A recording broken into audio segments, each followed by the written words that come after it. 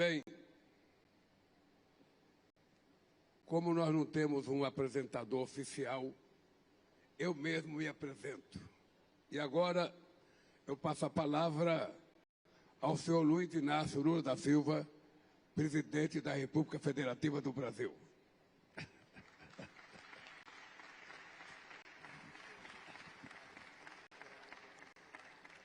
As decisões que tomarmos com relação ao setor energético definirão o nosso sucesso ou o nosso fracasso na batalha contra a mudança do clima.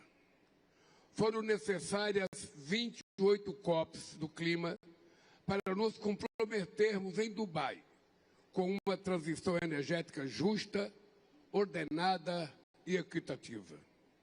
A Terra não comporta mais um modelo de desenvolvimento baseado no uso intensivo de combustíveis fósseis que vigorou nos últimos 200 anos.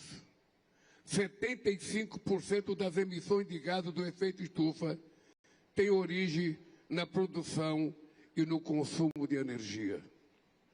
Não podemos nos omitir ou intimidar diante da magnitude desses dados.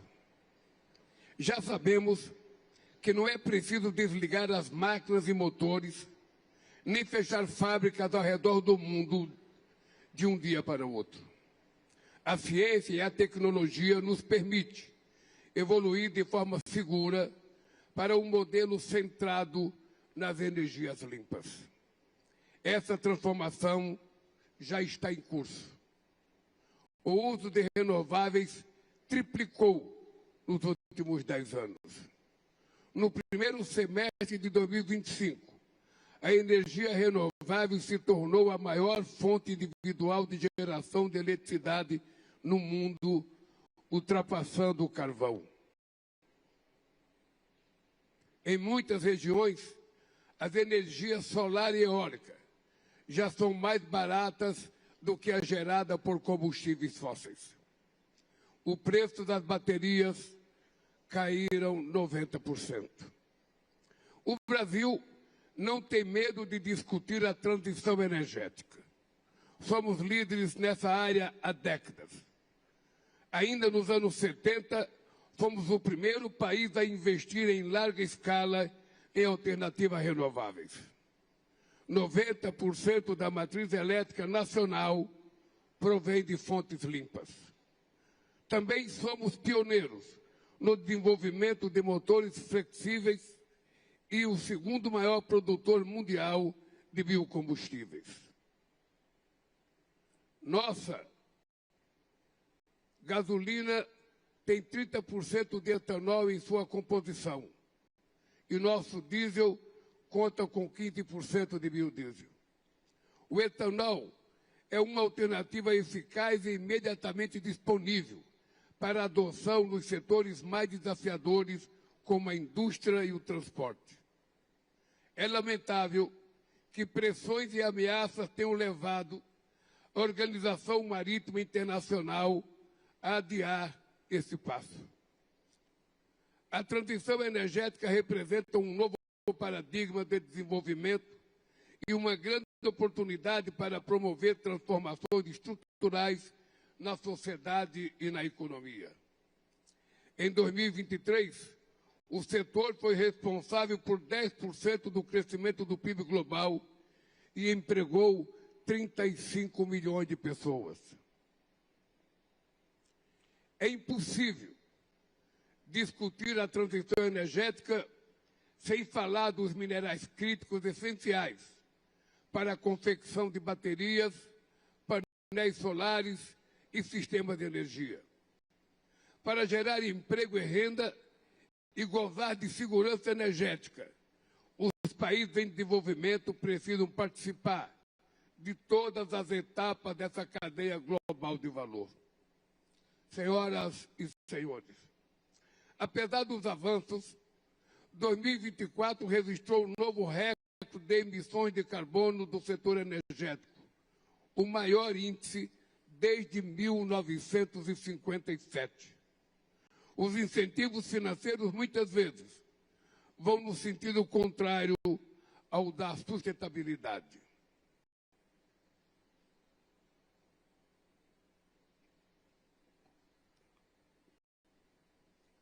No ano passado, os 65 maiores bancos do mundo se comprometeram a conceder 869 bilhões de dólares para o setor de petróleo e gás.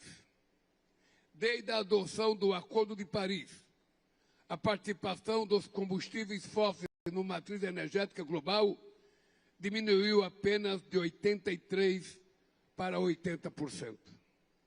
O conflito na Ucrânia reverteu anos de esforços para a redução da emissão de gás de efeito estufa e levou à reabertura de minas de carvão.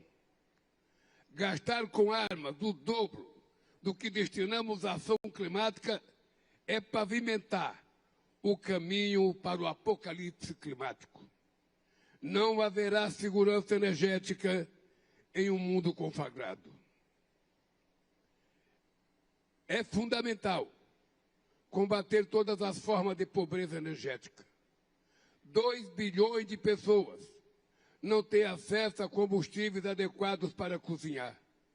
660 milhões de pessoas dependem de lamparinas ou de geradores a diesel nas periferias das grandes cidades e nas comunidades rurais da América Latina, da África e da Ásia.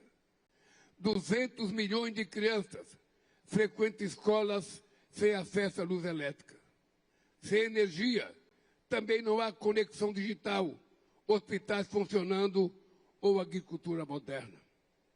Sem equacionar a injustiça de dívidas externas impagáveis e sem abandonar condicionalidades que discriminam os países includes bridge, energy system and coastal protection to safeguard critical economic assets and the trade corridors. Enhancing health system is also important to respond to the rising cases of heat-related illness and vector-borne disease through strengthening the early warning and climate information system to mitigate loss and damage associated with the adverse impact of climate change. In order to meet its targets on climate change, by 2030, a robust resource mobilization based on common but differentiated responsibility must be implemented without failure. The agency is also based on the fact that the financing gap is widening in most of countries and the public debts are also growing. And this is worsened by the cost of the capital that is exceptionally high for developing countries based on perceived risk that does not reflect the reality on the ground. Therefore, to enable the developing countries to meet their obligation, there is a need for the international financial architecture to be reformed so that trade practices are fair and the cost of borrowing reflect the real risk.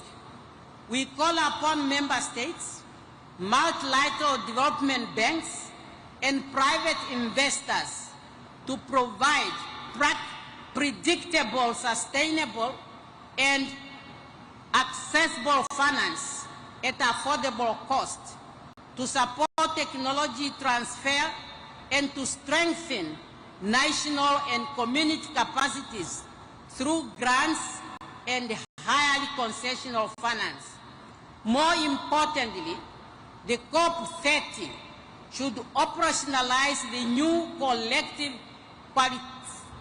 quantified goal on climate finance of $1.3 trillion US, which must be transparent equitable, and responsive to the needs of developing countries. One thing we must be aware: the future will not judge us on the number of COP conferences or other climate-related conferences we are hosting, but on the concrete action we have to take to save Mother Earth, for her to take care of us now and in the future. I thank you for your kind attention.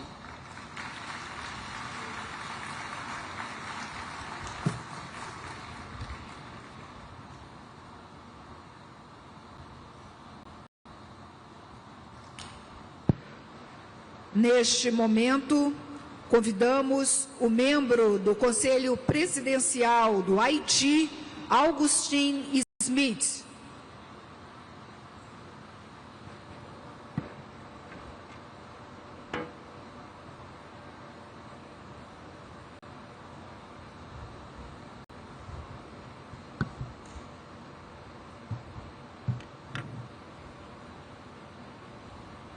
Monsieur le Président, Monsieur le Secrétaire général, Excellences, Mesdames et Messieurs, les chefs d'État et de gouvernement, Mesdames et Messieurs les chefs de délégation, distingués délégués. C'est avec un profond sentiment de responsabilité que je porte aujourd'hui la voix du peuple haïtien à cette 30e conférence des parties à la Convention cadre des Nations Unies sur les changements climatiques.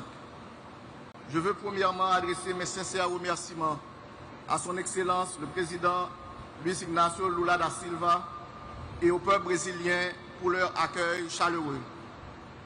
Je félicite le Secrétaire général des Nations Unies pour son engagement constant en faveur de la paix et de la justice internationale. Excellences, distingués délégués, ma délégation veut rappeler que le réchauffement général de la planète est dû aux activités humaines. Les industries polluantes sont les principales sources des émissions de gaz à effet de serre. Malheureusement, ce sont les pays du Sud qui sont les grandes victimes de phénomènes qu'ils n'ont pas créés. Pour les petits États insulaires au développement, les changements climatiques sont déjà une menace existentielle. Et si l'on parvient à perdre notre territoire, nous perdons notre identité, notre histoire et notre culture.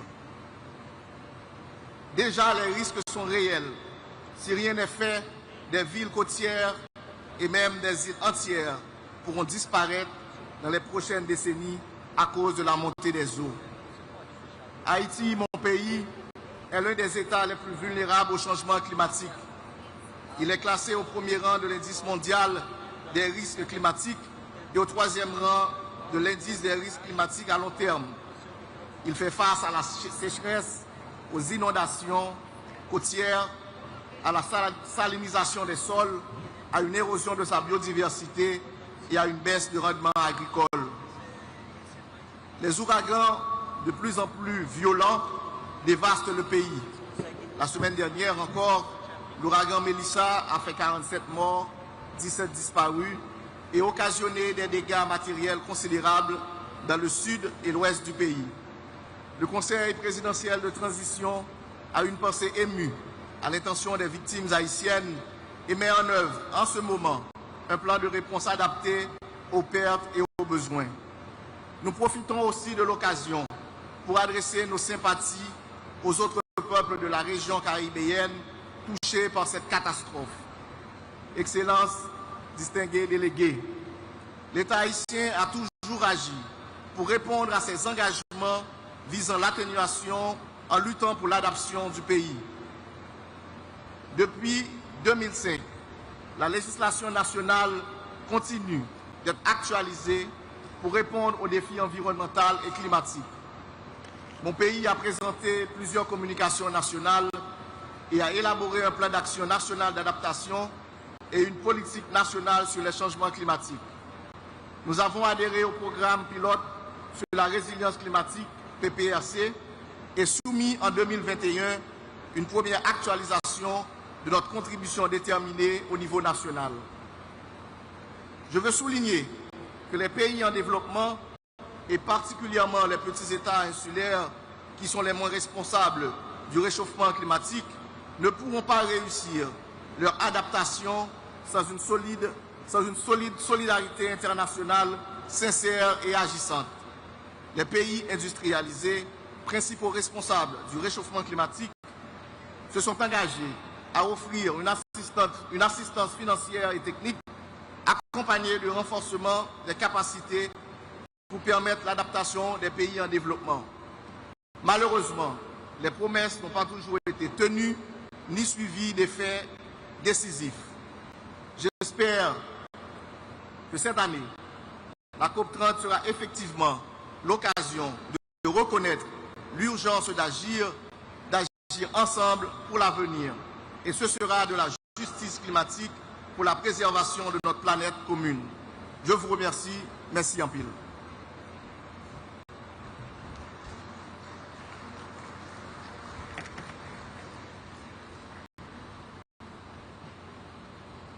Temos agora a manifestação do representante da Somália, vice-primeiro-ministro Salah Ahmed Jama.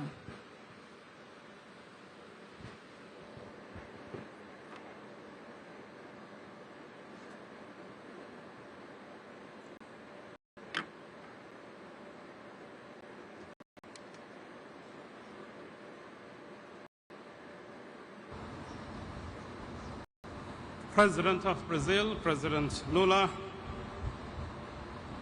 dignitaries, heads of states, greetings to you all. And let me begin by thanking the government and the people of Brazil for their generous hospitality accorded to all of us.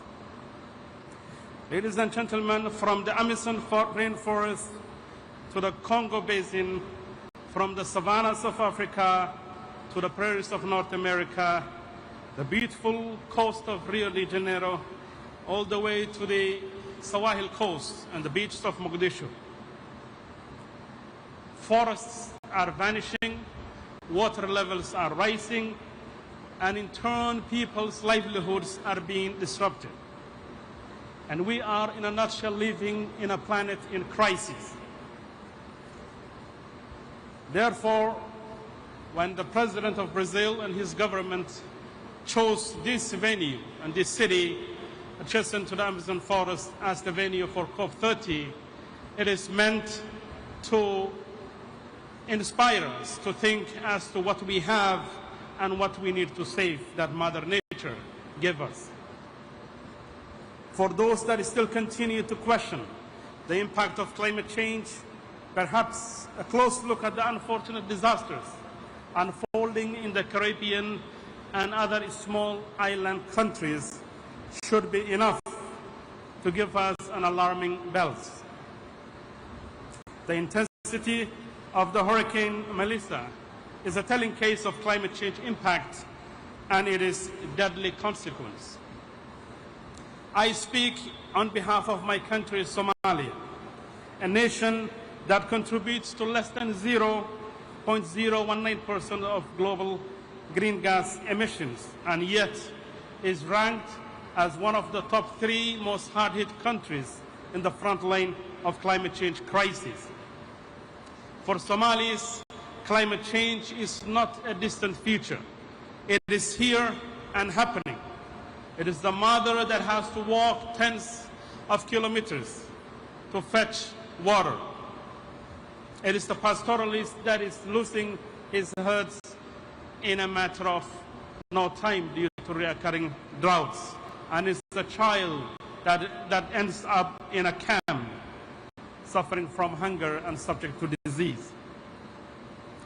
This is not a statistics, but a story of human suffering and survival.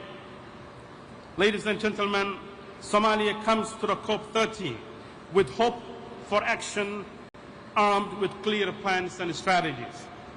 We have submitted our 3rd generation NDC and advanced our National Adaptation Plan, both embedded in our National Transformation Plan.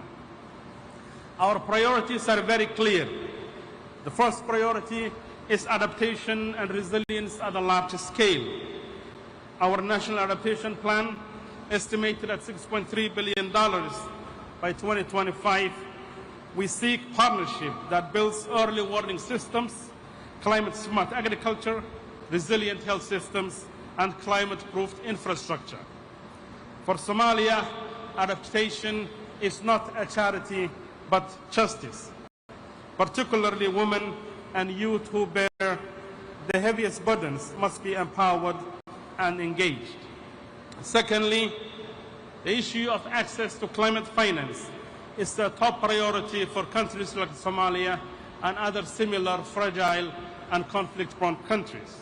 Globally, climate finance has reached over $1.5 trillion in 2022, yet fragile and conflict-affected countries together received less than 5% of that total. In Somalia, actual flows were under 300 million by the year 2020, which is less than 1% of what is required to adapt to climate change. We call for more grants, fewer loans, and faster access and support that strengthens national systems. Timely finance is the bridge between vulnerability and viability. In an era of decreasing ODI and shrinking multilateralism, perhaps climate finance could be the only source for financing development in countries like ours. Third, we welcome the recently established Loss and Damage Fund. In the case of Somalia, recent estimates estimate direct climate-related losses in Somalia to about $2.8 billion. So we are certainly facing the brunt of climate change in terms of damage in the form of livestock lost and agrarian communities devastated. We welcome the new fund, but urge rapid capitalization and action because every delay deepens suffering and erodes hope. Fourth, the issue of energy transition is a priority for Somalia and Africa at large, with over 600 citizens in Africa that have never seen electricity. We intend to transition to green energy, but in a just and transferable manner. Somalia has a huge potential in solar and wind, but that needs a huge investment in the form of decentralized mini-grids, solar irrigation, and clean cooking solutions. And finally, climate impact and adaptation is intrinsically linked to peace, stability, and they are both inseparable. In Somalia, droughts and floods displace families, fuel conflict, and undermine stability. That's why climate action is peaceful action, an investment in security and dignity. Excellencies, the Paris Agreement promised equity, yet the gap between promise and practice continues to widen. Those least responsible must not bear the heaviest burden. Finance must be accessible, technology must be transferable, and decision-making must be inclusive, so that vulnerable nations can shape their own climate future. We aspire to a future where resilience drives peace, prosperity drives dignity, and a future where no child goes hungry because the rains have failed. A future where renewable energy lights every Somali village. As the poet Warsan Shire reminds us, no one leaves home unless home is the mouth of a shark. So when communities that are leading their normal lives in their normal habitat are struck again and again by impact of climate change in various forms and shapes, they end up becoming IDPs on the outskirts of big cities. For millions of Somalis, climate change has turned home into a shark. Let's work together to tame it, invest in resilience, invest in peace, and invest in Somalia. Thank you very much.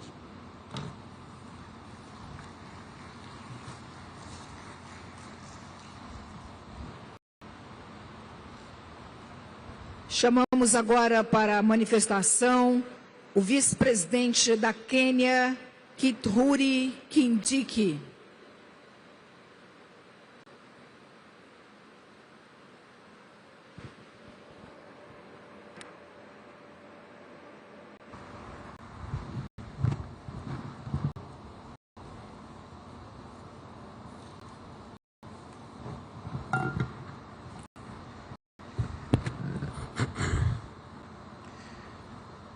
I congratulate you, Mr. President of COP30 on your election, and I want to assure you that Kenya will fully support you as you discharge your responsibilities.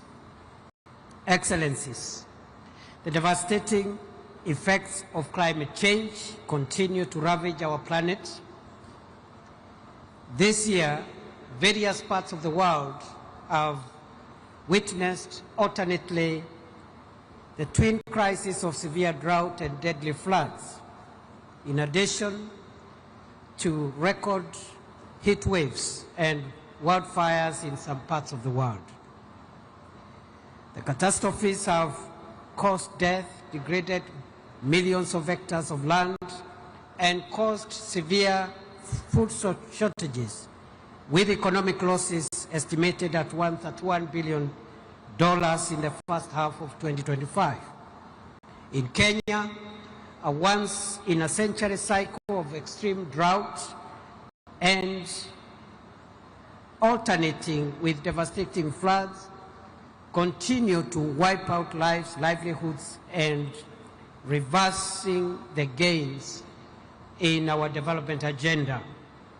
As I traveled here, Excellencies, we are still searching for scores of people who went missing after a mudslide affected one part of our country. And this has become now common than it was before.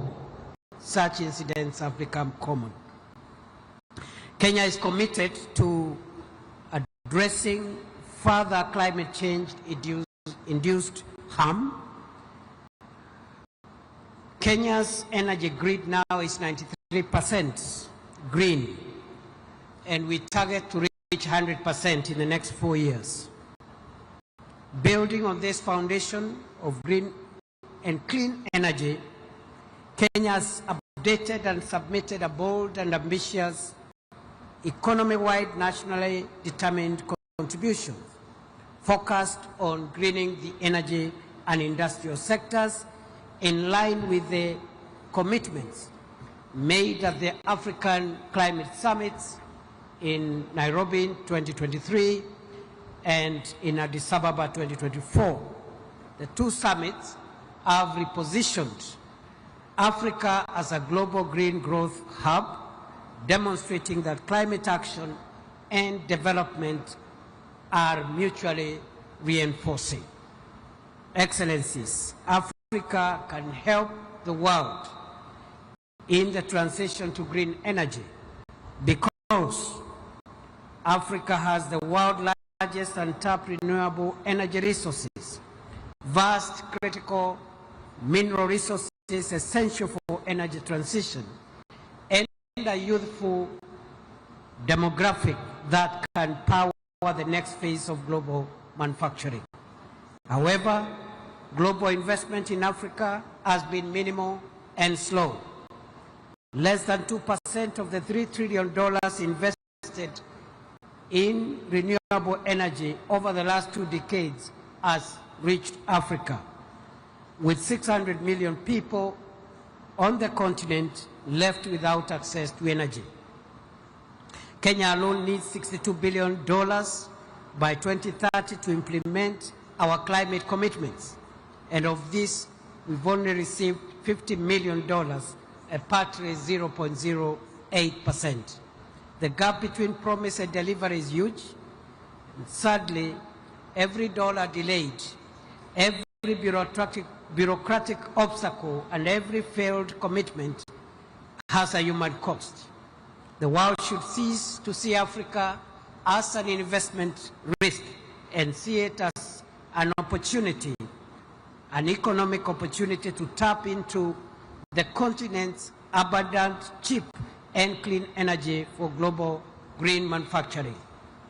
The failure to honor commitments, bureaucratic delays, and the lengthy discussions at the COPs that prioritizes process over delivery are simply cruel and unjust to the millions suffering from the effects of harsh climate today.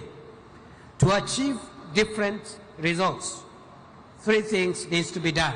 One, COP30 ought to be the COP which will dramatically change our climate financing architecture from incremental pledges in billions to actual disbursements of the trillions required to match the scale of the climate crisis. Thus, the new collective quantified goal must be set at a level commensurate with the trillions required to achieve the 1.5 degrees Celsius goal. We have to operationalize the Baku to Belem roadmap to $1.3 trillion as we have agreed in COP29 and have a clear path for mobilizing this finance for developing countries by 2035. This finance must be new and additional to the development, to overseas development assistance, predominantly grant-based for adaptation and for loss and damage, designed to avoid compounding Africa's debt crisis. Number two, we must urgently reform the current global financial architecture to make capital more accessible and affordable for climate action in the developing world. And number three, and lastly, climate policies must integrate the empowerment of women, the youth, and farmers to ensure that the benefits of a green economy are equitably shared across communities, gender, and generations, and that the 1 billion people in Africa who lack clean cooking amenities are prioritized. Thank you.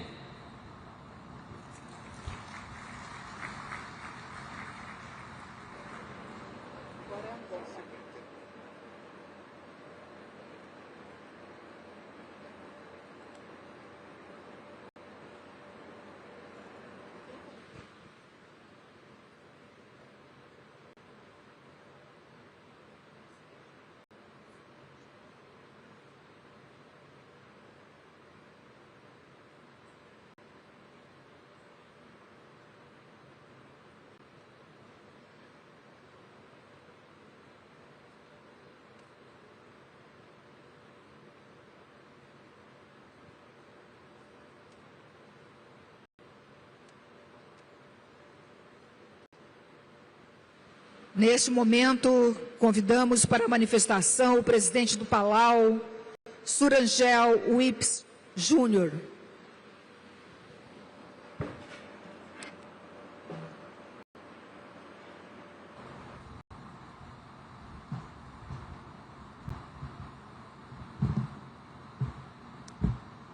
Excellencies, distinguished delegates, and friends, Ali from the big ocean state and island nation of Palau, where the ocean speaks and the land remembers. President Lula, thank you for your warm Brazilian hospitality and for your leadership in hosting COP30 here in Belem, the gateway to the Amazon. You know, this sacred setting reminds us of what we must protect and the stewardship we must activate. Guided by that spirit, Palau reaffirms its commitment to international cooperation, our most vital tool in confronting the climate crisis. We express deep concern over the reversal by some long-standing climate commitments and the chronic shortfall in our collective ambition. You know, yet this is a moment that we must not weaken our resolve it must ignite it. We must work together with greater purpose, urgency, and unity.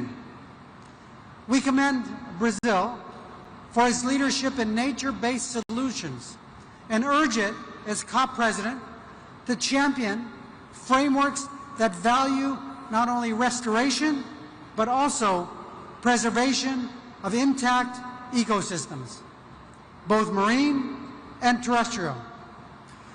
Although Palau's share of global emissions is only 0.00002%, our forests and mangroves make us a negative emitter. And even as a negative emitter, Palau launched its NDC 3.0, reaffirming our leadership from the front line. Our targets are bold: a reduction of 44% from our 2015 levels by 2035, and a pathway to 100% renewable energy with critical support from our partners, Australia, Taiwan, Japan, and the ADB. We applaud Brazil's clean energy mix and call for a truly just transition, one that is inclusive, equitable, and responsive to the needs of vulnerable nations. It demands enduring partnerships, catalytic investment, and shared innovation. Transitioning away from fossil fuels is central to this. Looking ahead, Palau and our Pacific family support Australia's bid to host COP31 in the Pacific. Australia is on a strong pathway to reduce emissions and is helping countries like ours accelerate the energy transition and adapt to the worsening climate impacts. Like our presence here in the Amazon, our COPs must reflect the geographic diversity of our shared challenges, both green and blue. The Pacific has long served as the world's moral compass on climate justice, fighting for the 1.5-degree goal, and advancing loss and the damage mechanism, and leading the landmark ICJ advisory opinion. It is now the Pacific's turn, and we look to our host and all of you here to help find a pathway to a successful Pacific COP31 with Australia. It's time. As next year's chair of the Pacific Islands Forum, Palau looks forward to advancing the Blue Pacific's Unlocking Blue Pacific Prosperity Initiative and the Pacific Resilience Facility. These two funds invest in the ocean's role of tackling warming and our vision of becoming the first 100% renewables-powered region in the world. This will help us in reallocating the $6 billion the Pacific spends annually on fossil fuels, and will transform livelihoods and prosperity for our people. As we advance this agenda, let us reaffirm our defining principle: leaving no one behind. Despite strong climate ambitions, Taiwan continues to be excluded from this process. With higher emission reduction targets and science-based actions, Taiwan can help accelerate the global transition. Every capable partner, including Taiwan, must have a seat at the table. And as current chair of AOSIS, I speak as one with my fellow leaders. Our future depends on the 2025 NDC Synthesis Report. And we know it clearly shows we are not on track to limit warming to 1.5. All countries must submit NDCs of the highest ambition and urgently. 1/3 is not acceptable. We need to do better. Equally urgent is our enhanced and accessible climate finance. Our safety and survival are rights, not bargaining chips. And COP30 must deliver the finance that turns ambition into action. You know, Palau's traditional war canoes were manned with warriors to paddle, a chanter to keep them in sync, and a bailer to keep them afloat. We are in a climate war, and the success of our mission is everyone's responsibility. Our survival requires us to chant, bail, and paddle together with unity of purpose as one. Because only together, as the theme of our 80th UN General Assembly reminds us, we are stronger. We envision a Pacific where our children inherit not crisis, but courage and purpose, where our islands are not sinking symbols, but rising beacons of innovation, climate justice, and hope. Obrigado. Kompan Masulang. Thank you.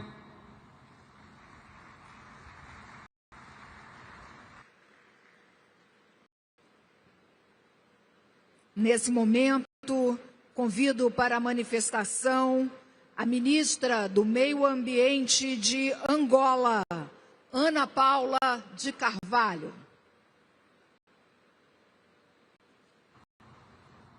Good morning. I speak in Portuguese. Bom dia. Excelência, Senhor Presidente da República Federativa do Brasil, Excelência, Senhor Secretário-Geral das Nações Unidas, Excelentíssimo Senhor Presidente da COP30, Excelentíssimo Senhor Secretário Executivo da Convenção do Clima, chefes de Estado e de Governo, distintos delegados, minhas senhoras e meus senhores.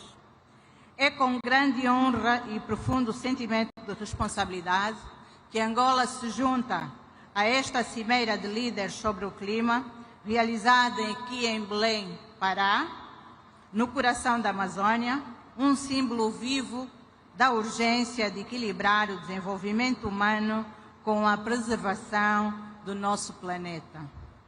Trago a esta plenária uma saudação especial de Sua Excelência João Manuel Gonçalves Lourenço, Presidente da República de Angola, a quem tenho a honra de representar, que por razões de agenda não pode estar presente nesta terceira edição da Conferência das Partes. Neste momento, Angola celebra com orgulho 50 anos da nossa independência, uma data de profunda reflexão sobre o caminho percorrido e os desafios que ainda nos unem.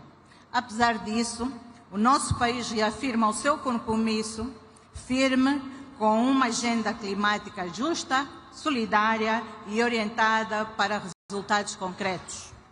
Angola reafirma a sua determinação em contribuir para limitar o aquecimento global a 1,5 graus, bem como o fortalecimento das comunidades vulneráveis para se adaptarem às alterações climáticas. E estamos a trabalhar no sentido de acelerar a transição para uma economia de baixo carbono. Temos avanços consideráveis no que diz respeito às energias limpas, tendo sido registrado um aumento na nossa eficiência energética, quer por via de fontes de abastecimento hídrico, solares e até mesmo ciclos combinados. Relativamente à gestão de resíduos, também foram dados passos significativos. Temos 2 aterros na província do Namibe, que é uma das 21 províncias que compõem o nosso belo país. Para o OGE 2025 foram previstos 2 centros de valorização de resíduos, um para a conclusão na província do Ambo e outro de raiz na província do Bengo, que atenderá as províncias de Luanda, Bengo e Colibengo.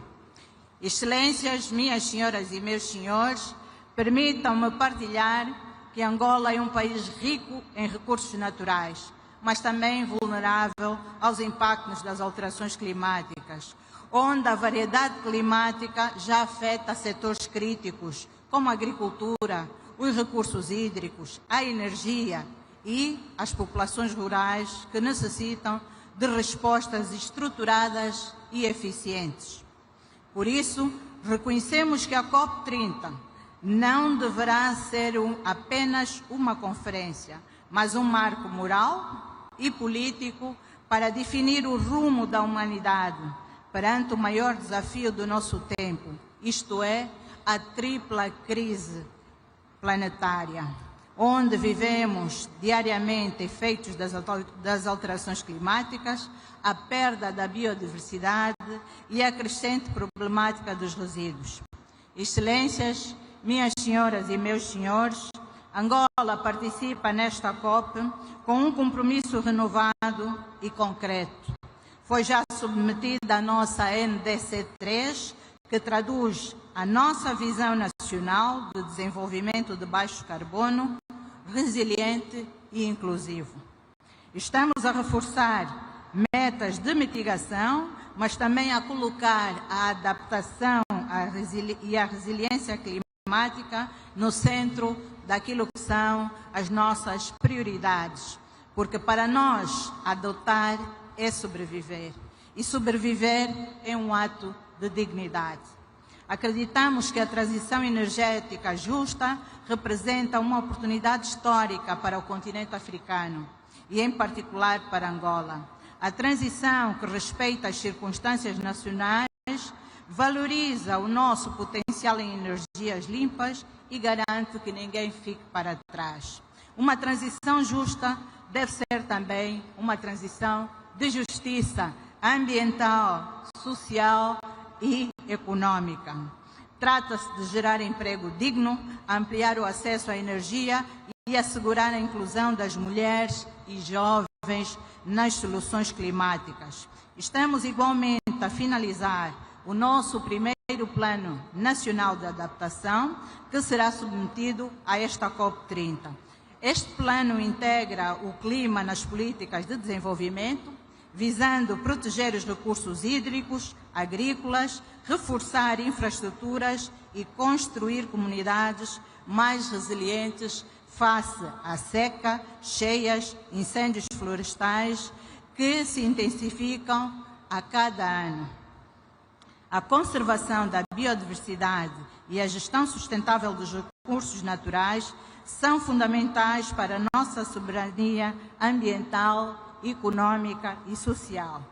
Mas sabemos que não é possível haver adaptação sem financiamento previsível, acessível e justo.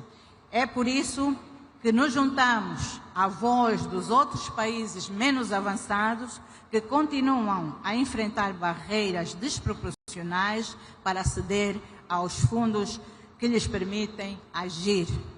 Assim sendo, esperamos que a COP30 seja o início da transformação das promessas em ações reais de financiamento e compromissos em soluções concretas.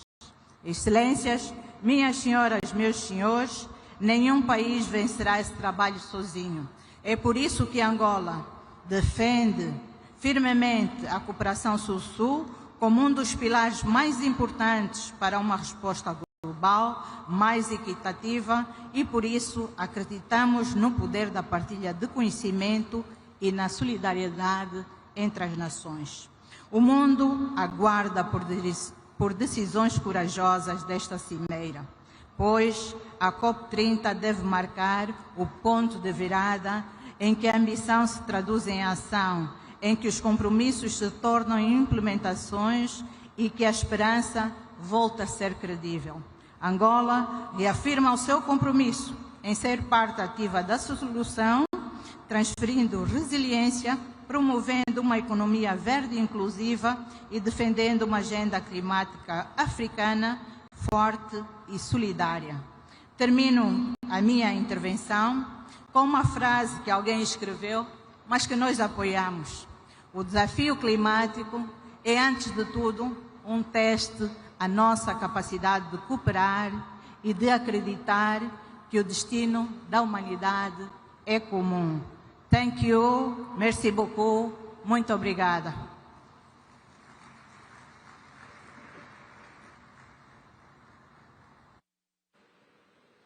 Neste momento, convido para a manifestação o ministro das Relações Exteriores das Ilhas Marshall, Kalani Kaneko.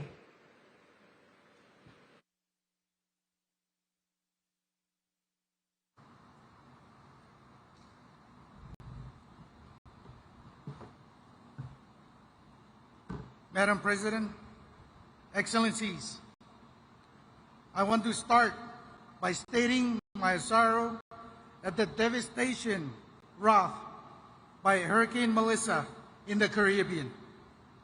As islanders, we cannot help but see ourselves in the images coming out of Jamaica, Cuba, and Haiti. All we have to do is look outside our front doors to witness the impacts of climate change. For centuries, we were protected by the vast blanket of ocean that served as a thoroughfare between islands and provided the abundance food that nourished us. And when the swells rose high, the coral reefs that surrounded us provided protective rings to calm the waves. But now the sea rises, the coral dies, and the fish stock leaves our shores for cooler waters. What will happen when the next storm comes to us? If this is a COP of truth, then to answer this question, as the President of Chile said, we must begin with the science. And the International Court of Justice advisory opinion reaffirmed that our response must be a collective one, guided by the best available science in the 1.5 degree temperature limit, grounded in human rights principles of equity, justice, and directed toward ensuring that those most responsible provide support for those most vulnerable. We put our faith in the Paris Agreement 10 years ago, and we have worked tirelessly to live up to its commitment. The Marshall Islands delivered the NDC in February, and we submitted our National Adaptation Plan 2 years ago. And we are doing our utmost to implement these plans with limited resources. We know that the Paris Agreement has moved the needle on climate action. We have expanded clean energy and slowed warming. But the future of my country depends on each and every party coming together to do more faster. Whether leaders are here or not, the largest emitters must show up on paper with higher ambition, NDCs, and more finance. This COP needs to agree on an adaptation package with a new finance goal at its heart, with concessional terms and direct access to small island states. Because I tell you, In the Marshalls, our adaptation needs are overwhelming. For us and islanders alike, adaptation finance means investing in our survival in the face of hurricanes, wildfires, droughts, famine, and sea level rise. My people have already shown tremendous resilience. When the United States exploded 67 nuclear bombs over the Marshall Islands, we were bequeathed poisoned homes, cancerous growth, communities living in exile. Yet we endure. The fight for climate change is a fight to ensure that the history doesn't repeat itself. It is clear that the fossil fuel industry is not preparing for a just, orderly, and equitable transition. Instead, we see a future of supply shocks, conflict of resources, stranded assets, and the legacy of dangerous climate change being visited upon us to serve the interests of others. A legacy now visited on Caribbean shores. So I stand with President Lula and support his call for international community to come together to define a roadmap for the transition away from fossil fuel. I am equally inspired by the COP President's call for a spirit of Muri Trao, in which we work together to achieve more than we could ever possibly imagine doing alone.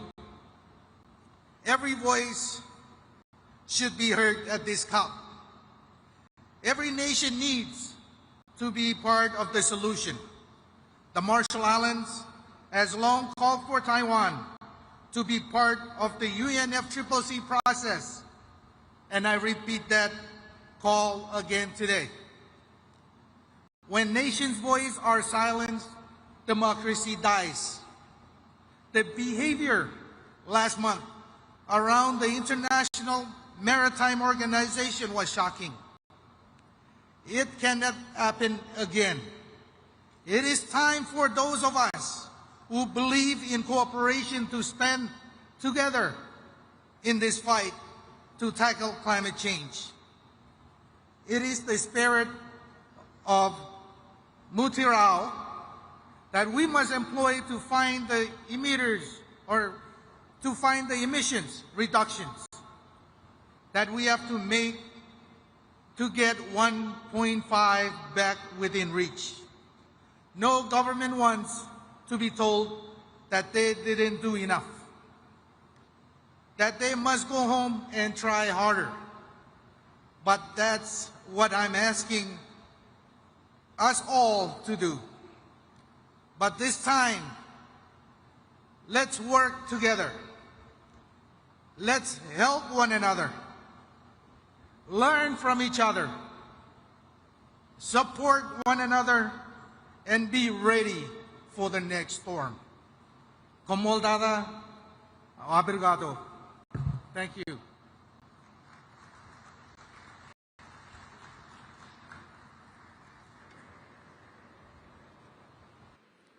Neste momento, convidamos para a manifestação a chefe do Departamento de Meio Ambiente do Irã e vice-presidente para o Meio Ambiente, Shina Ansari.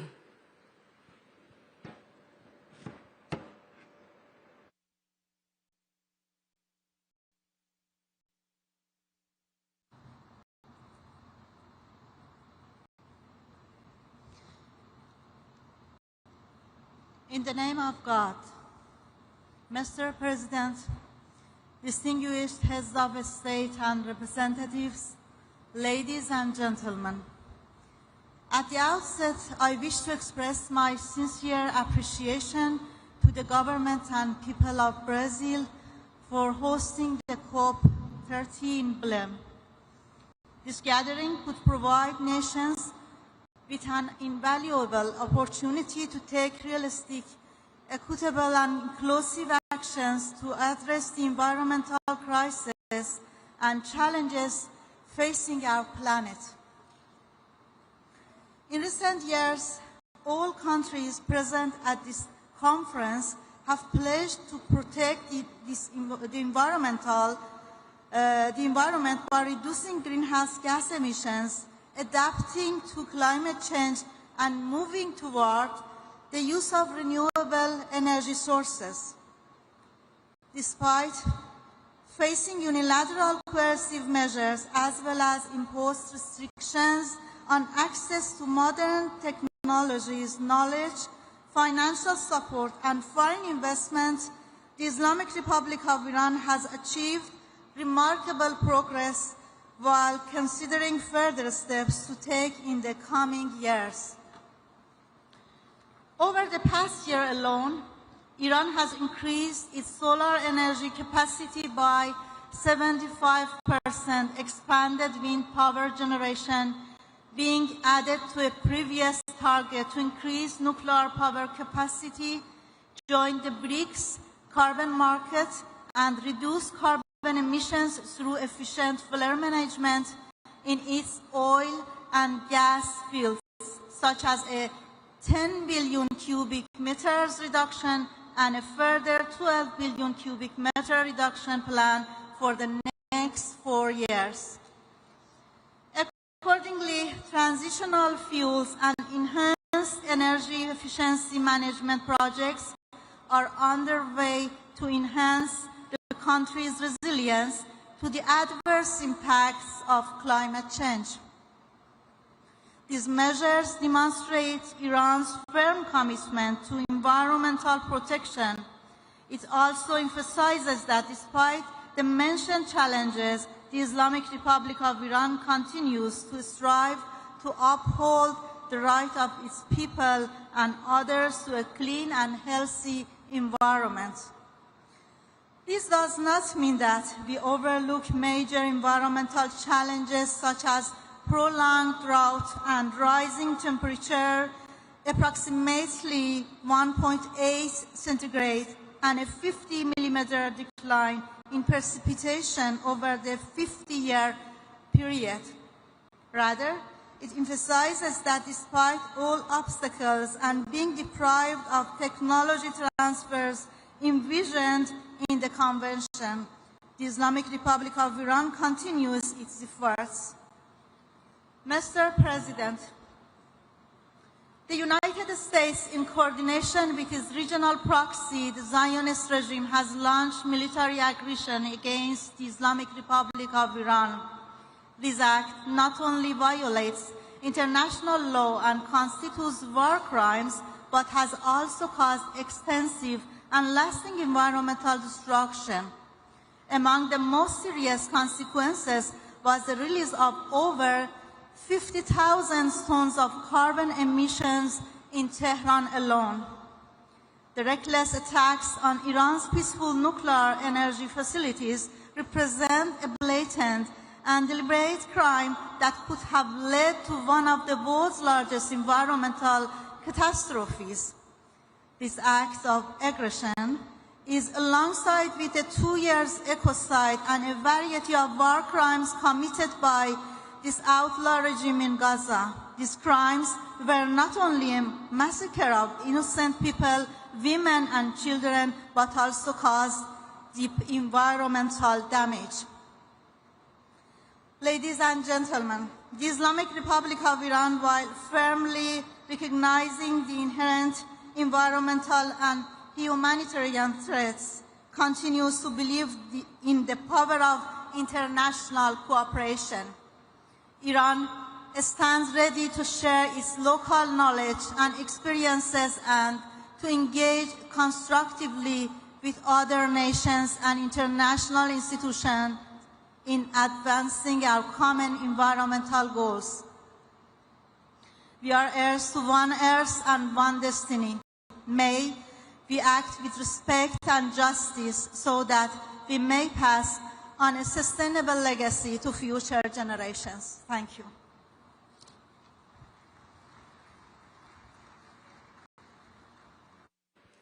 Neste momento, convidamos para a manifestação o ministro do Meio Ambiente do Iraque, Halo Mustafa Al-Askari.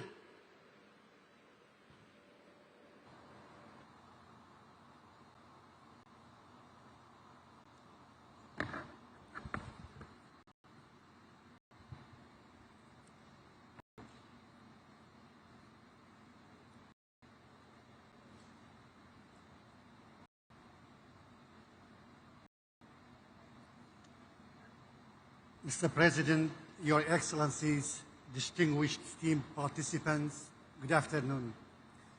From Mesopotamia, the land of Iraq, we extend our greetings to you, to Brazil, the home of the Amazon, the lung of the earth, and an active contributor to climate equilibrium throughout the Holocene epoch.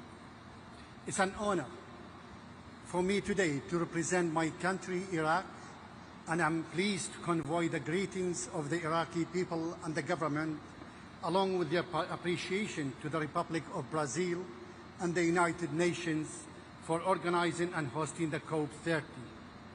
This conference is being held in amid of growing global environmental challenges and the increasing impacts of climate change, reminding us that the destinies of our water and air are one, and that the environment knows no borders. And between the Tigris and Euphrates, Iraqi marshes, mountains and deserts, and the Amazon, there is a historical and continuous solidarity.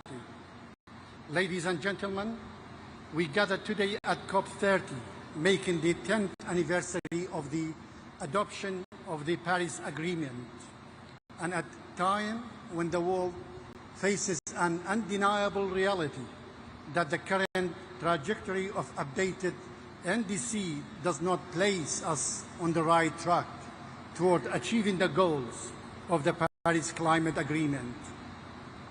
In the context, we call at the conference for a clear and measurable commitment to climate finance and for the equitable support to be directed toward vulnerable countries and communities with limited adaptive capacity as a fundamental human right. Today, Iraq announced tangible progress on its climate action pathway. We have submitted our second nationally determined contribution 2025 to 2030, which serves as the overarching framework and roadmap for climate action in the country. In this document, we have raised our level of ambition to reduce greenhouse gases emissions in full commitment to the Paris Agreement and its provisions. In addition, we have launched 6 other key documents related to climate action. On the other hand, Iraq has taken a significant institutional step by establishing the State of Company for Carbon Economics, aimed at operationalizing the mechanism of Article 6 of the Paris Climate Agreement, engaging with regional and global markets, and put the foundation for a national carbon market. In today's conference, we reaffirm that Iraq is among the world's key contributors to global energy supply and will continue to play this vital role in ensuring the stability of energy and oil markets.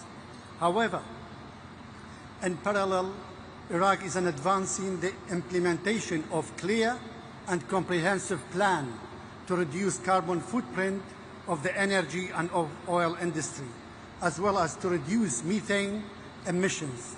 This plan includes ending routine flaring of associated gas by 2028 and improving the efficiency of oil industry operations, expanding renewable energy capacity to reach 12,000 megawatts. In terms of exposure to climate change and the challenges of adaptation and environmental resilience, water scarcity has become an extensional challenge in Iraq, alongside waves of drought, desertification, and sand and dust storms are intensifying. The marshes of the southern of Iraq are experiencing frequent droughts that have affected more than 90% of their historical area. Similarly, the mountains and forests of Kurdistan region, as well as the natural ecosystem in eastern and western Iraq, face the same problem. The crisis threatens biodiversity, agriculture, undermines the livelihoods of local communities, increases displacement and migration, and disrupts the routes of the migratory birds. In recognizing the needs of our people, after decades of suffering and to increase greater resilience, the government of Iraq placed climate action at the core of its national development plans. It also placed youth, women, academic researchers, civil society, and the private sector at the heart of decision-making and implementation. Because climate action requires the participation of all, and because local knowledge and innovation are the driving forces of sustainable solutions. Iraq is also working to open doors and opportunities for cooperation with the neighboring countries to adopt joint regional adaptation plans and cross-border mega projects in the fields of water, agriculture, nature-based solutions, energy, and sustainable transport within the framework of the Paris Agreement. Regional cooperation remains the most effective path to maximize impact, reduce cost, and strengthen stability and integration among the people of the region in the face of climate change. In conclusion, we confirm that our message today present a roadmap framed by clear timelines, measurable actions, and partnerships built on trust and transparency. What we have outlined in second nationally determined contribution, along with the institutional reforms and implementation projects we have launched, from ending routine gas flaring to expanding solar energy, representing a genuine commitment by Iraq that deserves recognition and support through financing, technology, and expertise. The success of this conference and the acceleration of the Paris Climate Agreement's implementation depends on strengthening climate funds and facilitating access to affordable and sustainable finance, supporting carbon markets with fair pricing mechanisms that stimulate and sustain green investment, and upholding commitments with the framework of common but differentiated responsibility. I thank you.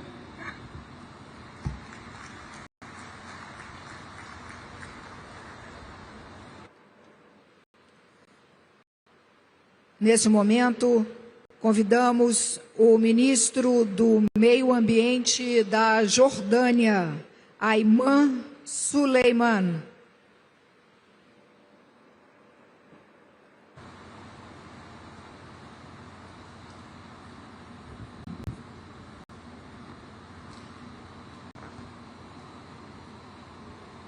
Bismillah ar-Rahman ar-Rahim.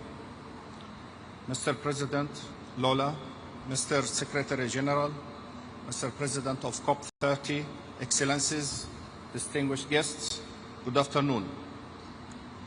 On behalf of His Majesty King Abdullah II and the Hashemite Kingdom of Jordan, I extend our sincere appreciation to the Republic of Brazil and to the people of Belem for hosting this important gathering in the heart of the Amazon, an emblem of nature's richness and fragile alike.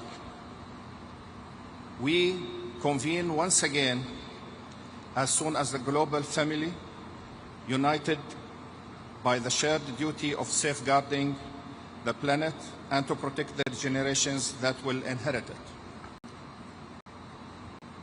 In our region, the Middle East, climate change is not a distant threat. Rising temperatures, shrinking water resources, and degraded systems threaten lives and livelihoods across the borders. Conflict only magnifies these risks, destroying land, marine life, and vital water resources, and displacing millions of people. Jordan has long carried the human consequences of regional crisis. This reality places the pressure on our scarce resources, particularly water, and intensifies our vulnerability to climate shocks. Yet, despite these challenges, Jordan has chosen a path of a proactive action and unwavering commitment.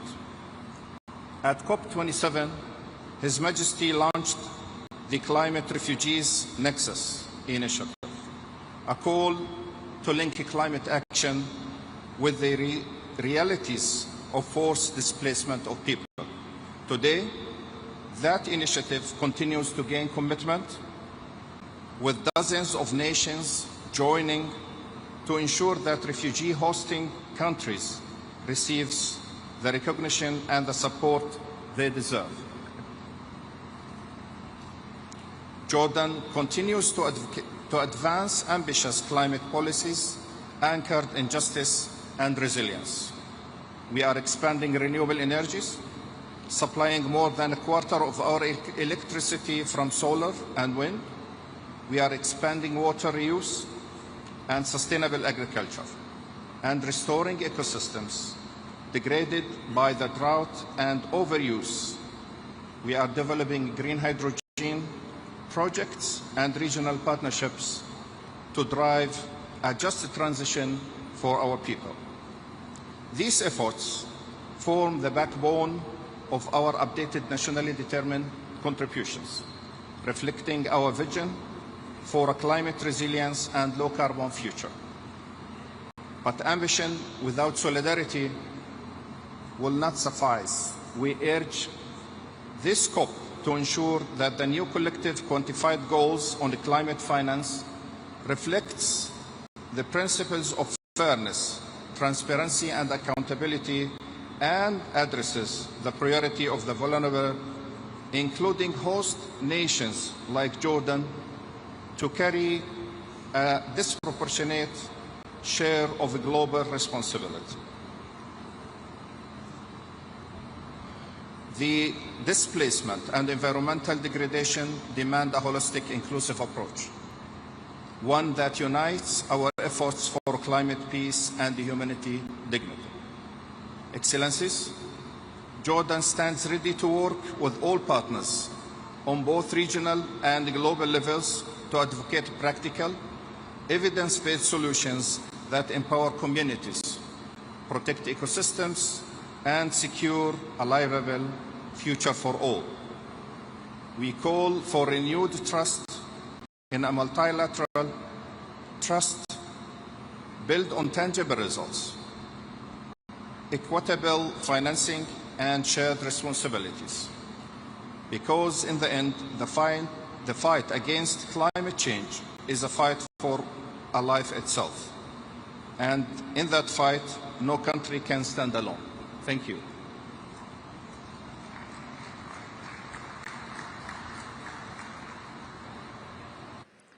Convidamos agora o ministro do Meio Ambiente e diretor da Agência de Proteção Ambiental da Libéria, Emmanuel Kingurei Yarki Paolo.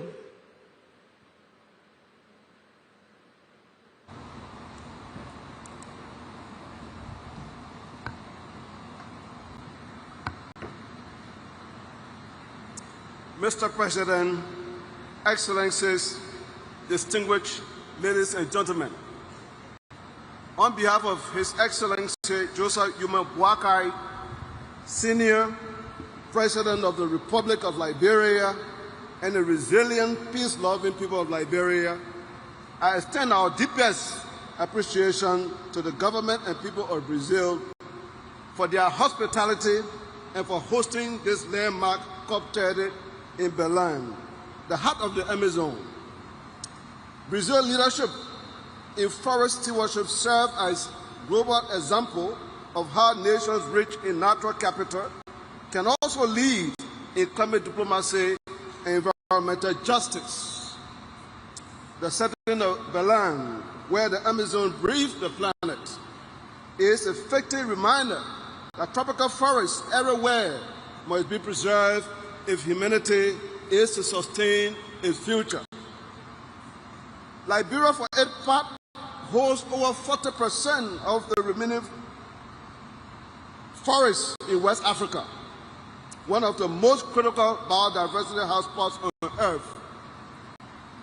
The forests are not merely national treasures, they are global lungs, capturing carbon, regulating rainfall, and supporting food and water security across the sub-region.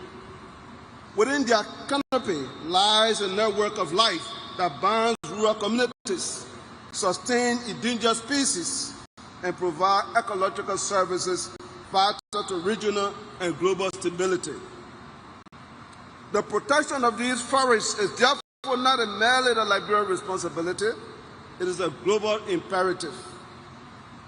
Liberia has demonstrated strong national leadership through the implementation of the nationally determined contribution, which commit to cutting greenhouse gas emissions by 64% by 2035.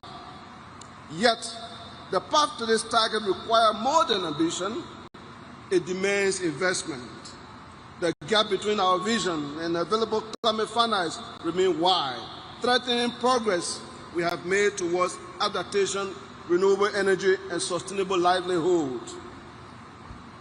That is why we strongly support innovative financing mechanisms such as the Tropical Forest Forever Facility. The TFFF provides a sustainable performance-based mechanism to reward countries that conserve and sustainably manage their forests.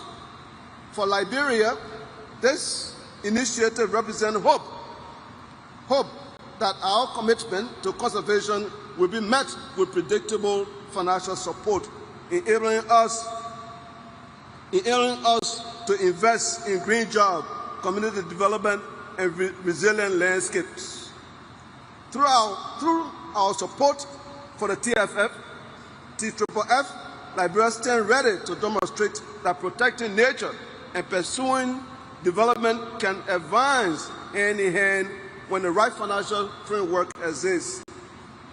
Our national development framework, the arrest agenda for inclusive development, encompassing agriculture, rule of law, education, sanitation, and tourism, ensure that climate action contributes directly to people's lives.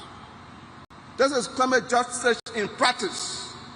Liberian national carbon market policy for a guarantee that benefits from carbon trade are shared equitably with indigenous people and local communities, ensuring fairness, transparency, and sustainability at the heart of our climate governance.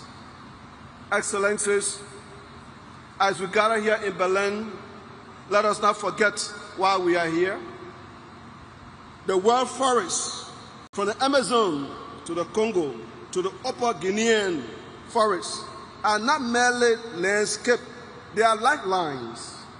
We must move beyond pledges and act with urgency and solidarity. The Paris Agreement must now be fully implemented, not in spirit, but in financing, technology, and capacity support to empower countries like Liberia to meet their commitment.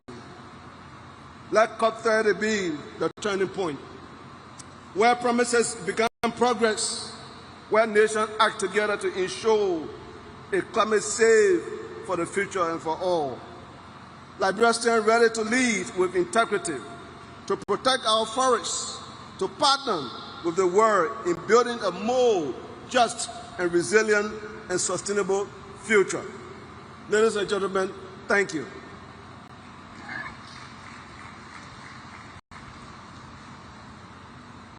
Convidamos nesse momento o ministro do Meio Ambiente da Mauritânia, Messouda Barhan Mohamed.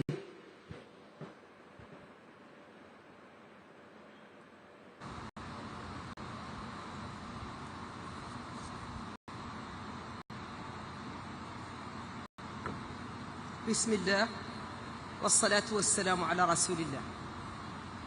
أصحاب الفخامة والسمو والمعالي والسعادة، أيها الحضور الكريم، يشرفني أن أتحدث إليكم اليوم باسم فخامة رئيس الجمهورية السيد محمد الشيخ القزواني رئيس الجمهورية الإسلامية الموريتانية بمناسبة انعقاد هذه القمة لقادة مؤتمر الأطراف الثلاثين.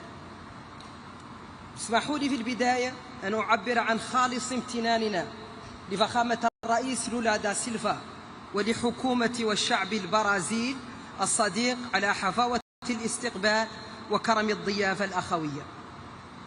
وأغتنم هذه الفرصة لأبلغ باسم فخامة رئيس الجمهورية السيد محمد الشيخ القزواني تحياته الودية والأخوية إلى نظيره الرئيس لولا، متمنيا له وللشعب البرازيلي دوام التقدم والنجاح لأعمال هذا المؤتمر التاريخي والتوفيق الكامل. أصحاب الفخامة، أيها السادة والسيدات، نجتمع اليوم في مدينة بلم في قلب الأمازون، هذا المكان الرمزي الذي يجسد ثرواتنا الطبيعية، يجسد جمال ثرواتنا الطبيعية وجمال كوكبنا وهجاشته في آن واحد.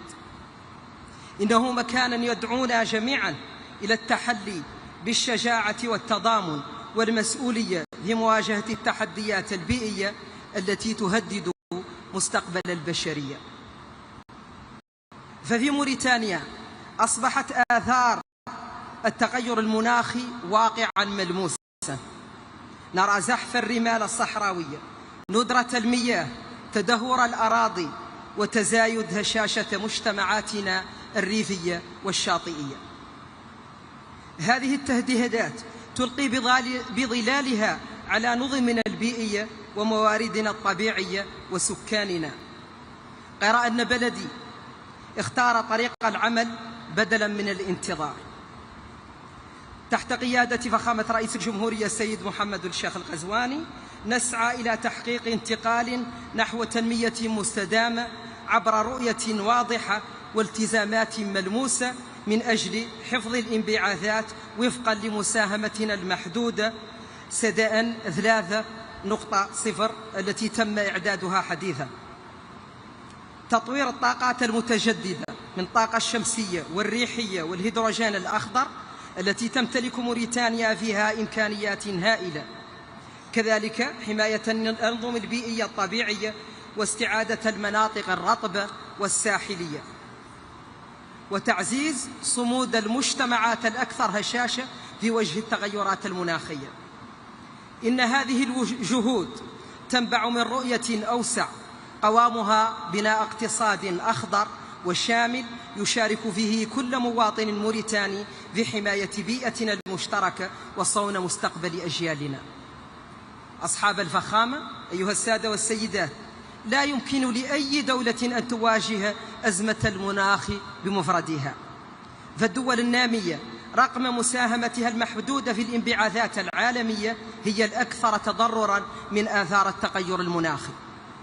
ومن هذا المنطلق تجدد موريتانيا دعوتها إلى تعزيز التضامن الدولي على أساس الإنصاف والعدالة، وندعو إلى تيسير الوصول العادل إلى التمويل المناخي والتنفيذ الفعال لصندوق الخسائر والأضرار ونقل التكنولوجيا الخضراء وتعزيز القدرات الوطنية في مجال التكيف والمواجهة. أصحاب الفخامة، أيها السادة والسيدات، لم يعد أمام العلم طرف للانتظار، فالعمل المناخي لم يعد خياراً، بل هو واجب أخلاقي ومسؤولية جماعية. وباسم فخامة الرئيس محمد الشيخ القزواني أؤكد التزام موريتانيا الراسخ بالعمل يداً بيد مع جميع الشركاء لبناء مستقبل مستدام مرن وعادل لكوكبنا. فلنجعل من هذه القمة COP30 نقطة تحول نحو الأمل والعدالة والمسؤولية المشتركة، وأشكركم لحسن إصغائكم والسلام عليكم.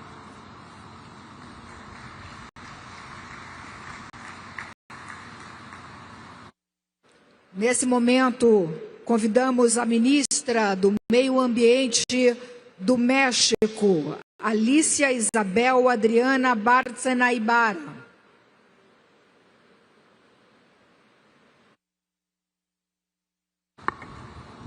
Excelencias, agradezco al Gobierno de Brasil y felicito al presidente Ignacio Lula da Silva por la organización de este evento.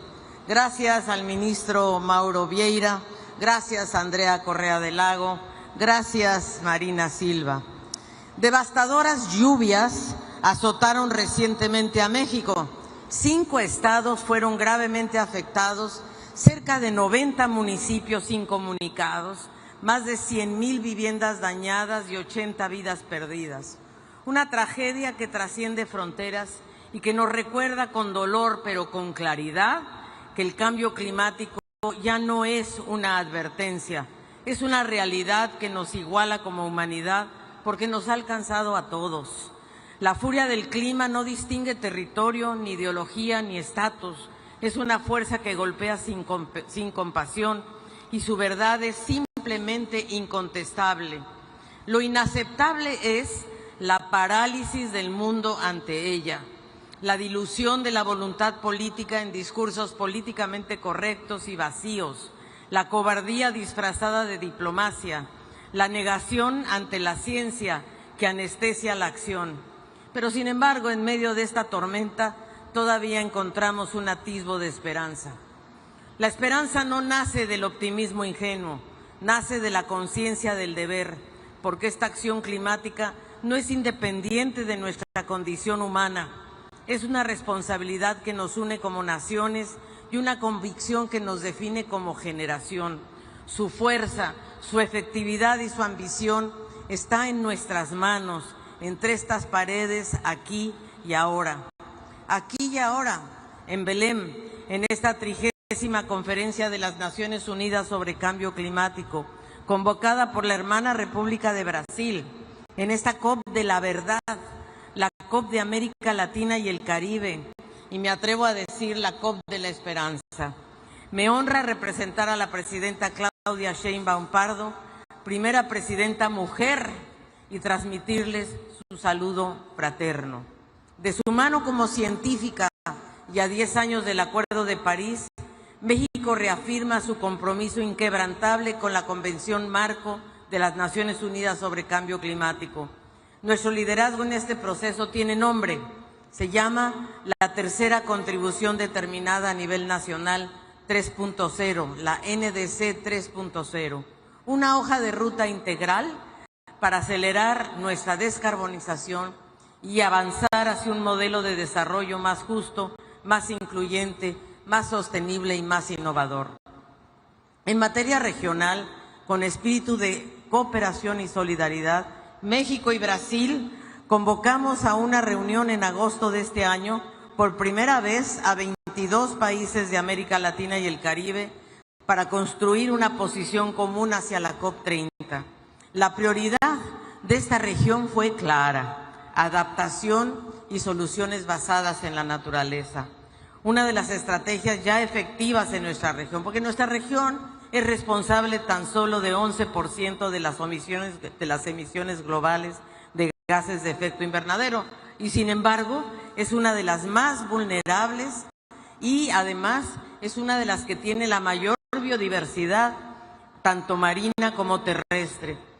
Estimamos, por ejemplo, que tan solo con recuperar 10% de los 1.450 kilómetros cuadrados de manglares mexicanos, podríamos reducir cerca de 19 millones de toneladas de carbono equivalente, que representan el 3% de nuestras emisiones nacionales del año 2024.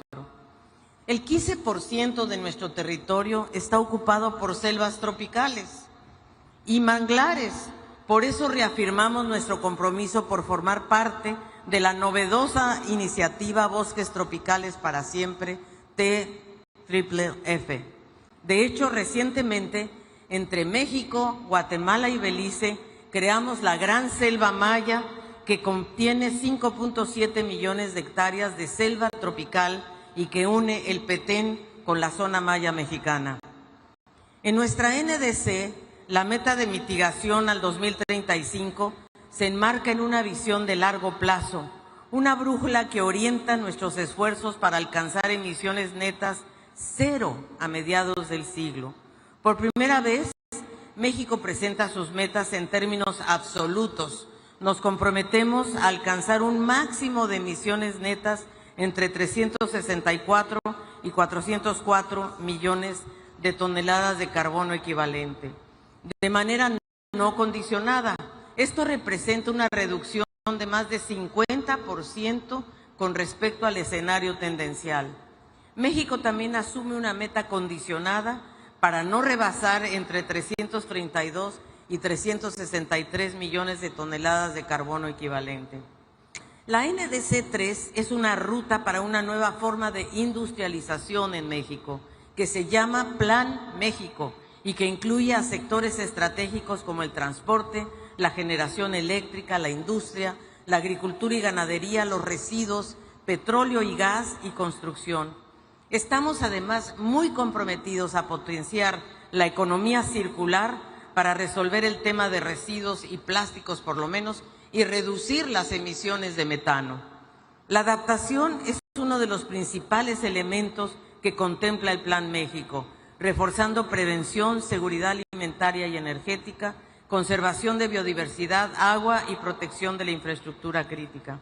Tratamos el cambio climático como seguridad nacional. Ese será uno de los temas que estarán incluidos en la primera Política Nacional de Adaptación que se publicará en 2026. México está convencido de la importancia de las soluciones basadas en la naturaleza y que la compensación por mitigación con la naturaleza es una forma de alcanzar las metas de la NDC 2 y de la NDC 3.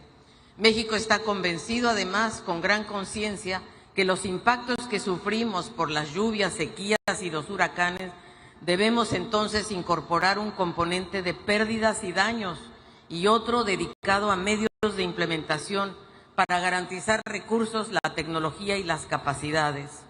Incluimos además un componente transversal que integra la perspectiva de género, derechos humanos, transición justa y la equidad intergeneracional. Reconoce a los pueblos indígenas, a los afromexicanos y mexicanas, a mujeres, infancias y jóvenes como víctimas por su alta vulnerabilidad al cambio climático, pero también como protagonistas para esta transformación. En resumen, la NDC 3.0 se estructura en 5 pilares: mitigación, adaptación, pérdidas y daños, medios de implementación, condiciones habilitadoras y temas transversales. Así, México contribuye al combate global al cambio climático con profundo sentido de responsabilidad, con ambición y con visión de Estado. Esta NDC 3.0 no es un documento solamente, es una hoja de ruta de toda una nación hacia el futuro que merecemos. Se construyó mediante un proceso muy participativo y deliberativo conforme al Acuerdo de Escazú y se basa en la mejor ciencia disponible. Enfatizamos también la importancia de fortalecer las sinergias entre la COP de biodiversidad y la de cambio climático y desertificación. El río Trío, ese río Trío que se construyó en Brasil en 1992, y de medir sobre todo y reportar de manera conjunta para diseñar taxonomías que permitan reconocer las metodologías para valorar la biodiversidad y los ecosistemas marinos y terrestres como grandes sumideros de carbono y fuentes de inversión económica. Pero no medir por separado en cada convención o en cada tratado. Se trata de medir juntos y tener metodologías compatibles. Debemos avanzar en esta armonización de métodos para internacionalizar, por ejemplo, el comercio de carbono que hoy ocurre en territorios limitados o solo a nivel nacional. No hay tiempo que perder. Cada décima de grado importa porque cada decisión cuenta. Cada retraso se traduce en pérdidas y daños irreparables, en vidas humanas, en ecosistemas devastados, en comunidades en riesgo. Por eso nuestra nueva NDC es una prueba de nuestro compromiso hacia una acción climática ambiciosa, transformadora e integral. Ninguna nación, ninguna, puede recorrer esta crisis sola. Aquí y ahora reafirmamos el valor del multilateralismo. Es imperativo actuar juntos y actuar simultáneamente y además hacerlo no solo con la sumatoria de las NDCs, sino también con una acción de financiamiento que cumpla con el artículo 9.1 del Acuerdo de París. Hoy en la COP30 no venimos a hablar del futuro que tememos, sino del futuro que aún podemos construir, porque hoy la esperanza no es una palabra vacía, es una acción colectiva que exige nuestra valentía, valentía de invertir en la vida y no en el carbono, valentía de mirar a nuestras hijas e hijos y decirles, hicimos todo lo que estaba en nuestras manos. Señoras y señores, aún tenemos tiempo para llegar y salvaguardar la meta de 1.5 grados, pero la ventana de oportunidad se está cerrando. Hoy más importante que nunca es imperativo que la COP concluya con una señal política clara de nuestra determinación por corregir el modelo de desarrollo y el rumbo. En términos gramscianos, es momento de dejar morir el viejo mundo para dejar uno nuevo, un mundo en el que podamos vivir en armonía con la naturaleza sin dejar a nadie atrás. Por eso quiero recordar para finalizar las palabras que el entonces presidente de Estados Unidos, Barack Obama, pronunció hace 10 años cuando se firmó el Acuerdo de París. Y Obama dijo, somos la primera generación en experimentar los efectos del cambio climático y la última que tendrá la oportunidad de revertirlos. Muchas gracias.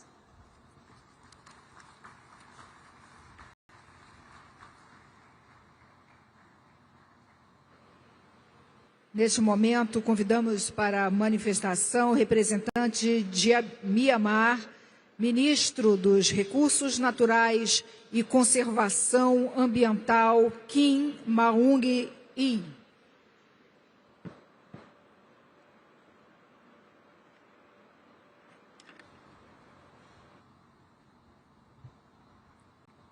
Mr. President, Excellency, distinguished delegates, it is my distinct honor to deliver these statements on behalf of the government of the Republic of the Union of Myanmar.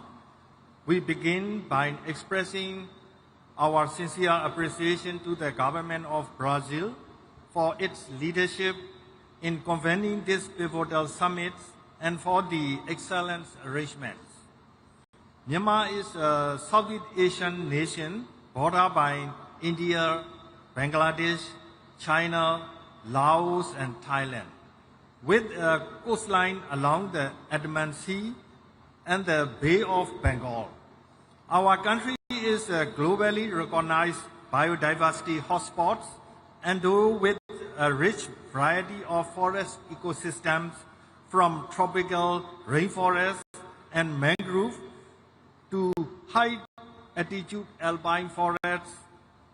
These invaluable natural resources are national priorities, with forests covering approximately 42.19% of our land area. Excellency, ladies and gentlemen, the gravity of the climate crisis is felt acutely in Myanmar. As a nation endowed with significant forest cover and biodiversity, yet ranked among the most vulnerable to climate impacts, we recognize this summit not merely as a meeting, but as an indispensable forum for dialogue, partnership, and collective ambition. Guided by our Myanmar climate change strategy and our NDCs, we've placed the forestry sector at the core of our climate action. We are actively implementing measures to promote renewable energy, enhance energy efficiency, and advanced climate-smart agriculture. Furthermore, we are scaling up adaptation activities across sectors, accelerating and scaling up climate finance, assessing pathway for technology transfer, and supporting robust capacity building are the crucial importance for the success of these endeavors, national ambitions, and implementations. It is this context of shared responsibility and opportunity that we warmly commend the President and Government of Brazil for the visionary initiative launched at this summit. I am pleased to formally announce the Government of Myanmar's support for endorsement of the declaration, call to action and pledge, including the launch of the Tropical Forest Forever Fund, the Belem Declaration on Hunger, Poverty, and People-Centered Climate Action, and the call to action on integrated fire management. To conclude, climate change mitigation is a global issue that concerns all people on Earth, and it requires everyone to be involved, leaving no one behind. All human beings are on Earth must participate in the efforts. We once again extend our heartfelt thanks to the Government of Brazil for its invitation to join these meaningful efforts, and Myanmar reaffirms its unwavering commitment to strengthening national, subnational, and local coordination. We will continue to work in closely partnership with the international community to realize our vision of a sustainable, inclusive, and climate-resilient future for generations to come. Thank you, Mr. President.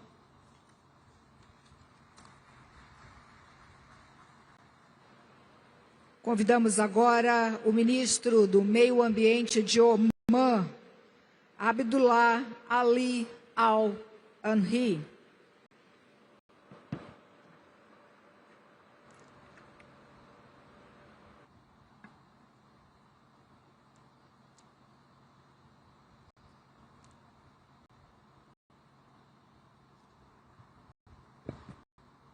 بسم الله الرحمن الرحيم. فخامة الرئيس لويس إناسيو لولا رئيس الجمهورية البرازيلية الاتحادية الصديقة، أصحاب الفخامة والسمو والمعالي الحضور الكريم، السلام عليكم ورحمة الله وبركاته. يشرفني بداية أن أنقل لكم تحايا جلالة السلطان هيثم بن طارق المعظم سلطان عمان حفظه الله ورعاه، وخالص تمنياته لأعمال هذه القمة بالتوفيق والنجاح. كما يطيب لي أن أتوجه بخالص الشكر والامتنان لجمهورية البرازيل الاتحادية الصديقة حكومة وشعبا على حسن الاستقبال ورقي التنظيم لمؤتمر الأطراف الثلاثين. كما أود التعبير عن بالغ التقدير للأمانة التنفيذية للأمم المتحدة بشأن تغير المناخ على جهودها الكبيرة في توجيه العمل المناخي العالمي نحو التنفيذ. أيها الحضور الكريم، نجتمع اليوم على ضفاف الأمازون رئة الكوكب وشريانه.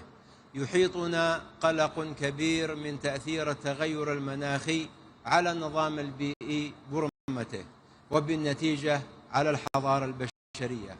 وإن ما يشهده الكوكب من ظواهر ارتفاع درجات الحرارة وذوبان الجليد وفقدان التنوع الحيوي وحرائق الغابات لم تترك مجالا للشك من أن التغير المناخي حقيقة لا يمكن تجاهلها.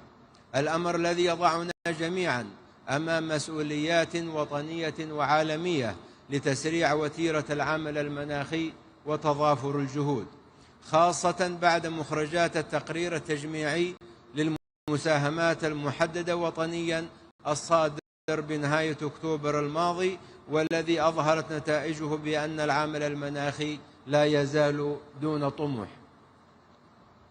أيها الحضور الكريم، إن وراء هذا الأداء المتواضع عدة تحديات رئيسية، أهمها الحوكمة العتيقة لمؤسسات النظام البيئي العالمية والإجراءات البطيئة والمعقدة لمنظومات التمويل، إذ أن العالم قد أصبح مشتتا بين القمم والمؤتمرات البيئية والمناخية، وأصبح منغمسا في إعداد التقارير الفنية العديدة، وكل ذلك على حساب الوقت والجهد والموارد، وبالنتيجة على حساب التنفيذ.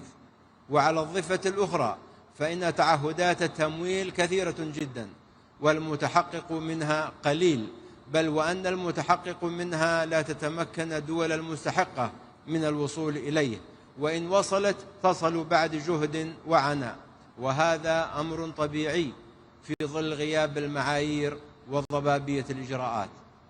أيها الحضور الكريم، طالما النظام البيئي للكوكب نظام واحد لا يتجزأ، وطالما الاتفاقيات البيئية الثلاثة التي أقرت هنا في البرازيل تعالج قضية واحدة وهي قضية النظام البيئي، فمن الضروري مراجعة المنظومة المؤسسية البيئية العالمية التي نعمل من خلالها، والتي تدير ملفات الحاضر والمستقبل بحوكمة الماضي، مما أدى إلى تشتت الجهود وبطء الإجراءات.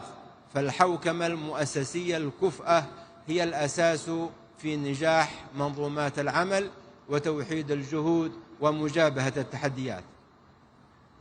أيها الحضور الكريم، إن بلدي سلطنة عمان يمضي بثبات وإصرار نحو تحقيق أهدافه البيئية والمناخية، إيمانا منه بأن التحول المناخي ليس عبئا بل فرصة اقتصادية وتنموية كبرى، إذ أن الاستثمارات في الطاقة النظيفة والبنية التحتية المستدامة والذكاء المناخي قد أصبحت محركات النمو في القرن 21.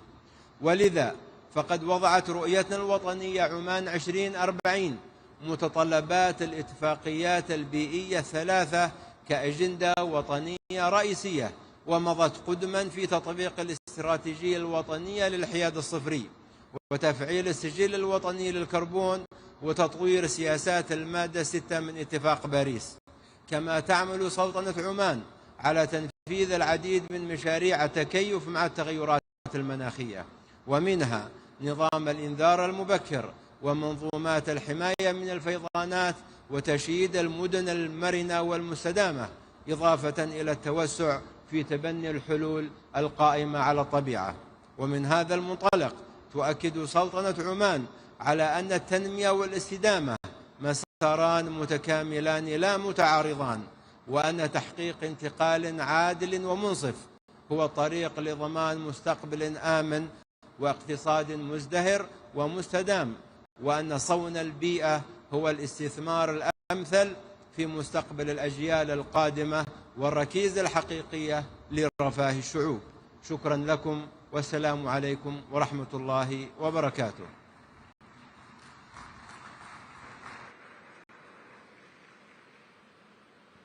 Convidamos nesse momento o ministro do Meio Ambiente do Peru, Miguel Ángel Espichan Marinas.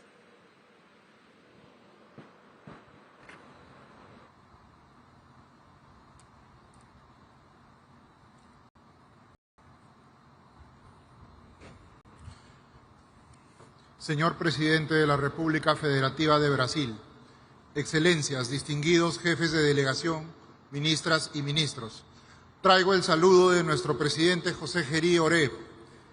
Somos el cuarto país con mayor superficie de bosques tropicales del mundo, con más de 68 millones de hectáreas de bosque amazónico, que cubre casi el 60% del territorio nacional.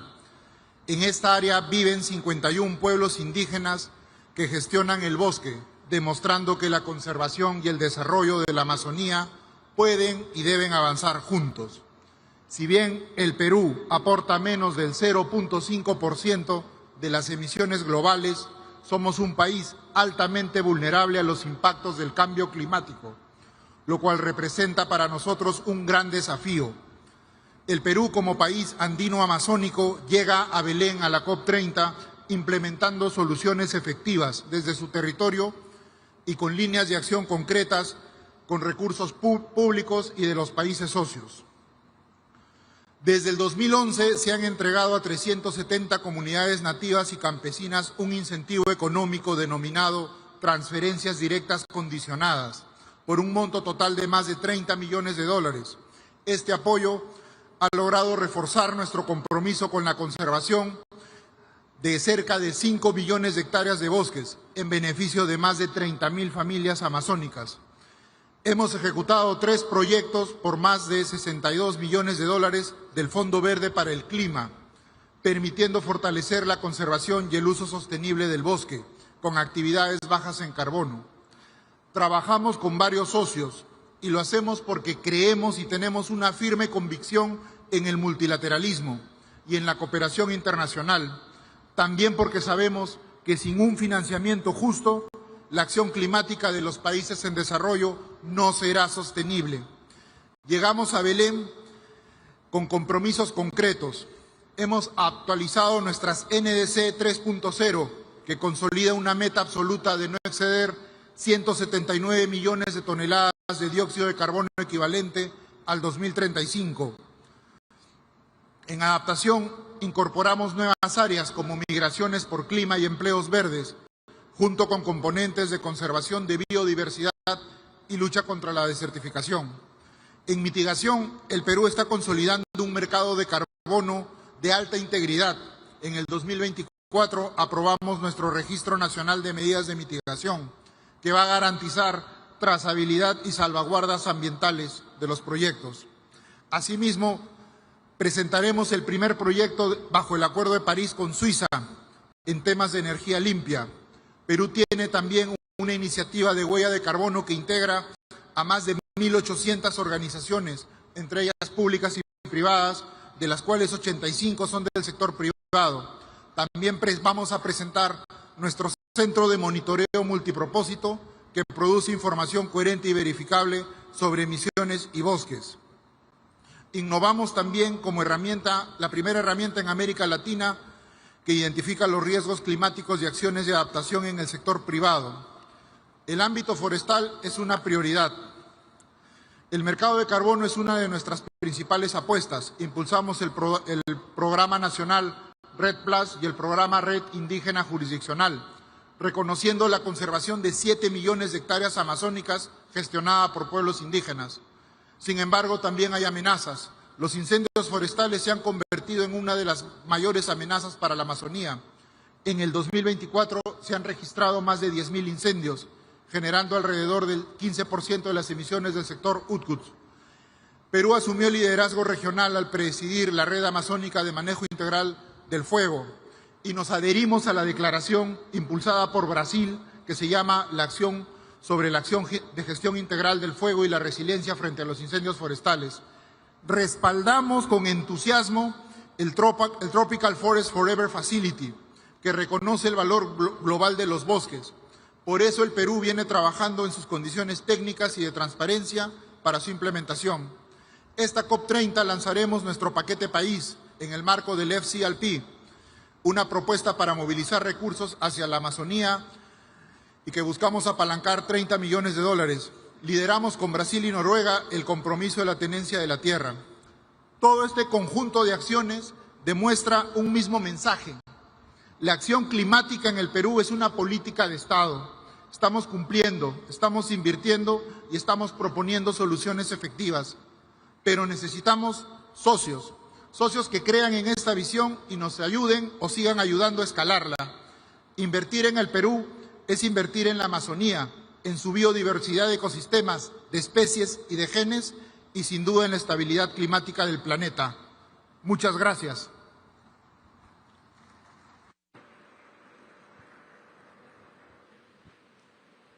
Convidamos agora a ministra do Meio Ambiente de Ruanda, Bernadette Arakiwi.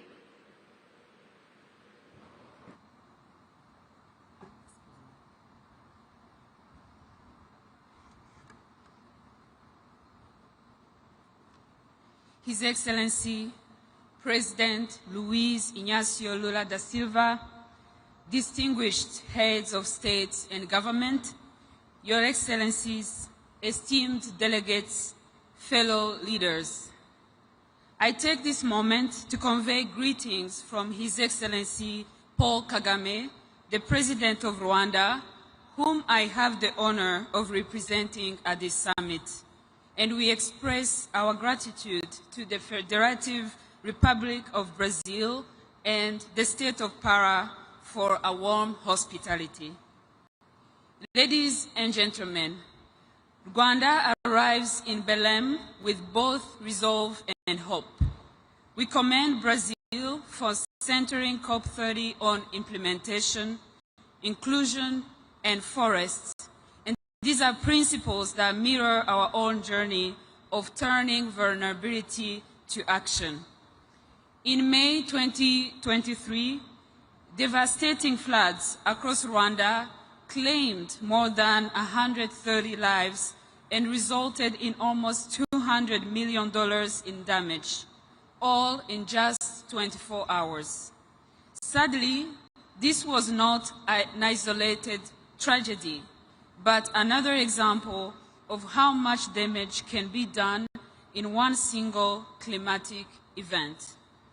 However, Rwanda refuses to be defined solely by its vulnerability. Our climate action is coupled with economic empowerment while also placing women, youth, and children at the forefront. Through our landscape restoration initiatives, Rwanda is on its way to restoring 2 million hectares of degraded land, transforming barren hills into thriving forests and farmlands. Our forest cover has also grown to 30%, a testament to our commitment to restoring ecosystems. In Kigali, we are restoring 5 major wetlands into natural flood buffers to protect our capital while creating green spaces for the city's residents and visitors to enjoy. What was once seen as wastelands is becoming a living shield against climate shocks. With less than a decade to keep the 1.5 degrees Celsius goal within reach, Rwanda's updated nationally determined contributions, our NDC 3.0, has an economy-wide target of reducing emissions by 53% by 2035, while also strengthening resilience across every sector of our economy. Through this ambition, we aim to demonstrate that climate action and economic development are not opposing forces, but rather mutually reinforcing imperatives. As we move from Baku to Belem, Rwanda looks forward to agreeing on a clear roadmap to deliver the $3 billion annual commitment agreed up at COP29, while charting a path towards the more realistic goal of at least $1.3 trillion per year by 2030. Rwanda advocates for accessible, predictable, and equitable climate finance, as well as a loss and damage fund that meets the needs of the most vulnerable. Capacity building and technology transfer that empowers domestic climate action must also be prioritized. Rwanda will continue to work with partners to ensure the global goal on adaptation achieves its potential through indicators that measure both adaptation progress and the adequacy of adaptation finance. We commend Brazil for placing forests at the core of COP30, not merely as carbon sinks, but as living ecosystems that sustain biodiversity, livelihoods, and climate resilience. And yesterday's launch of the Tropical Forest Forever facility offers a transformative model for rewarding conservation at scale. Rwanda also supports Brazil's call for COP30 to be a moment to deliver real action and for all parties to submit enhanced NDCs that are aligned with the 1.5 degrees Celsius target. Your Excellencies, the choice before us is clear. We can continue with incremental progress while the planet burns, or we can rise to meet the scale of this crisis. The fossil fuel era is drawing to a close. We must now ensure the transition is just, inclusive, and equitable. Rwanda's message is clear. Climate vulnerability must not dictate our future. Ambitious climate actions grounded in restoration, inclusion, and green growth is not only possible, but essential for all nations. And the world must match such ambition with finance that is accessible, predictable, and just. Let Belem mark the moment when every nation, regardless of size or emissions, has the tools to thrive in a safe, equitable, and resilient world. I thank you.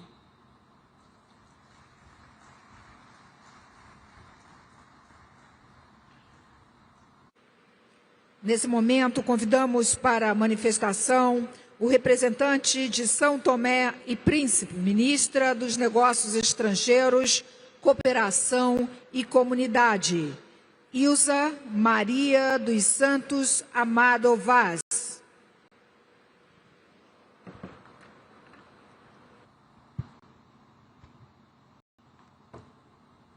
Sua Excelência, Senhor Presidente da República Federativa do Brasil, Lula da Silva, Suas Excelências, Senhores Presidentes, chefes dos governos e os representantes dos Estados-membros, Sua Excelência, Senhor Presidente da COP30, representantes das organizações internacionais, senhoras e senhores, é com profunda honra e elevado sentimento de responsabilidade que tomo palavra em nome da Sua Excelência, o Presidente da República Democrática de São Tomé e Príncipe, nesta Cimeira do Clima que nos reúne em Belém, cidade de encontros, de partidas e de esperança. Permitam-me, antes de mais, transmitir as fraternas saudações da Sua Excelência, Sr. Presidente da República Carlos Villanova, e expressar o nosso reconhecimento pela organização deste importante evento, no momento em que o mundo enfrenta, de forma cada vez mais evidente, os efeitos reais das mudanças climáticas. Hoje, Belém volta a ser o ponto de partida não para novas descobertas geográficas, mas para um novo pacto com o planeta. A humanidade chegou a um momento em que já não basta compreender a crise climática. É preciso agir com urgência, convicção, justiça e solidariedade. As alterações climáticas não conhecem fronteiras, mas atingem-nos de forma desigual. Os pequenos estados insulares, como São Tomé e Príncipe, enfrentam vulnerabilidades multidimensionais, agravadas pelas mudanças climáticas. A subida do nível do mar, a erosão costeira, os fenômenos meteorológicos extremos, as inundações, a destruição de infraestruturas básicas e a insegurança alimentar são realidades que afetam gravemente as nossas populações, comprometendo o desenvolvimento sustentável e o futuro das próximas gerações. O que para alguns é projeção científica, para nós é vida cotidiana. Mas São Tomé e Príncipe recusa o papel de vítima. Somos uma nação resiliente que acredita que a vulnerabilidade pode transformar-se em força, com cooperação, parcerias, inovação, vontade política global e investimentos. Excelências, perante os desafios, São Tomé e Príncipe assumiu, desde 2015, um compromisso firme no quadro do Acordo de Paris e, em 2021, reforçou as suas ambições com a submissão da NDC 2. Tornamo-nos o primeiro país do mundo reconhecido integralmente pela Unesco como Reserva Mundial da Biosfera, um marco que honra o nosso património natural e reforça a nossa responsabilidade de proteger o equilíbrio entre o ser humano e a natureza. Estamos a implementar o Plano Nacional de Adaptação às Alterações Climáticas, centrado na gestão sustentável das zonas costeiras, nas energias renováveis, na proteção das florestas e na educação ambiental. A nossa visão é clara: crescer sem destruir e prosperar sem comprometer o futuro. Excelências, nenhum país pode enfrentar sozinho uma crise global. A justiça climática exige reconhecer que quem menos contribui é quem mais sofre. São Tomé e Príncipe junta a sua voz à dos pequenos estados insulares para pedir compromissos efetivos de financiamento para adaptação e mitigação. É essencial que os mecanismos como o Fundo Verde para o Clima e o Fundo de Perdas e Danos sejam plenamente operacionalizados e acessíveis aos países mais vulneráveis. Não pedimos caridade, pedimos parceria justa e solidária. Senhoras e senhores, o mar molda a nossa identidade e o nosso destino. Com uma vasta zona econômica exclusiva, o oceano é a nossa principal fonte de vida. Defendemos uma governação sustentável dos mares, baseada na ciência, conservação e uso racional dos recursos. Reforçamos também a cooperação com os países irmãos da comunidade dos países da língua portuguesa em programas sobre a biodiversidade marinha, transição energética, pesca sustentável e resistência costeira. A língua portuguesa é, assim, um elo de ação climática e compromisso partilhado. Excelências, a nossa responsabilidade climática também é geracional. A juventude de São Tomé está envolvida em projetos de reciclagem, agricultura sustentável e educação ambiental. Investir nos jovens é investir na soberania do futuro, porque eles não pedem discurso, pedem ações concretas. E têm razão. São Tomé e Príncipe acredita no multilateralismo e na cooperação Sul-Sul. Destacamos as parcerias, iniciativas e mecanismos promovidos pelo Brasil, país anfitrião desta cimeira, com resultados concretos em agricultura sustentável, inovação ambiental, proteção florestal. Um exemplo de solidariedade e de laços transformadores em soluções reais. Belém foi ponto de partida de grandes viagens. Hoje deve ser o ponto de partida de uma nova jornada da humanidade de reconciliação com a natureza e de justiça climática.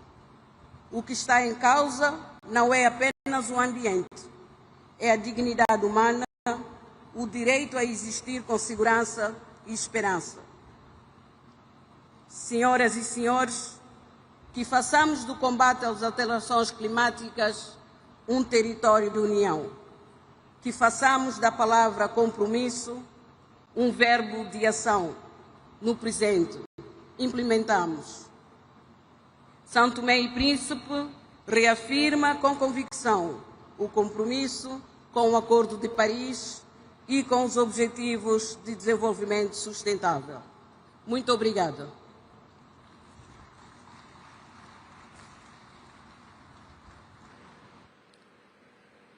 Convido nesse momento para a manifestação o ministro do Meio Ambiente e da Transição Ecológica do Senegal, El Hadj Adjidouramane Diouf.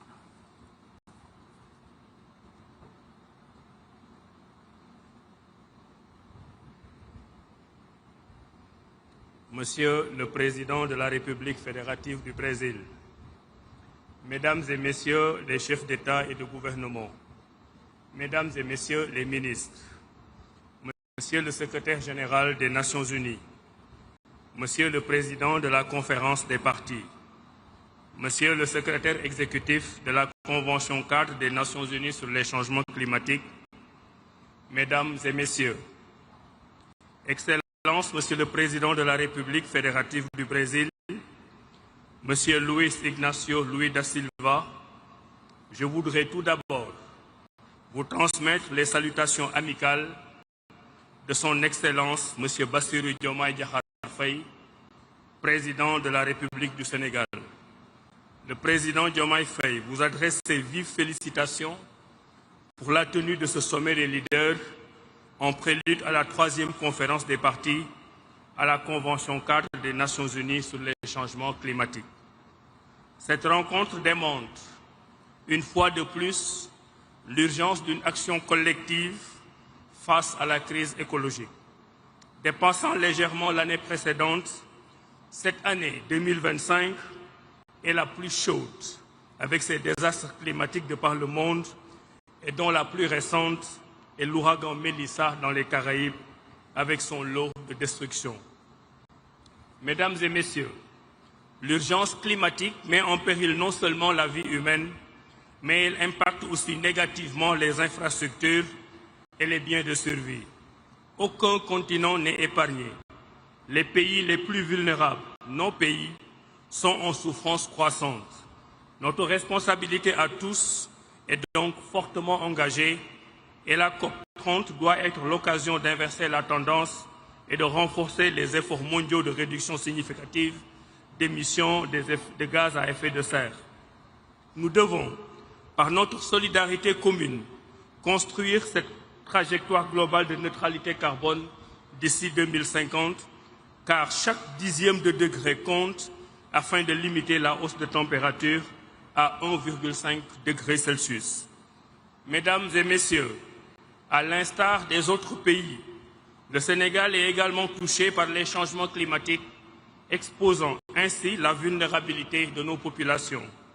En plus d'être un enjeu environnemental, le changement climatique constitue également un risque économique pour nos pays.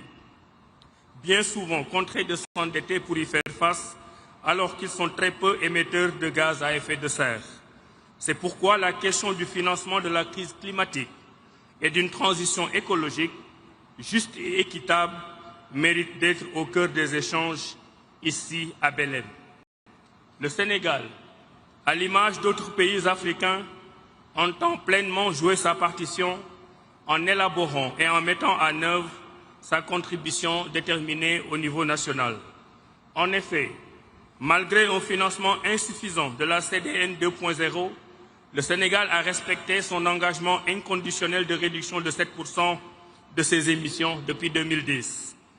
Plus de 4,5 milliards de dollars américains ont été investis dans 300 projets, à la fois d'atténuation et d'adaptation, et cela avec 40% du budget national.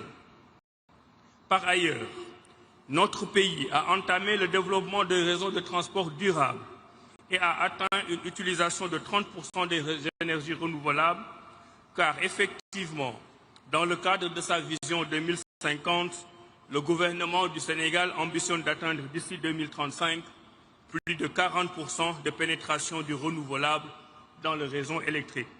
La transition énergétique requiert un réel accompagnement et c'est dans ce contexte que notre pays, qui a élaboré le plan d'investissement de son partenariat pour une transition énergétique juste, réitère son plaidoyer en faveur d'un financement plus soutenu et prévisible. Mesdames et Messieurs, le Sénégal s'est résolument engagé dans la lutte contre la déforestation et la dégradation des terres, notamment dans le cadre du programme de la Grande Muraille Verte, sans omettre la lutte contre le trafic illicite de bois. À ce propos d'ailleurs, notre pays, le Sénégal, salue les initiatives lancées par le Brésil, pays hôte, pour lutter contre la déforestation. Je voudrais ainsi réaffirmer l'engagement du Sénégal en faveur de la Convention cadre et de l'accord de Paris. je voudrais aussi confirmer ici l'élaboration par notre pays de la 3e génération de notre contribution déterminée au niveau national. Et je voudrais enfin réaffirmer ici l'élaboration de notre stratégie à long terme à l'horizon 2050. Mesdames et messieurs, pour terminer, je formule le vœu au nom du président de la République, M. Bassirou Diomaye Diakhar Faye, que les résultats de cette COP30 consolident le partenariat global pour une action climatique juste, tournée vers un avenir prospère et durable, dans un esprit de solidarité pour la préservation de notre maison commune en faveur des générations futures. Je vous remercie de votre aimable attention.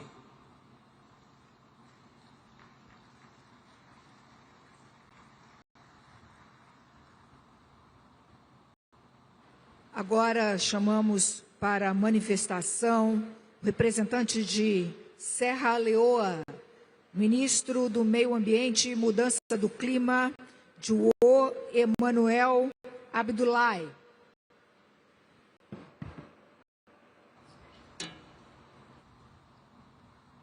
Thank you very much.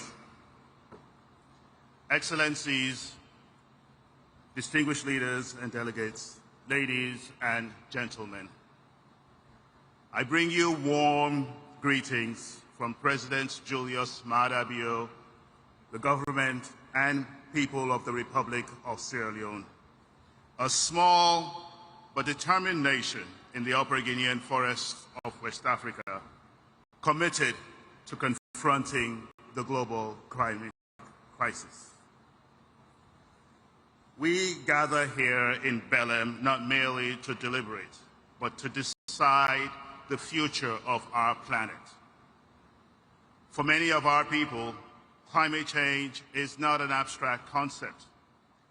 It is an everyday reality that threatens lives, livelihoods, and our path to sustainable development. In Sierra Leone, we have witnessed the destructive power of climate change. Severe floods and landslides have taken lives and displaced families.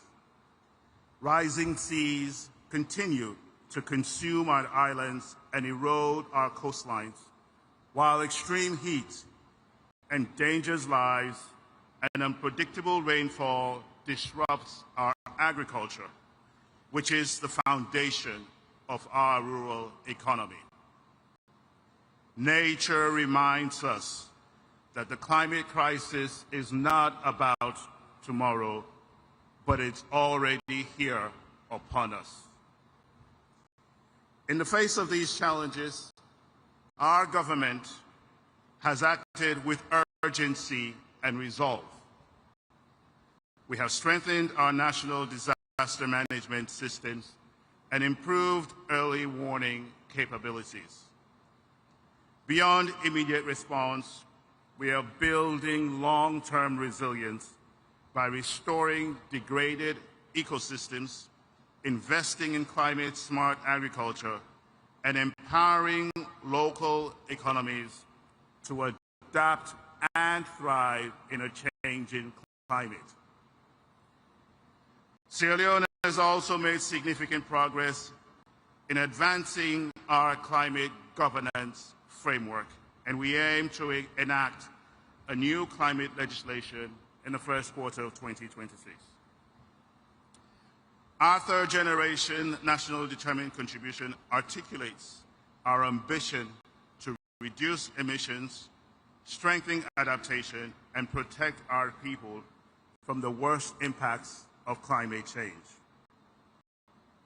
These commitments are being translated into real action, promoting renewable energy to power rural homes and schools, restoring mangrove forests and protecting our coast, and mainstreaming climate-smart practices into agriculture and water management. By 2030, we aim to cut our socioeconomic vulnerability index by half.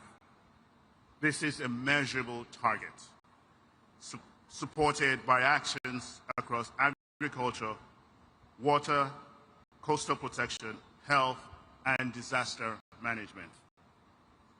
We have designed this effort to be inclusive.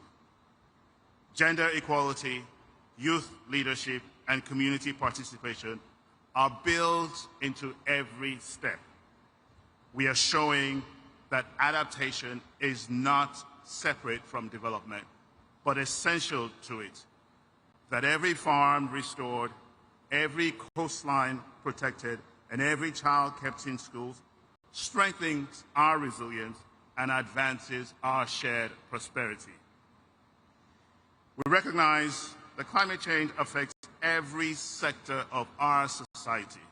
That is why we have taken deliberate steps to mainstream climate action into our national planning and budgeting systems.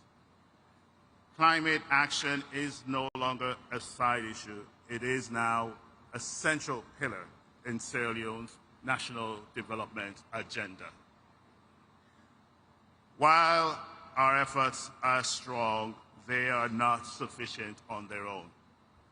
The fight against climate change demands collective and global response. Science tells us that to keep the planet safe, we must limit global warming to 1.5 degrees Celsius. Achieving this goal requires decisive action, not only by countries like Sierra Leone, who suffer the most, but also by those who emit the most. At this critical juncture, we must also reflect on the urgent need for adequate and predictable financing for adaptation. We therefore urge developed countries to honor their commitments on climate finance, technology transfer, and capacity support. The current allocation of global climate finance remains heavily skewed towards mitigation, while adaptation, which is vital to the survival of millions in vulnerable nations, receives far less.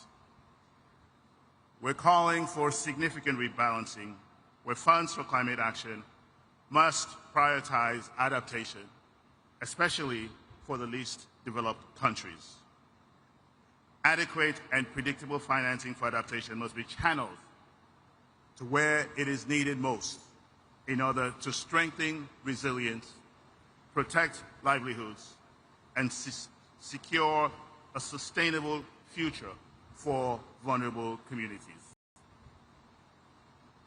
Technology transfer and capacity building must be greatly enhanced for LDCs, which contribute the least to global emissions, but bear the greatest burden of its impacts.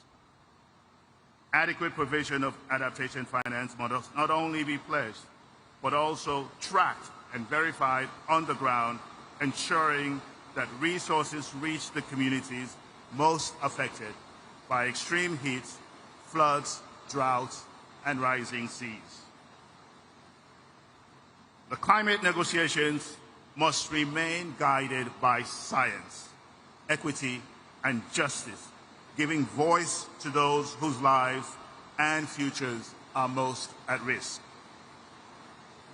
At this defining moment, I urge all leaders to move from promises to performance.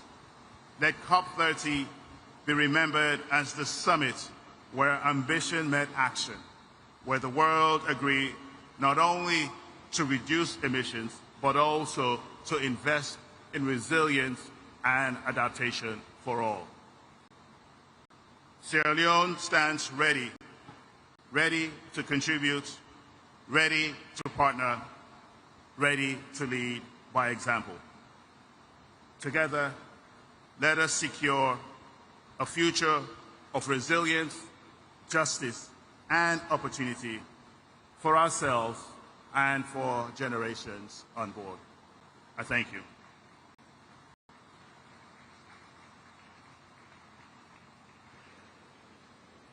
Convidamos nesse momento o ministro de Meio Ambiente e Florestas do Sudão do Sul, Josephine Napuon Cosmos.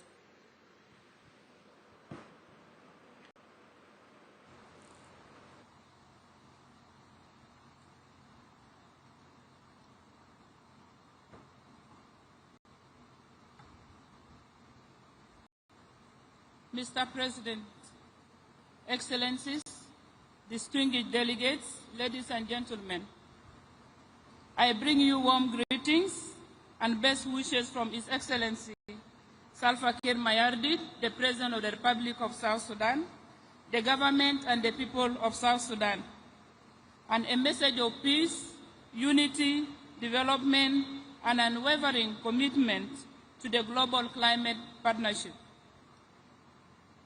Once again, I convey our gratitude to the government and the people of Brazil for hosting COP30 in this beautiful city of Belem, and for the warm hospitality accorded to my delegation. I extend our solidarity to all nations gathered here in the shared endeavor of protecting our common home.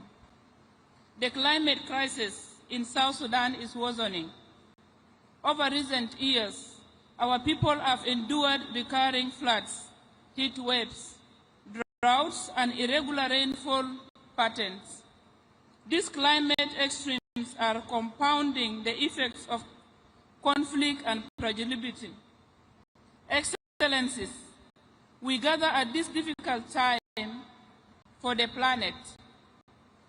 As the United Nations Secretary General has warned in the lead-up to this summit, humanity is on the brink of overshooting the 1.5 degrees Celsius threshold, and in Secretary General's recent intervention, he has said plainly that we are failing to avoid an overshoot, with devastating consequences for the most vulnerable.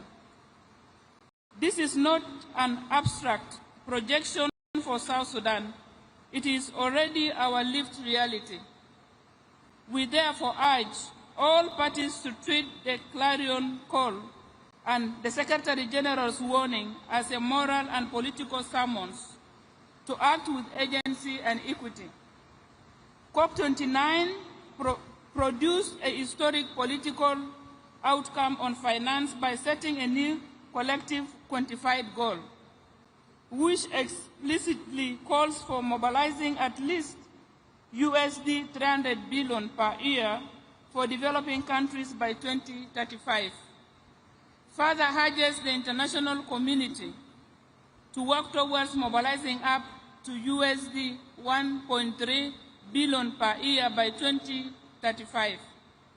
For countries such as South Sudan, reaching the new collective quantified goal, full ambition will determine whether we can protect lives, rebuild climate resilient livelihoods, and embark on low emissions development pathways. We therefore call all developed countries to deliver on the new collective quantified goal. South Sudan welcomes progress towards a dedicated global loss and damage mechanism. However, the fund remains critically undercapitalized relative to needs. We call for rapid, predictable, and adequate capitalization of the loss and damage fund. The fund must be able to issue calls and disperse at scale so that countries like South Sudan can rebuild lives, restore livelihoods, and safeguard essential services after disasters. South Sudan's pathway to resilience depends on urgent, sustained technology transfer and capacity building. We ask developed countries, multilateral development banks, and private actors to scale up capacity building and technology transfer and remove barriers to access finance. Excellencies, the operationalization of Article 6 offers new opportunities to mobilize finance while delivering real emissions reductions. But Article 6 mechanisms must be governed by integrity, transparency, and fairness. We urge parties to support inclusive rules and capacity support so that least developed and fragile states can participate meaningfully in Article 6 markets on fair terms. South Sudan stands ready to engage constructively at COP30. We reiterate our commitment to implementing our NDC, NAPA, NAPS priorities and to cooperate through Article 6 in ways that deliver finance, technology and capacity for sustainable development. We conclude with an urgent appeal to deliver on the new collective quantified goal and the path to mobilize USD 1.3 trillion, fully capitalize the loss and damage fund, operationalize Article 6 and commit to technology transfer and capacity building that empower countries like South Sudan to protect their people and environment. Mr. President, South Sudan thanks all partners for solidarity, and we look to COP30 to turn commitments into tangible support and shared progress. Thank you.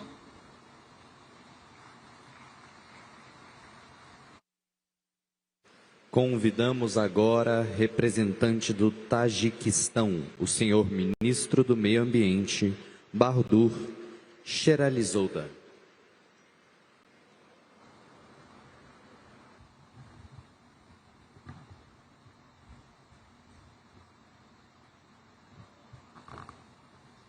Excellencies, distinguished heads of delegations, dear friends, on behalf of the government of the Republic of Tajikistan, I would like to extend our sincere appreciation to the government of Brazil for warm hospitality and organization of the COP30. We commend Brazil's leadership in hosting this important global gathering here in Belem, a city that symbolizes both the richness and the fragility of our planet's ecosystem. Excellencies, climate change is no longer a distant concern. It is a present and escalating crisis that threatens the very foundation of life on Earth.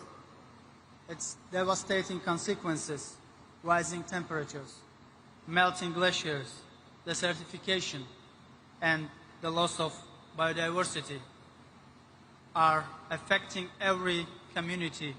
The most vulnerable, who have contributed least to global emissions, continue to suffer the most. For Tajikistan, a mountainous and landlocked country located in the heart of Central Asia, climate change poses a particular grave threat to our water resources and to the livelihoods of our people. Our glaciers, which serve as a primary source of fresh water for the entire Central Asian region, are retreating at an alarming rate. Over the past several decades, we have lost more than 1/3 of our glacier area, a trend that endangers regional water issues, agriculture, energy production, and ecosystems across our shared basins. At the same time, Tajikistan's vast water resources hold enormous potential for clean and renewable hydropower generation. With over 60% of Central Asia's water resource and significant untapped hydropower potential, Tajikistan is well positioned to become a key producer and exporter of green energy. The development of renewable energy potential, particularly hydropower, serves as a main instrument to achieve our national climate ambitions and commitments under the Paris Agreement, while contributing to a low-carbon future for our neighboring countries by increasing the share of green energy in their economies.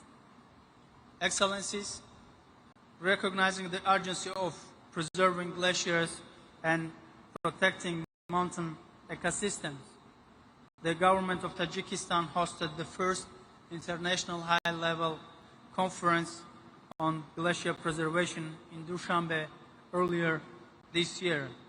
The conference brought together heads of states, ministers, scientists, societies, and experts from around the world to discuss joint measures for preserving glaciers and strengthening resilience in mountainous regions. Distinguished delegates, in recognition of Tajikistan's long-standing global advocacy for water and climate issues, the United Nations General Assembly has declared 2025 as the International Year of Glaciers Preservation. One of the most significant elements of this resolution is the establishment of a trust fund for glacier preservation under the management of the United Nations. Tajikistan made its initial financial contribution to this trust fund, demonstrating our commitment to collective global action. We take this opportunity to invite all UN member states, international and financial organizations, and other partners to make financial contributions to this fund and support global initiatives dedicated to glacier research, monitoring, and preservation. Furthermore, Tajikistan, together with France, has co-initiated United Nations Decade of Action for Cryospheric Sciences, aimed at enhancing global understanding and cooperation in cryospheric research and policy. We invite all countries, research institutions, and development partners to contribute to its successful implementation. Excellencies, as we meet here in Belem at a decisive moment for our planet, Tajikistan wishes to underscore several key priorities for the global climate agenda. First, urgent action to limit global temperature rise. We must to redouble our collective efforts to keep the global temperature rise below 1.5 degrees Celsius. This requires ambitious science-based indices, the acceleration of renewable energy transition, and global commitment to the production and use of green energy. Second, strengthen the global adaptation framework. Adaptation must receive equal priority with mitigation. Greater support and including predictable climate finance, technology transfer, and capacity building is essential for countries most affected by climate impacts, particularly landlocked and mountainous developing countries. Third, protecting the world's water and cryosphere systems. Glaciers, snow covers, and permafrost are crucial components of the global water cycle and climate systems. Their preservation must be integrated into all future COP decisions, the global stocktake process, and the implementation of the Paris Agreement. Excellencies, in conclusion, Tajikistan remains firmly committed to working with all partners towards the goals of the Paris Agreement and ensure that our collective action today safeguard the well-being of future generations. The challenges before us are immense, but through solidarity, scientific cooperation, and shared responsibility, we can still shape a resilient and sustainable future for our planet. Obrigado. Thank you.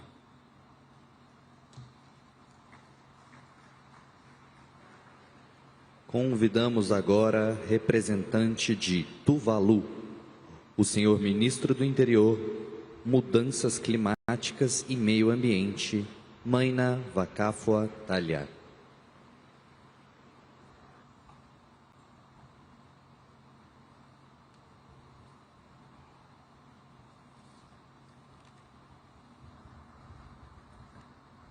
Honorable President, UN Secretary General, distinguished leaders, ministers, ladies and gentlemen. I have the honor to speak on behalf of the government and the people of Tuvalu. Tuvalu was very active in formulating the Paris Agreement. We had high hopes that this new agreement would give us the necessary legal measures to protect Tuvalu from the worst impact of climate change-related sea level rise. 10 years on from Paris, we have greatly and gravely concerned about the slow progress in delivering significant emissions reductions to ensure our survival. The recent released UNEP Emission Gap Report 2025 of target informs us that about a third of the parties to the Paris Agreement have submitted newly their nationally determined contributions. Based on current projections, we are heading towards 2.3, 2.5 global average temperature by the end of the century. We are clearly not on track to keep the Paris Agreement's promise of stabilizing global temperature at 1.5 degrees Celsius relative to pre-industrial levels. Tragically, the world's largest historical emitter of greenhouse gas emission has withdrawn from the Paris Agreement. I was at the UN General Assembly when President Trump spent a considerable amount of his address to world leaders disparaging renewable energy sources and challenging the scientific consensus on climate change. Mr. President, this is a shameful disregard for the rest of the world. We only need to reflect on the recent impact of Hurricane Melissa that wreaked havoc on Jamaica and Cuba, and Typhoon Tino that hit the Philippines, to understand that climate change is here. The more we warm our oceans, the more intense these severe weather events are becoming. There is no time in human history where the world has faced such an enormous threat to our future. We must act now, and we must do it urgently. Mr. President, there are clear messages that can be found in the International Court of Justice advisory opinion on climate change. It says every state has an obligation to act with stringent due diligence and to use all the means at disposal to prevent harm to the climate system. All states, even those not party to one or more of the climate agreements, are bound to take actions and have a duty to prevent significant harm to the environment and a duty to cooperate for the protection of the environment in line with the principle of good faith and due diligence. When states breach one or more of their international obligations, they have a duty to cease the wrongful conduct, provide guarantees of non-repetition, and provide full reparations for any resulting harm in the form of restitution, compensation, and/or satisfaction. These are strong words which we must take heed of.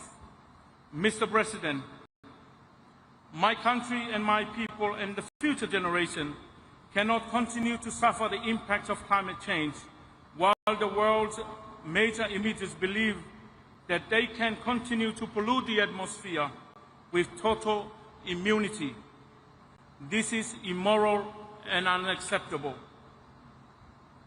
I do not need to reiterate that we must seize the concept of multilateralism and work together to find the necessary solution to addressing climate change as a matter of urgency. That is why we need Taiwan in the equation and have COP30 come to the Pacific. We must provide the countries who have suffered loss and damage from the impact of climate change with the necessary support to rebuild. The recent amount of money held in the fund for responding to loss and damage is tiny compared to actual costs countries around the world. We need new and innovative sources of finance to provide the necessary funding for loss and damage. To do this, we need to establish a group of finance experts who can think outside the box and develop new and innovative sources of finance for loss and damage.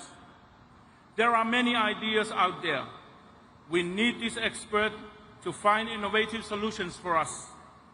Finally, I want to reflect on the fact that the Paris Agreement delivered a promise to ensure vulnerable countries like Tuvalu do not disappear.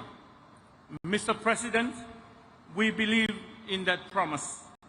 We believe that Tuvalu has a future, but we need the necessary support to ensure that we will survive, and we will survive.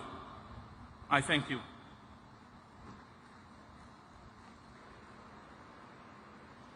Convidamos agora representante da Venezuela, o senhor ministro de Relações Exteriores, Ivan Gil.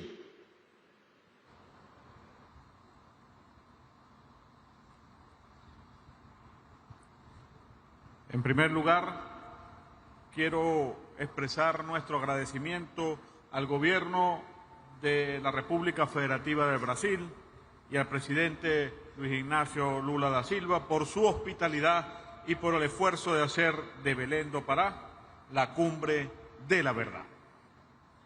Basta de hipocresía, basta de tecnicismo vacío, basta de diplomacias que postergan las decisiones urgentes mientras el planeta arde. Lo que hace falta es compromiso real, acción concreta y cambios revolucionarios del sistema global, antes de que nuestra especie desaparezca, como lo advirtió el comandante Fidel Castro Ruz en el año 1992 en la conferencia de Río de Janeiro. Hoy, 3 décadas después de aquella alerta, no estamos ante una amenaza futura. Estamos viviendo el colapso ambiental en tiempo presente. Ya no hablamos de un aumento de un determinado número de grados en la temperatura promedio global. Estamos al borde del umbral que acabaría la vida como la conocemos. Y eso es, en sí mismo, un fracaso colectivo del sistema internacional. Más allá de los números fríos que se han discutido en esta sala, los efectos están a la vista. El deshielo, la desertificación, pérdida de suelos fértiles, olas de calor y de frío extremo, incendios forestales que devoran millones de hectáreas de selva y vida, lluvias torrenciales y huracanes que amenazan comunidades en el Caribe, la Amazonía, África y en el Pacífico. Todo esto tiene una causa: el modelo capitalista salvaje, un imperialismo voraz y hambriento de petróleo y recursos que, en lugar de corregirse para frenar el cambio climático, se ha vuelto más feroz e inhumano. Ese imperialismo no envía barcos al Caribe para ayudar a reparar los daños del cambio climático, sino para amenazar, asediar y saquear los recursos naturales de nuestras naciones soberanas, como el caso de Venezuela, que es asediada a diario con el único objetivo de robarles sus recursos. La potencia más mortífera del planeta ha amenazado la zona de paz de nuestra América Latina con el único objetivo de saquear nuestro petróleo.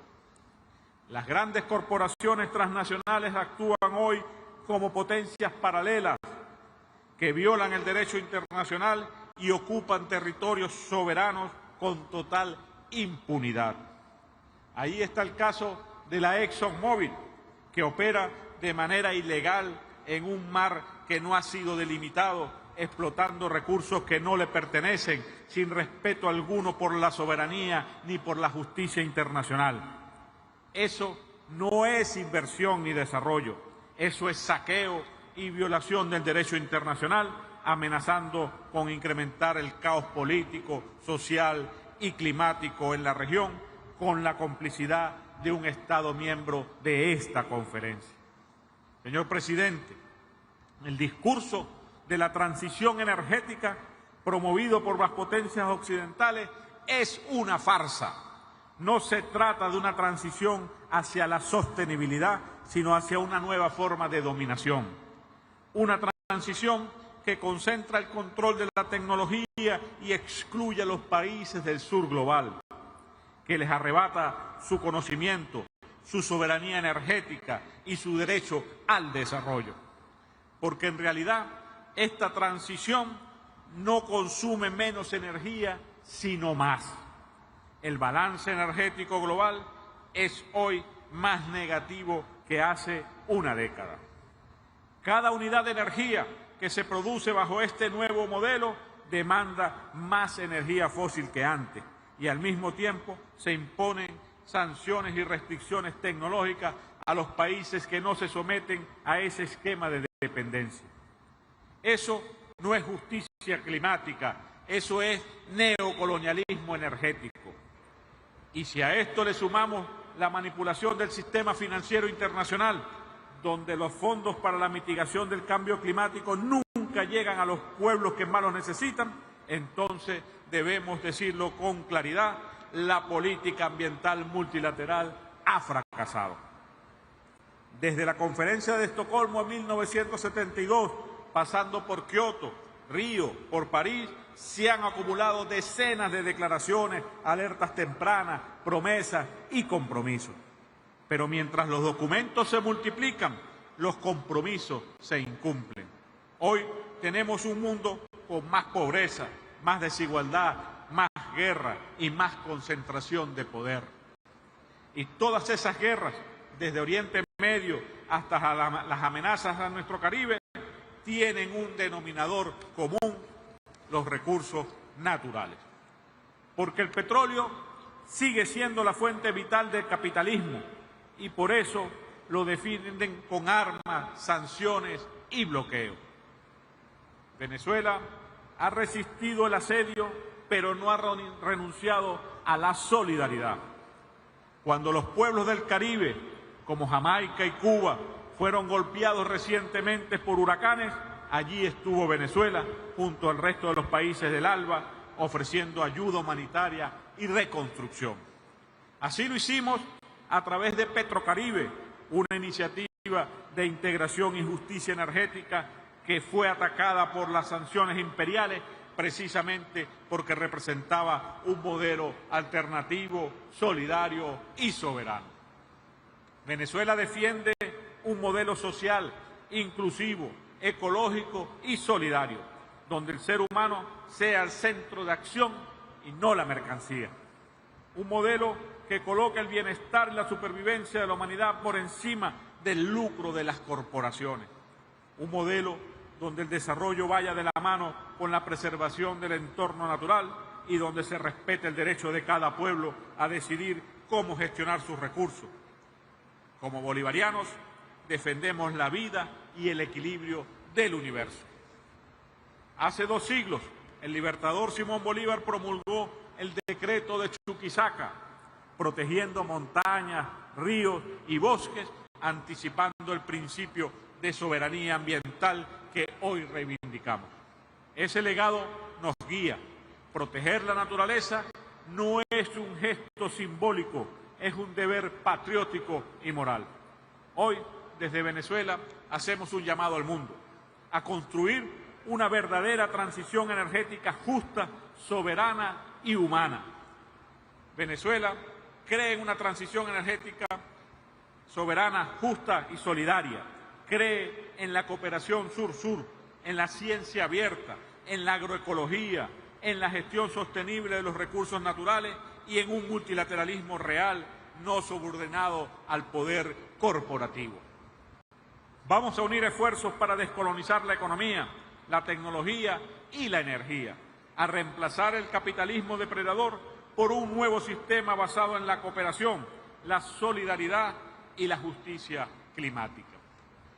Quiero cerrar esta intervención citando a nuestro comandante Hugo Chávez Frías, cuando en la cumbre de Copenhague en el año 2009 nos señaló, abro comillas, seamos capaces de hacer de esta tierra no la tumba de la humanidad, hagamos de esta tierra un cielo de vida, de paz y de hermandad para toda la humanidad, para la especie humana. Muchas gracias.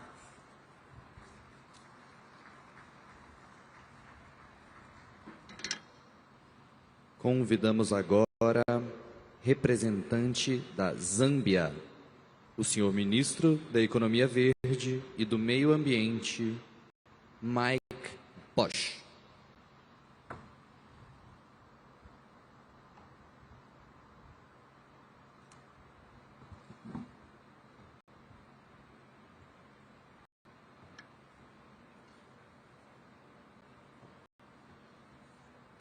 Thank you. Allow me to start by recognizing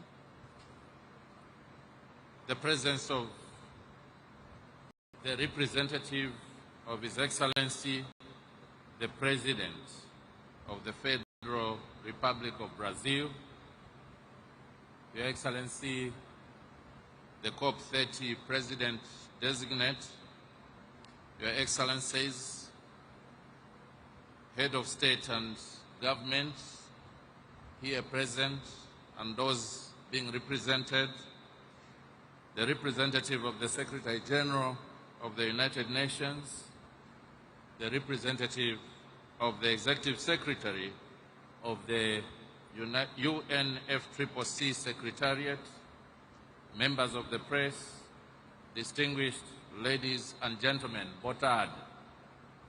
Your Excellencies, allow me to convey warm greetings from Mr. Hakainde Hichilema, the President of the Republic of Zambia, who sends his best wishes to this conference.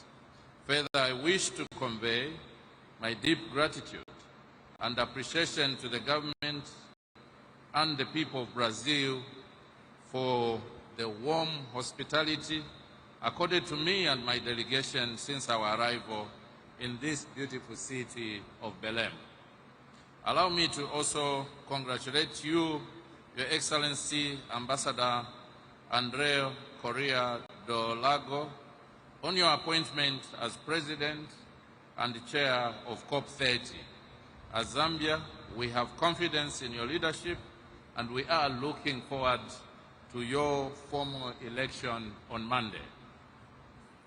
Your Excellencies, we are gathered here once again, as we have done each year in the last 3 decades, to apply our collective efforts and wisdom to address the existing threat of climate change. But let me remind all of you that for the least developed countries, most of which are in Africa, including Zambia, climate change is no longer a threat, but our daily lived reality as we grapple with its multiple impacts. Therefore, for us, these gatherings are not to be seen or taken as routine annual rituals, but we regard them as essential platforms to forge common solutions to this global challenge. Therefore, failure should not be an option. We also expect that all partners come with this sincerity of engagement, as this is not a game where we outdo each other with negotiating skills and trickery, but remembering that we share this planet as our home and that there is no winner or loser. It's either we all win or we all lose. Your Excellencies, ladies and gentlemen, Zambia wishes to underscore the urgency of climate crisis as we are facing daunting challenges which threaten not only our economic development, but our very existence as a people. Despite our paltry contribution to global greenhouse gas emissions, notwithstanding these daunting challenges, Zambia has proactively taken significant actions to adapt and continue to mitigate against climate change. In this regard, this year we have prepared and submitted our third nationally determined contribution NDC 3.0, in which we have kept our high ambitions of reducing our emissions by 25% based on our 2010 levels. We have indicated our commitment and willingness to raise this ambition to 47% if we received substantial external support in our climate action. As a country, we have progressively demonstrated our commitment by adding more sectors in our NDCs, moving from 3 sectors in our first NDC in the year 2016 to 6 sectors in our second NDC in the year 2021, and now 10 sectors in our NDC 3.0. This steady progress is intended to bring Zambia's climate action to an economy-wide approach, and we are getting close to that goal. We have also submitted our first biannual technical report, as well as the 4th national communication, to ensure we strengthen our transparency. We thus expect nothing less from our partners, especially those who are more privileged economically than we are. Your Excellencies, on the negotiations front, adaptation remains a top priority for Zambia, like other vulnerable countries. The country places significant importance and priority on adaptation, actions to address the effects of climate change in order to enhance the resilience of its population, ecosystems, infrastructure, productive and health systems. Regrettably, there has been very little progress made on adaptation-related agenda items in the last few years, and it is important that these matters are taken seriously, as adaptation provides the only lifeline to the most vulnerable countries and peoples.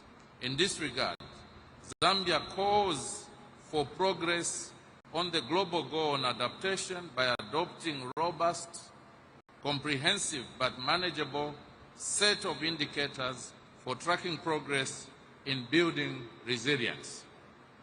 I am delighted to share with you, Your Excellencies, that Zambia was privileged to host the 2025 Global NAP Expo in Lusaka in August this year, and it was very clear to us from the experiences shared by multiple countries that there is a gap for resources for the implementation of NAPs, and this gap needs to be addressed as a matter of urgency. Your Excellencies, on finance, it was and still remains Zambia's view that the new collective quantified goal we adopted in Baku was modest, and therefore the delivery of these funds must be expedited and not beleaguered by bottlenecks. The just transition must recognize the importance of differentiated pathways and different national circumstances and the starting points for countries to transition towards net zero. In this view, the pace of transformation must consider the economic context of individual countries, allowing those countries with development deficits to meet their developmental needs, such as growing their economies, creating decent green jobs, and reducing poverty. As a tropical forest country, Zambia commends the launch of the Tropical Forest Forever facility by the host country Brazil, and wishes to express its full support for this important initiative, which we had already conveyed in writing prior to our arrival here. As I conclude, I wish to call for collective sincerity in addressing global challenges like climate change. We need a common resolve, commitment, and shared responsibility to save our common home, planet Earth. This country, Brazil, where we are gathered today, gave us the Rio Conventions in 1992, which includes the Climate Change Convention itself. It is therefore a perfect platform to reset our resolve to work jointly as a global community and reverse climate change. Finally, I wish to thank the government and the good people of Brazil for a well-organized COP30 and wish you all the best deliberations and best outcomes. Muito obrigado. Thank you very much.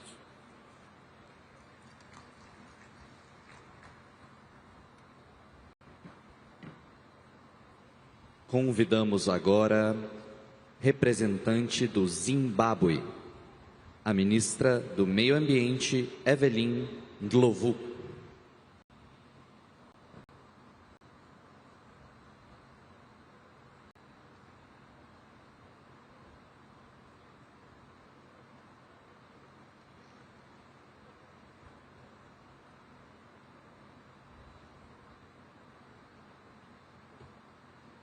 Your Excellencies,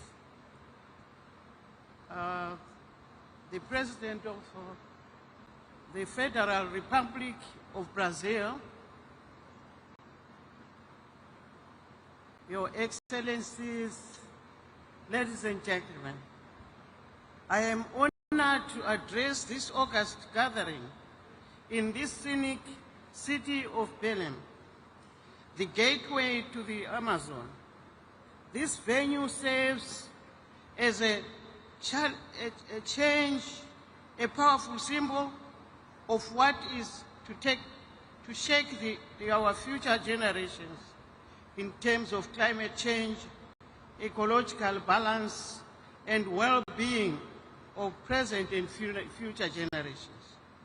At the onset, I wish to express my profound gratitude to the government and people of the Federal Republic of Brazil for their warm hospitality and the excellent facilities of this landmark COP30.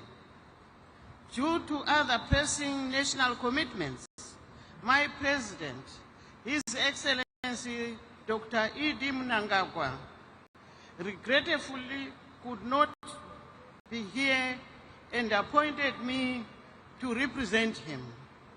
Therefore, in this regard, I will read his statement to the summit as follows. Your Excellencies and distinguished delegates, Zimbabwe commends the government of Brazil for its exemplary leadership on the global climate agenda. As a country endowed with vast initiatives such as the Tropical Forest Forever facility, Zimbabwe welcomes this effort and looks forward to its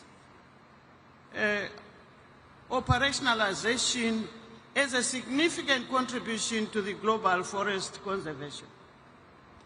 The climate crisis has already reached alarming levels, with 2024 recording as the hottest year in history, and projections indicating that 2025 may follow this same dangerous pattern.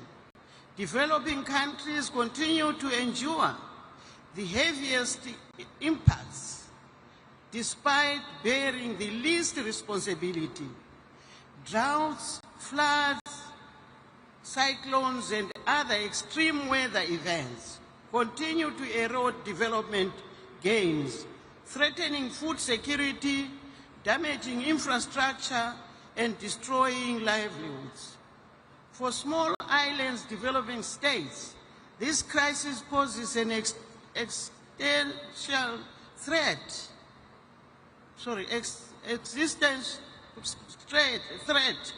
It is abundantly clear that climate change is not solely an environmental change. It is a developmental emergency. Your Excellencies, in this regard, our collective responsibility to this crisis must be held and be science-based. The science is unequivocal. We must keep the 1.5 degrees goal within reach or face irreversible and catastrophic consequences. On its part, Zimbabwe has demonstrated its unwavering commitment to the Paris Agreement. We submitted our third generation nationally determined contribution, NDC 3.0, country statement within the stipulated deadline. Our NDC 3.0 is a product of inclusive multi-stakeholder consultations, as well as a thorough assessment of the implementation of our 2021 revised NDC. Through NDC 3.0, Zimbabwe commits to reducing greenhouse gases emissions by 40% per capita by 2035, relative to the business as usual trajectory. We increased our mitigation measures from 17 to 27 across all sectors of the economy. We are determined to accelerate a just transition towards renewable energy, climate-smart agriculture, forest conservation, methane capture, and green industrialization. Your Excellencies, the level of ambition, however, requires adequate, predictable, and accessible climate finance. Zimbabwe requires at least US 19 billion to finance its NDC 3.0, as well as technical support to build national capabilities. In parallel, Zimbabwe has raised its ambition in the adaptation agenda. Guided by the Zimbabwe Climate Change National Adaptation Plan, we are integrating climate resilience across key sectors, communities, and development planning processes to protect lives and livelihoods and ecosystems.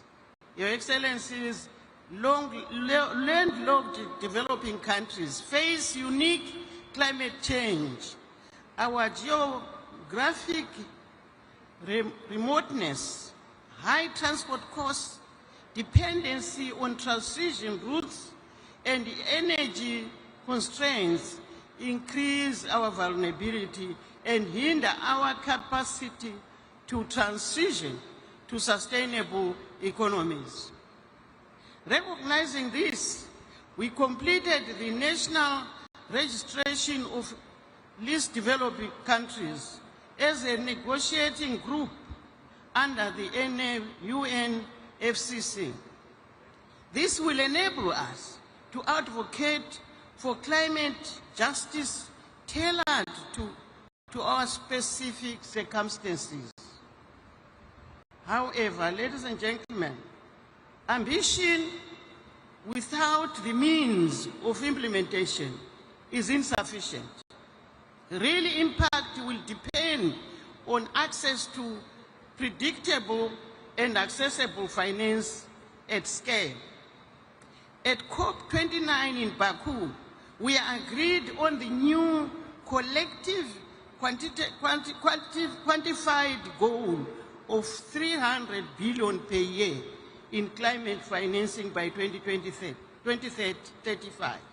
While this is welcome, we must now focus on the full and immediate implementation of the Baku to Belem roadmap.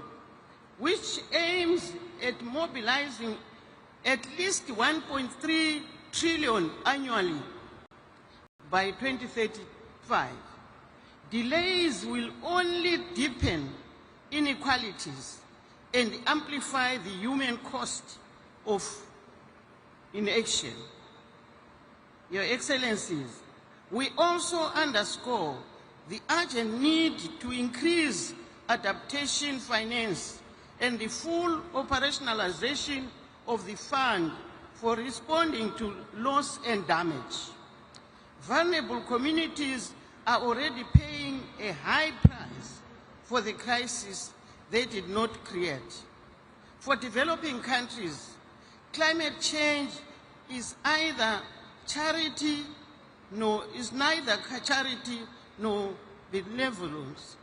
It is a matter of equality, historical responsibility, and climate justice.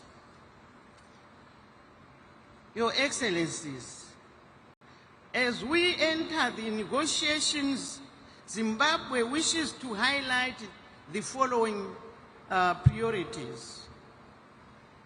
A concrete Baku to Belem roadmap to scale up climate finance with clear milestones and monitoring mechanisms, strengthening the global goal on adaptation with clear indicators to measure progress. The full and effective operationalization of the fund for responding to loss and damage to address irreversible climate change impacts. Enhance the financial and technical support for NDC 3.0 implementation in developing countries and fulfillment of unmet climate finance commitments consistent with national priorities and development strategies. Your Excellencies, in conclusion, Zimbabwe approaches COP30 with renewed ambition and determination to contribute to global climate action.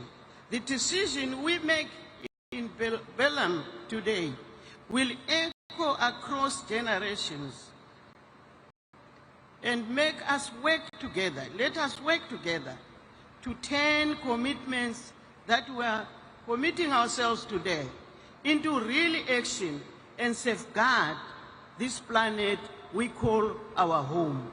I thank you, Your Excellencies.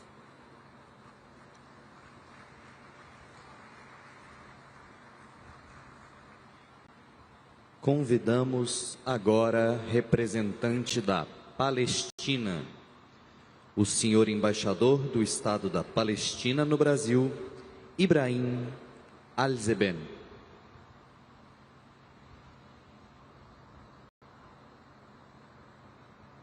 مساء الخير للجميع. بريسيدنسيا boa tarde. معالي السيد أندريه كوريا دولاغو رئيس الدورة الثلاثين لكوب 30، معالي السيد أنطونيو غوتيريس الأمين العام للأمم المتحدة، أصحاب المعالي والسعادة، السيدات والسادة، بالنيابة عن دولة فلسطين قيادتها الشرعية وشعبها، أود أولاً أن أعرب عن خالص امتناننا وتقديرنا لفخامة الرئيس لويس إناسيو لولا دا سيلفا وحكومة وشعب البرازيل على استضافتهم الكريمة والتنظيم المميز لهذه الدورة. كما أعبر عن تقديرنا الكبير لفخامة ولسيادة الأمين العام للأمم المتحدة السيد أنطونيو غوتيريس على التزامه الثابت بمواجهة الآثار السلبية لتغير المناخ وعلى دفاعه أيضاً عن قضايا البشرية العادلة. السيد الرئيس، الحضور الكريم، إن أزمة المناخ ليست أمراً نظرياً أو مفهوماً مجرداً، إنها واقع ملموس ومترابط يؤثر مباشرة على حياة ومستقبل شعوبنا ونظمنا البيئية. وفي ظل هذا الواقع نجد أنفسنا في لحظة حاسمة تتطلب تعبئة عاجلة لمسؤولياتنا المشتركة والعمل الجماعي لتخفيض ثم وقف انبعاثات الغازات الدفيئة وتأمين التمويل المناخي وتعزيز التضامن العالمي، لا سيما اتجاه الدول ذات الأوضاع الخاصة بمن فيها دولة فلسطين، حيث يزيد تغير المناخ من وطأة واقع كارثي فرضه علينا الاحتلال العسكري الاستيطاني الإسرائيلي منذ 58 عاماً. إن دولة فلسطين شأنها شأن العديد من الدول الأكثر تضرراً لم تسهم إلا بقدر ضئيل في الانبعاثات العالمية، ومع ذلك فهي تواجه بشكل متزايد نتائج مناخية قاسية تفاقمت بسبب الاحتلال الذي حرم الشعب الفلسطيني لعقود من حقه غير قابل للتصرف في السيطرة على أراضيه وممارسة سيادته على موارده الطبيعية. هذا الأمر الذي ألحق بشعبنا خلال العامين الماضيين كارثة إنسانية وبيئية غير مسبوقة في التاريخ الحديث، وليس بخاف على أحد ما تعانيه غزة نتيجة لحرب الإبادة التي تشنها إسرائيل حتى الآن، تلك التي خلفت قرابة 250,000 ضحية وتراكم أكثر من 61 مليون طن من الأنقاض، بعضها ملوث بمواد خطرة، إلى جانب تدمير متعمد لشبكات الصرف الصحي والمياه، مما أدى إلى تلوث المياه الجوفية، المياه الساحلية. السيدات والسادة، غزة الآن تواجه مخاطر جسيمة على الصحة العامة وتهديد البيئة في ازدياد، كما دمرت الإبادة الجماعية الأراضي الزراعية والغطاء النباتي، مما ترك السكان في حالة انعدام حاد للأمن الغذائي والمجاعة، وقد تم استخدام الجوع كسلاح. في الوقت نفسه تواصل باقي أجزاء فلسطين المحتلة في الضفة الغربية والقدس معاناة من التوسع الاستيطاني الإسرائيلي ومصادرة الأراضي وندرة المياه وتحويلها والتدهور البيئي، مما يهدد سبل العيش والأمنين الغذائي والمائي. السيدات والسادة، يشكل الوضع الكارثي للبيئة في فلسطين عاملاً مهماً في تغيير المناخ العالمي، وهذا يبرز الحاجة الملحة إلى تحرك دولي عاجل نحو تحقيق العدالة المناخية لحماية الإنسان والبيئة على حد سواء. السيدة الرئيسة، رغم التحديات والعقبات الجسيمة التي يفرضها الاحتلال غير القانوني، تظل دولة فلسطين ثابتة في التزامها بالعمل إلى جانب جميع الدول من أجل خفض الانبعاثات، ويتم تجسيد هذا الالتزام في سياسات وإجراءات ملموسة، منها أولاً على سبيل الذكر إطلاق عملية تحديث المساهمات المحددة وطنياً والأولويات حتى عام 2040. ثانياً دمج تغير المناخ في التخطيط الوطني والقطاعي. ثالثاً تطوير استراتيجية طويلة الأمد لاقتصاد منخفض الكربون بهدف تحقيق نمو مستدام. رابعاً إنشاء إطار معزز للشفافية فيما يتعلق بتغير المناخ. خامساً تعزيز الشراكات بين القطاعين العام والخاص في مجالي الطاقة المتجددة وإدارة النفايات من أجل ترسيخ مساهمة القطاع الخاص بشكل فاعل. سادساً تعزيز الزراعة الذكية مناخياً وتوسيع الموارد المائية عبر إعادة استخدام ومعالجة المياه العادمة. السيد الرئيس، لابد من تلبية شروط أساسية حتى تتمكن فلسطين تحت الاحتلال بالتزاماتها المناخية، وهي أولاً وقبل كل شيء انتهاء الاحتلال الإسرائيلي لأرضه، الاعتراف بالضغوط الإنسانية من قبل المجتمع الدولي، من قبل الإنسانية والمادية والبيئية الشديدة الناجمة عن العدوان، والتدمير المستمرين مما يعقد الإغاثة الإنسانية وإعادة الإعمار. ثانياً، الالتزام بمبادئ العدالة المناخية. ثالثاً، تيسير نقل التقنيات المناسبة والميسورة التكلفة خصوصاً في مجالات الطاقة المتجددة. رابعاً، تقديم المساعدة التقنية ودعم بناء القدرات وتعزيز أنظمة الرصد والإبلاغ والتحقق. السيد الرئيس، السادة الحضور، عندما تتوفر هذه الشروط يمكن لفلسطين التي ترزح تحت الاحتلال الآن أن تنفذ التزاماتها المناخية بفعالية وتحمي شعبها وأرضها من أجل تحقيق المصير والاستقلال والسيادة على أراضينا، وبذلك تستعيد فلسطين دورها ونستعيد دورنا كأمناء شرعيين عليها ملتزمين برعايتها وفقا لتراثنا وتقاليدنا ووفقا أيضا للقانون الدولي. السيد الرئيس، السادة الحضور، لقد اختارت دولة فلسطين وشعبها الثبات في وجه الاحتلال، والثبات في مواجهة تغير المناخ، والثبات على أرضنا رغم كل التحديات. ومن ثم فإن رسالتنا إلى العالم ونداءنا أيضا من خلال هذا المنبر هي رسالة أمل وصمود وعزم على الإسهام في مستقبل عادل ومستدام وسلمي وحر، ليس لشعبنا بل لشعوبنا، لكوكبنا، لأجيالنا القادمة. أتمنى لمؤتمرنا النجاح وتحقيق أهدافه السامية، وشكرا.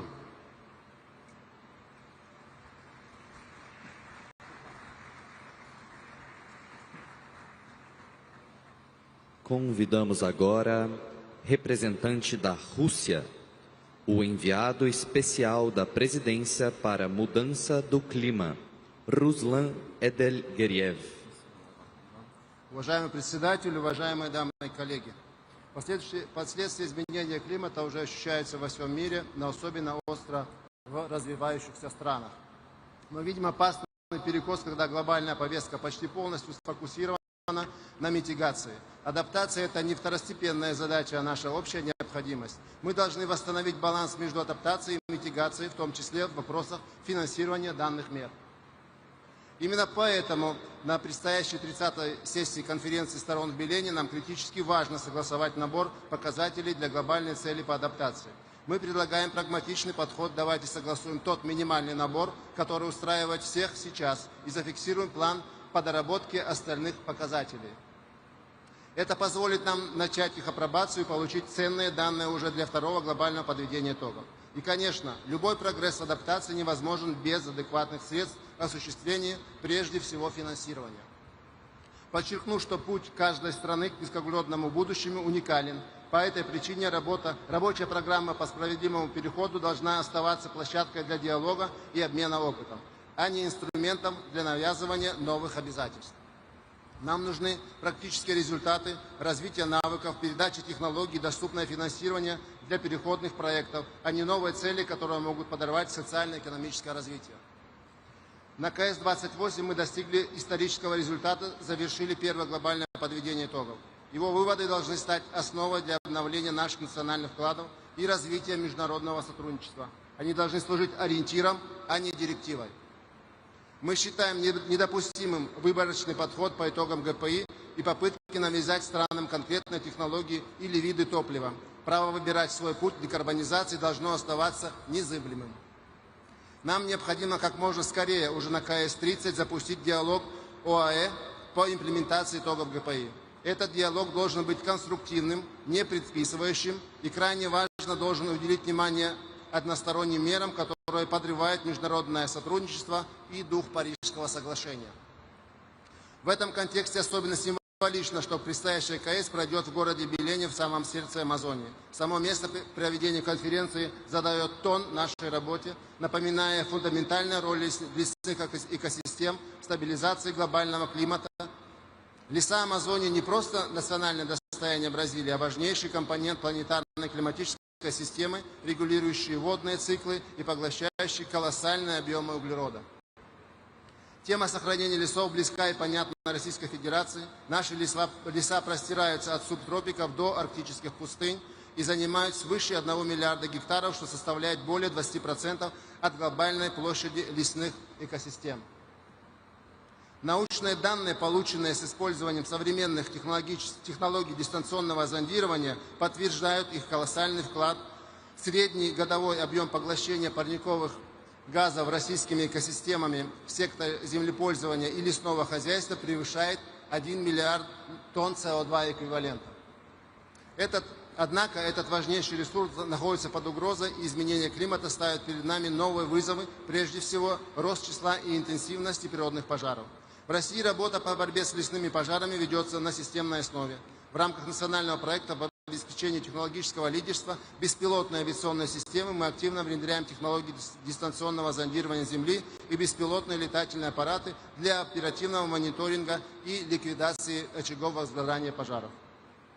Таким образом, в Российской Федерации задача охраны лесов от пожаров является одним из национальных приоритетов развития. Именно поэтому, исходя из собственного опыта, мы полностью поддерживаем призыв к действиям в отношении комплексного управления огнем и наращивания устойчивости к природным пожарам.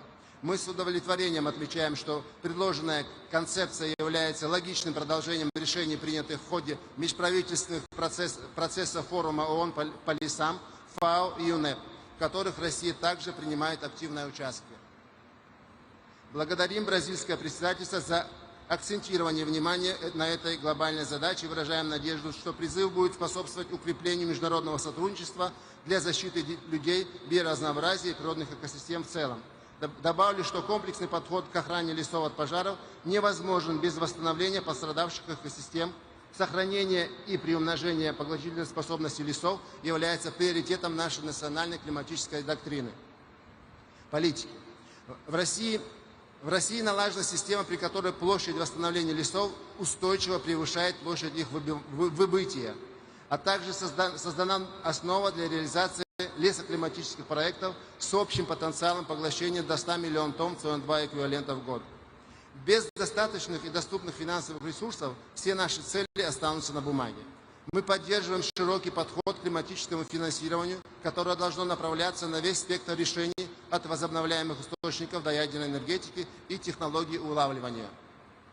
Так называемое переходное финансирование является ключевым инструментом для быстрого снижения выбросов в краткосрочной перспективе без ущерба для энергобезопасности и экономического роста. Путь от Баку до Белема должен стать дорогой к укреплению доверия и мобилизации ресурсов, а не к созданию новых барьеров. Уважаемые коллеги, только через сбалансированный, справедливый и уважительный диалог мы можем выстроить устойчивое и безопасное будущее для всех. Благодарю за внимание.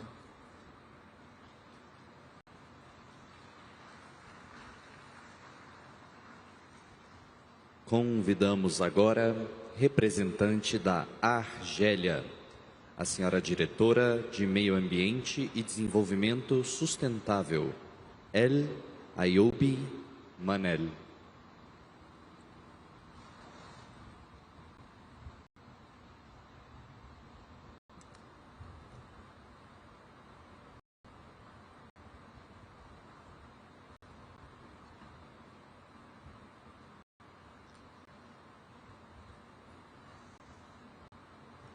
بسم الله الرحمن الرحيم. السلام عليكم ورحمة الله. Boa tarde. Excellencies, ladies and gentlemen, Excellency Ambassador André Correa do Lago, President of the COP30. First, I would like to thank the Brazilian government for its warm welcome, for all the efforts made so that this global event is a success, and for the generosity with which we were hosted in this beautiful Amazonian city of Belem. Distinguished guest of the COP30, as a representative of His Excellency the President of the People's Democratic Republic of Algeria, His Excellency Abdelmajid Tebboune.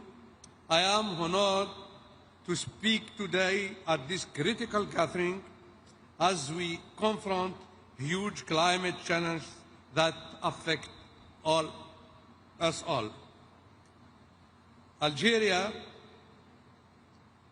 is facing major environmental challenges, is engaged in an ambitious, dynamic, articulated, solid strategic plans such as the National Action Plan for Environment and Sustainable Development, the National Plan and the National Plan of Adaptation to Climate Change.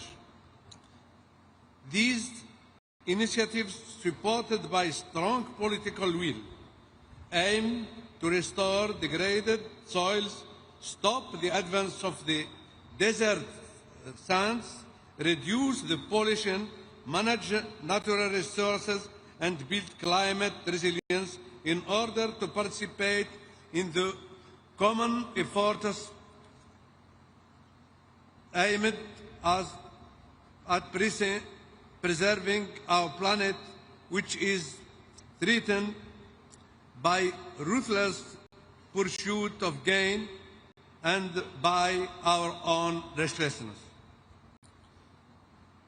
In this way, Algerian national efforts aim also to guarantee a better quality of life for our people and for future generations. Ladies and gentlemen, desertification is a particularly alarming problem. In the case of our country, my country, Algeria, desertification is being addressed with the Green Dam project covering 5 million hectares, mobilizing a budget of about $600 million for 2023 to 2030. This program has completed 64% of the plantations and created thousands of direct jobs. It also includes hundreds of water collection with the secure units to secure the supply. The national strategy aims at the sustainable rehabilitation of soils, the management of resources, and the active participation of local populations. As many countries, Algeria is facing another pressing challenge: plastic pollution. To counter this problem, my country, or the Algerian government, launched a few months ago the development of national plan to fight against plastic pollution, stressing that this pollution has serious consequences on ecosystems, biodiversity, and public health. The plan is part of a broader strategy for integrated waste management, reinforced by Law 2502 on waste management control and disposal. Also, to face climate and environmental challenges, Algeria presented a national climate change adaptation plan, a strategic tool to strengthen the country's resilience. In the same time, we are developing a national hydrogen strategy to become a major global producer and exporter of both green and blue hydrogen, primarily targeting the international market. The plan includes producing 40 terawatt-hours of hydrogen by 2040, leveraging its existing gas export infrastructure and developing new pipelines and derivatives like ammonia and methanol. Key initiatives involve feasibility studies for large large-scale projects and partnerships to build domestic expertise and infrastructure. The aim is to supply 10% of Europe's clean hydrogen demand by the year 2040. The strategy includes both blue hydrogen from natural gas with carbon capture and green hydrogen from renewable energy.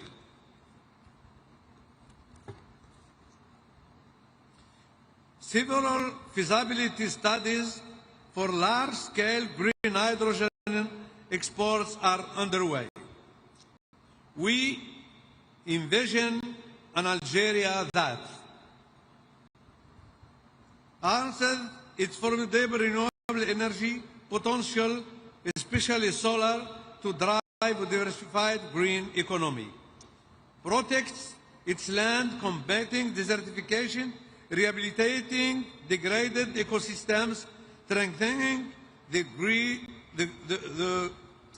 great green dams legacy, empowers rural youth and women in climate-smart agriculture, water-efficient systems, and sustainable livelihoods, contributed constructively to global climate governance, sharing our experience, learning from others, building partnerships. Let us then ensure that this conference marks a turning point not only in negotiations text, but in real-world transformation. Excellencies, ladies and gentlemen, Algeria stands ready to partner and to examine with required care and due diligence the various initiatives related to the protection of the environment and climate and sustainable development. In this vein, my country has already acted and formalized its adherence to some of them. Thank you very much. Assalamu alaikum wa rahmatullah.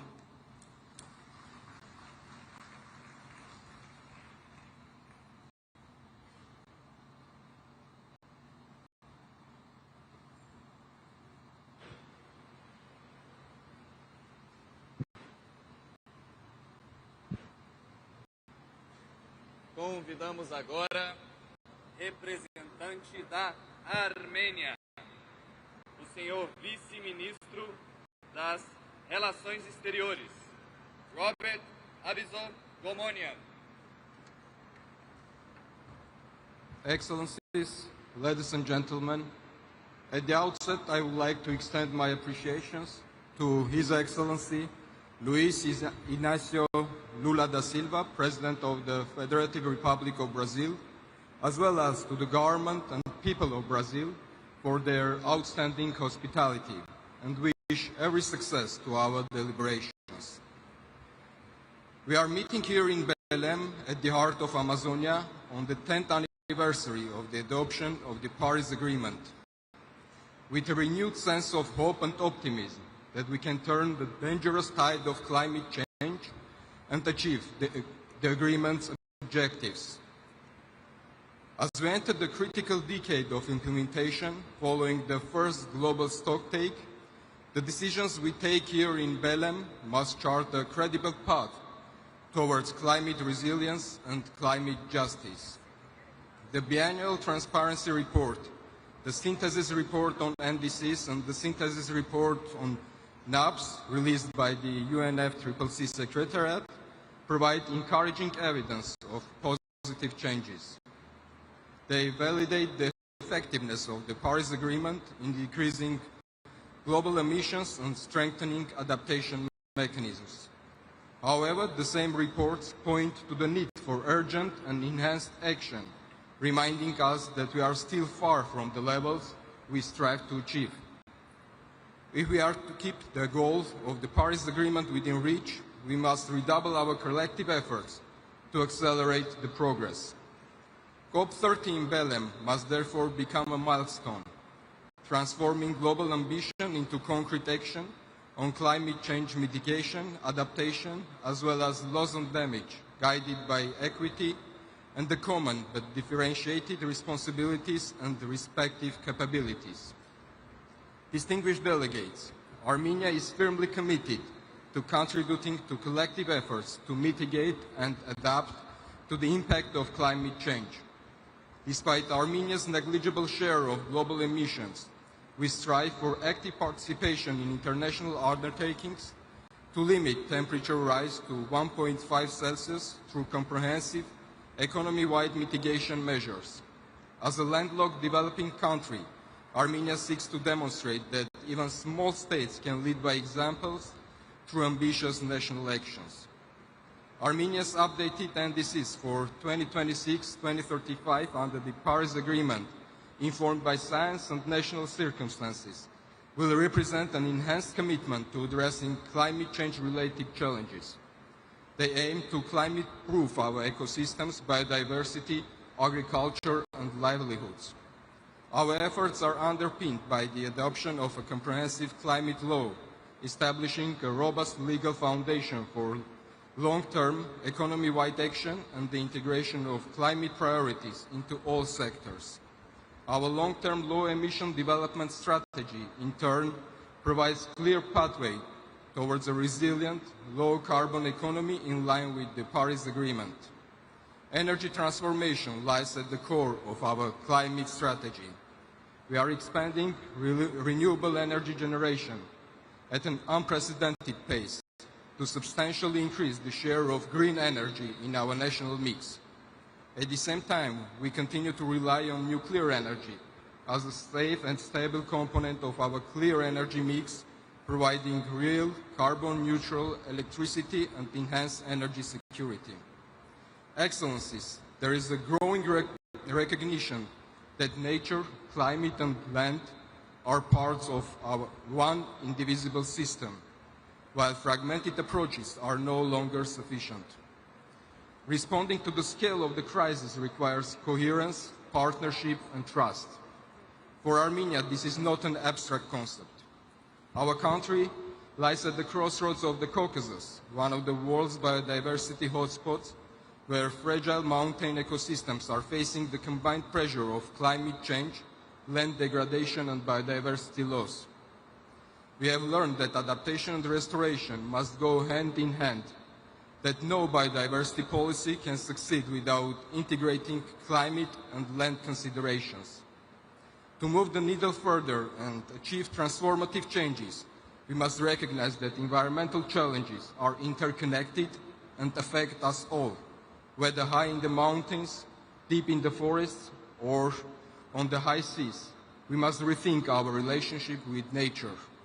Recognizing the urgency of these interconnected challenges, Armenia, as the host of Biodiversity COP30, is taking active steps, together with other partners, to reinforce international collaboration and promote integrated approaches to climate change mitigation and biodiversity preservation, with a view to achieving a result-oriented outcome at COP30 in Belem on synergies that could be leveraged towards successful global review of the collective progress in implementing the Kumning-Montreal Global Biodiversity Framework at CBD COP17 in Yerevan next year.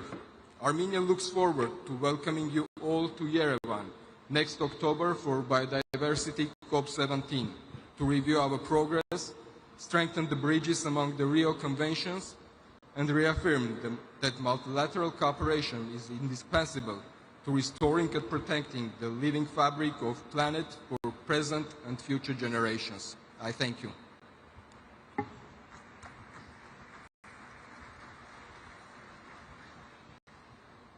Convidamos agora representante da Dinamarca, o senhor embaixador climático e subsecretário de Política de Desenvolvimento, Ole Tonke. Thank you so much. Excellencies, ladies and gentlemen, in a time of political competition, geopolitical competition, and economic uncertainty, it might seem tempting to postpone climate action. But that would be unwise. The consequences of climate changes are here and they are very clear. It is reshaping lives for our citizens. Extreme weather, droughts, rising sea levels are no longer warnings of a distant future, but it's the reality of today. Climate change is disrupting lives and communities, fueling conflicts and forcing people to leave their homes. If we don't act, these challenges will only intensify. The complexity of the challenges underscores the urgent need for strengthened collective action. And the urgency is real. Ambition must increase and our actions must be scaled up. Recently, EU member states have called. We have agreed on an ambitious new NDC, sending strong and united signal to the rest of the world. We have committed to reducing emissions between 65.25 and 72.5% by 2035. And more importantly, we agreed to a 90% net emission reduction by 2040, leading the way towards EU climate neutrality by 2050. It has been 10 years since the Paris Agreement was adopted, and Denmark remains steadfast in our commitment to the Paris Agreement, and as we will do everything we can do, leading by example, both in increasing our ambitions and delivering on implementation. A key element is moving from fossil fuels into renewable energy. Over the last 10 years, a remarkable technological transformation has happened. Renewable energy and technologies have become the fastest growing source of electricity in history. Switching to clean energy is not essential not only for green transition, but also for our security, and at a lower price than fossil fuel electricity generation. Step by step, we are moving forward, creating jobs and new opportunities, and reducing dependencies. Climate change affects everyone. A strong global agreement on adaptation is essential for all countries and a priority for Denmark. Strengthen resilience by protecting critical infrastructure and essential services will not only safeguard societies, but also promote economic growth and create jobs. Finally, we need financing to support our global ambitions. Denmark remains committed to providing 0.7% of our GDP in development assistance, and with 30% earmarked for climate action, and out of that 60% for climate adaptation, we are sending a strong signal. But development assistance will not be enough to cover the financing gaps. We must scale up all innovative financial solutions. As a concrete first step, I'm announcing at this COP today that Denmark will issue $100 million in a state-backed guarantee to the Inter-American Development Bank. This will help mobilize $400 million in new concessional lending for countries in the region towards accelerating energy transition in the Amazon areas. We cannot allow ourselves to do the easy thing alone, nor to postpone climate action. Denmark's ambitions and actions underline that we are determined to go the extra mile. Thank you.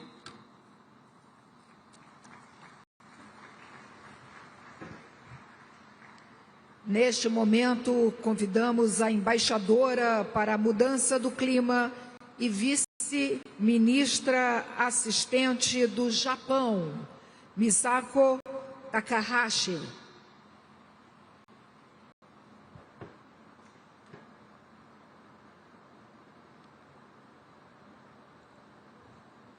distinguished guests, thank you for this opportunity to speak about Japan's climate actions at this excellently organized session today.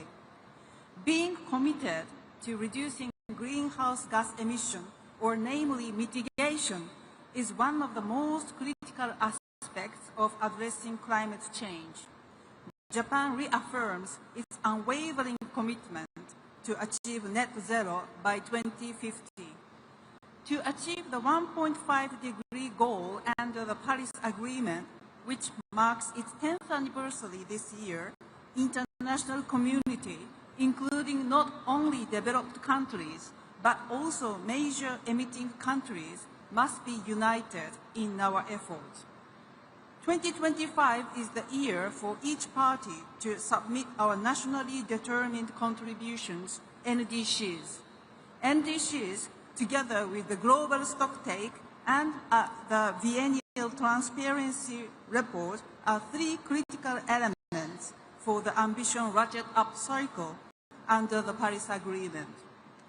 In February this year, Japan submitted its NDC, which aims to reduce its greenhouse gas emissions by 60% in fiscal year 2035 and by 73% in 2014 compared to 2013 levels. Japan's reduction pathway is ambitious as it is consistent with the Paris Agreement 1.5-degree goal.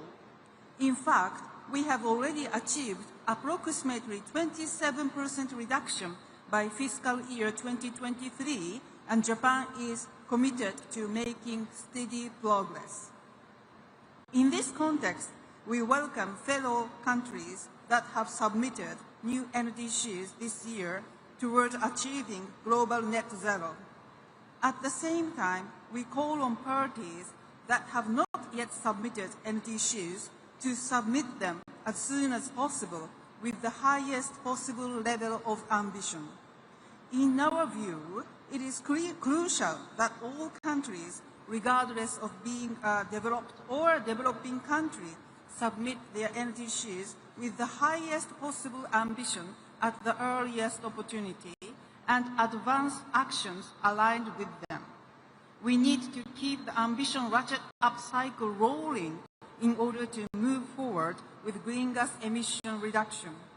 Our expectation is extremely high that discussions will be held from next week based on the NDCs and biennial transparency report submitted by countries around the world, and that a strong political message for further mitigation will be delivered as an outcome.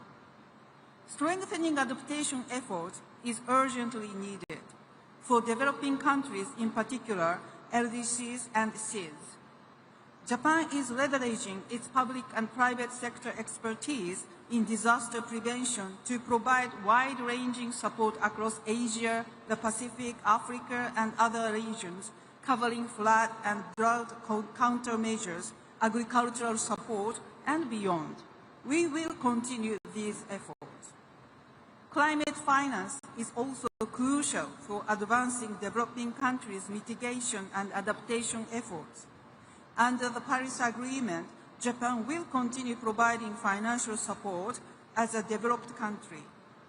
Simultaneously, as outlined in last year's new collective quantified goal, NCQG, meeting developing countries' climate finance needs requires not only public finance from developed countries, but also support from capable non-developed countries and the mobilization of private finance. Whether for mitigation or adaptation, needs and circumstances of each country differ significantly. Last year, under Azerbaijan's highly appreciated presidency, the NCQG was agreed after difficult negotiations. Going forward, we should avoid repeating similar negotiations. What we wish to see is practical discussion and efforts grounded in reality, focusing on how to respond to the diverse needs of each country to advance their actions and achieve the objectives of the Paris Agreement. Japan has proposed the Asia Zero Emission Community, so-called AZEC platform, which promotes energy transition through various pathways, taking into account each country's circumstances. Tangible cooperation with Southeast Asian countries and Australia is well underway through this platform. Furthermore, we will actively contribute to reducing emissions in other countries, including working with Brazil to decarbonize the automotive sector by leveraging both nations' strength in biofuels and high-performance mobility. Japan supports the Belem 4X pledge on sustainable fuels launched in this COP and will continue to commit in expansion of sustainable fuels, including in the road transport sector. In addition, in order to promote private investment in the field of climate change and the environment in Latin America, which has the abundant Amazon rainforest and renewable energy, we will provide support through ODA loans and private sector investment finance by JICA. These are just a few examples of Japan's international efforts. We will continue to vigorously promote initiatives both domestically and internationally. Let me conclude that Japan will continue to be an engaged partner in the international community for the success of COP30 and for the implementation of climate actions. Thank you very much for your kind attention. Muito obrigada.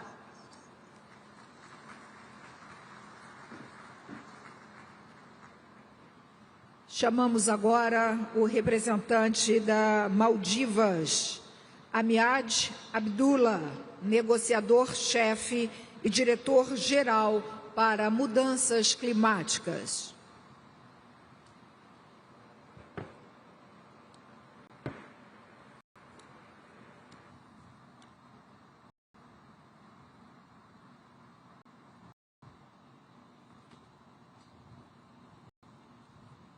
Presidency, Excellencies, friends, ladies and gentlemen, the Maldives extends its warm appreciation to the government of Brazil for its leadership in hosting COP30 here in Amazon, a reminder of the natural systems that sustains all life.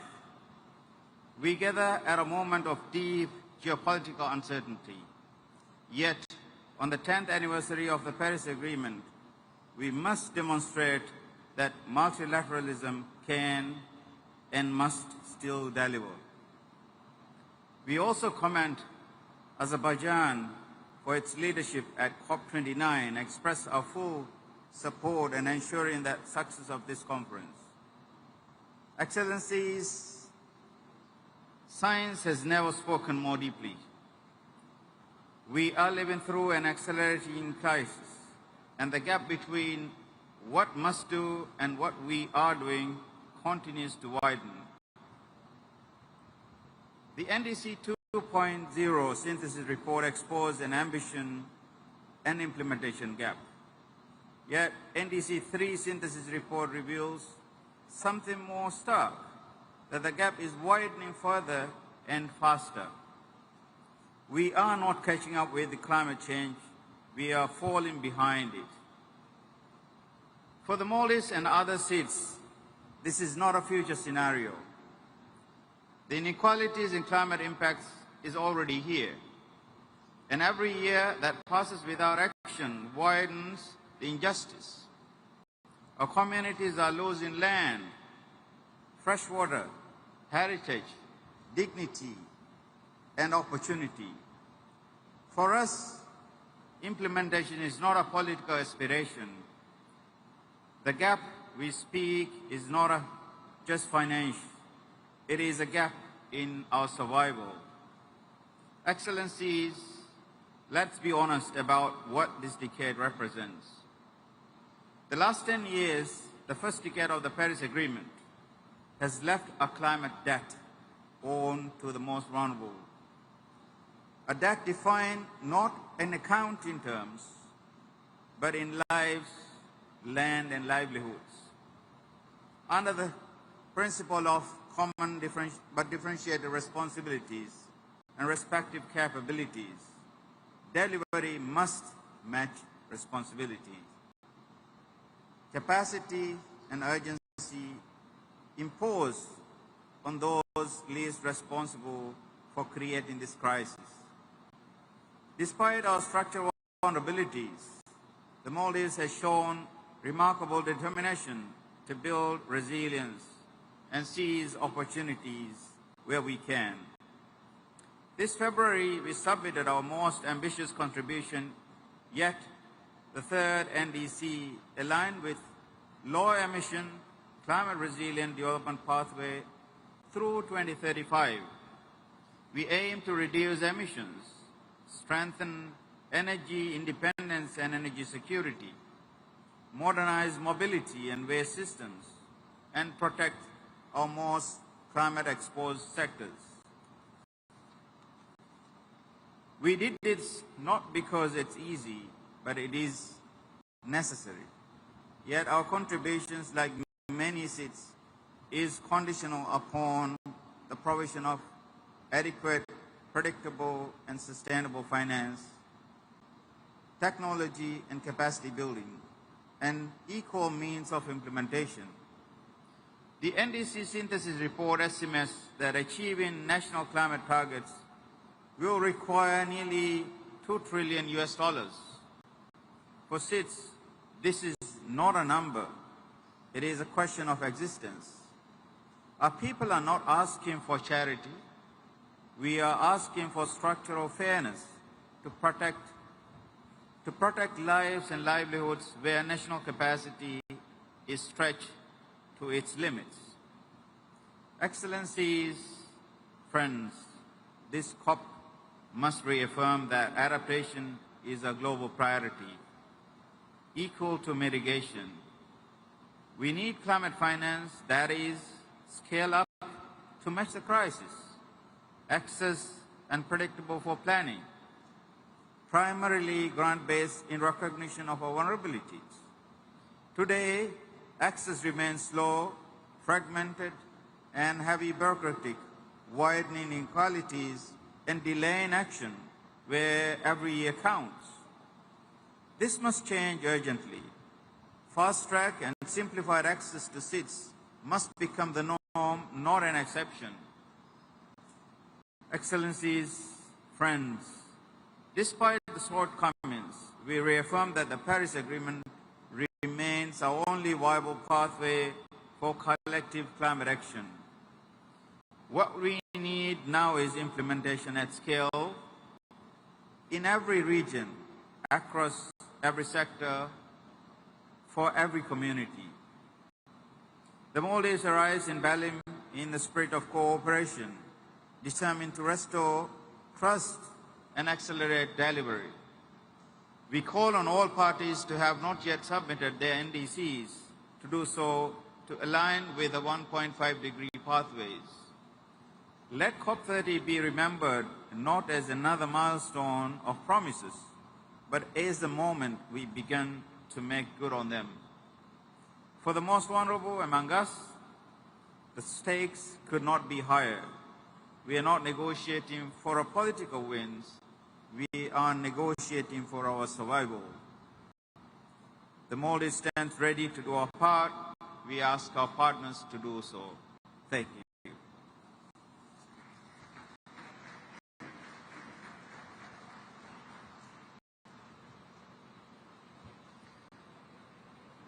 Neste momento, chamamos o secretário de Estado do MRE da Mongólia, Munkitusi Lanajav.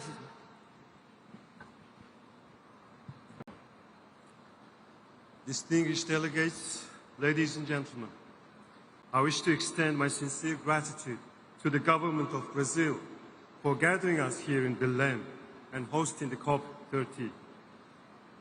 In the spirit of global mutirao, the Amazon forests surround us as a living testament to nature's resilience and a reminder of its fragility. This year marks the 10th anniversary of the Paris Agreement, opening the third nationally determined contributions committed period. These milestones remind us to transform the promises of Paris and the ambitions of Glasgow into tangible results. We must move from pledge to progress, from rhetoric to regeneration.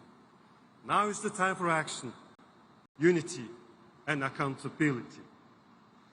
Mongolia was among the first countries to ratify the Paris Agreement in 2016 and pledged to be part of the global solution. Today, we reaffirm and elevate the commitment through our new NDC 3.0. By 2035, we aim to reduce our greenhouse gas emissions by over 30%, and we further aim to push that reduction to more than 50% by concrete commitments in the energy, transportation, construction, food and agriculture sectors. We have integrated land restoration, sustainable herding practices, and climate-resilient infrastructure.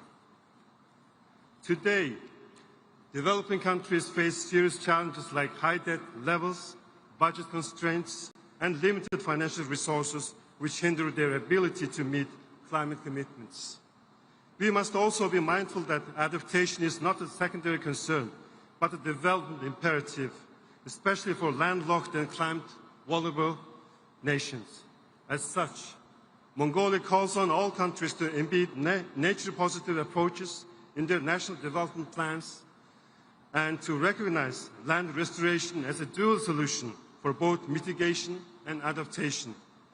This includes scaling up finance for adaptation, protecting biodiversity, and ensuring that indigenous and rural communities are central to decision-making in a true spirit of global muchirao. For Mongolia, achieving our Paris Agreement goals will require financing equivalent to about 50% of our total GDP. To mobilize these resources, we are pursuing legal and economic reforms to create a favorable environment for investment in renewable energy, green agriculture, and forestry. Within the framework of our Billions of Trees national movement, Mongolia has expanded international cooperation and established the permanent financing mechanism for nature conservation called Eternal Mongolia. According to UN Women, failure to meet global climate targets by 2050 could push 160 million more women and girls into poverty, while 240 million could face food insecurity. In response, Mongolia hosted the World Women Entrepreneurs Forum Towards Green Future in August this year and adopted Ulaanbaatar Declaration Towards a Sustainable Future, calling for greater participation and leadership of women in climate action. Distinguished delegates, ladies and gentlemen, in 2026, Mongolia will host the 17th session of the Conference of the Parties to the UN Convention to Combat Desertification, as well as observe the International Year of Rangelands and Pastoralists. I cordially invite you all to participate at the highest level with broader representation in the 17th session of the Conference of the Parties to the UN Convention to Combat Desertification, scheduled on 17th to 18th of August 2016 in Mongolia. This conference seeks comprehensive solutions to adapt to climate change, protect and enhance water resources, and combat desertification and land degradation. As a country deeply shaped by vast rangelands and nomadic heritage, Mongolia recognizes that land is not only a source of livelihood, but also frontline in the fight against climate change. At the COP30, in partnership with the United Nations, we are preparing to launch the Rangeland Flagship Initiative. This initiative will unite knowledge, investment, and technology, including AI-powered monitoring, to unlock the carbon sequestration potential of our landscapes. This initiative will also promote investment and livelihoods in over 100 pastoral nations, benefiting nearly 500 million people. We warmly invite you to join us in supporting and collaborating on this important endeavor. Distinguished delegates, Mongolia calls all nations to embed nature-positive approaches in national development plans, drawing from its own leadership in climate adaptation and the momentum of this COP30 in Belem. Let us act with courage and unity to protect our planet and work together for a future of harmony, resilience, and peace. Let the sacred Bayami of Belem inspire our resolve and action. I thank you. Obrigado.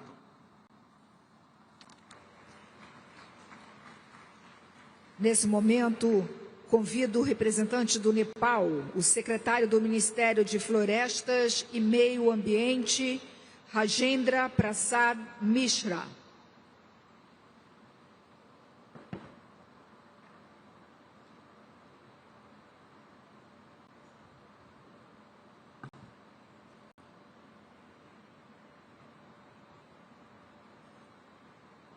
Mr. President, Excellencies, distinguished Head of the States and delegates.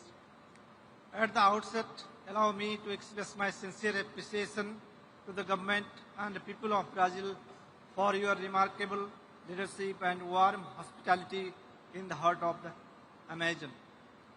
It is truly symbolic that we gather here exactly 30 years after the Rio Summit and 10th anniversary of Paris Agreement to advance the same global agenda now with urgency for humanity, solidarity, and shared prosperity.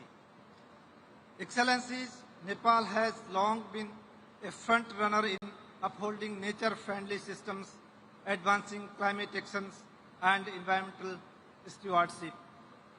Nearly 46% of our land remains under forest cover, protected in close partnership with local communities and indigenous people. Nepal is home to Mount Everest, Sagarmatha, mountain and Himalayas hold existential services, support systems, and provide rich biodiversity, clean air, and fresh water to the billions of downstream people. This makes Nepal a vital contributor to sustaining the global climate system. Despite our negligible carbon footprint, Nepal continues to lead through strong policy and action. Our NDC-3 and National Adaptation Plan exemplify our commitment to the Paris Agreement. We are rapidly transitioning toward electric mobility and clean energy, prioritizing the phase out of fossil fuels. Earlier this year, Nepal convened Sagarmatha Samvad, a global dialogue that reaffirmed our shared commitment to the extended multilateralism and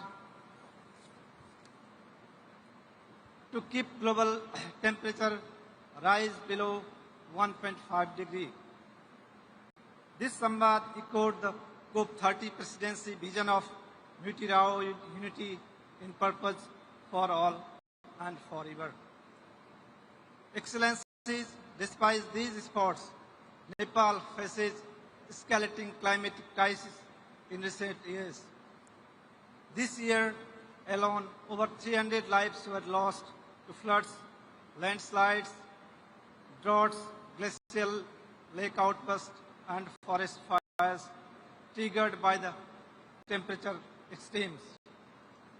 For vulnerable mountain countries like Nepal, the climate crisis is not a longer threat, rather it is a daily reality for all.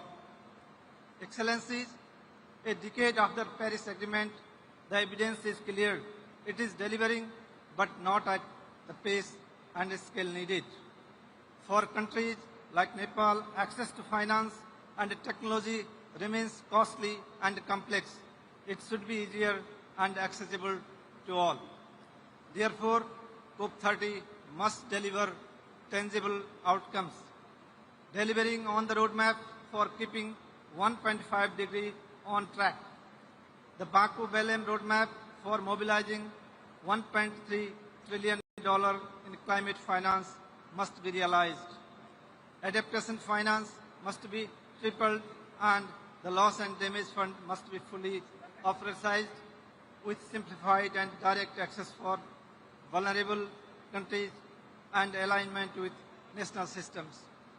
Excellencies, we no longer have the luxury for delay, and Nepal is committed to align itself with global initiatives to address this urgency. Let us act now together to safeguard our people, their livelihoods, and our planet. Thank you. I thank you.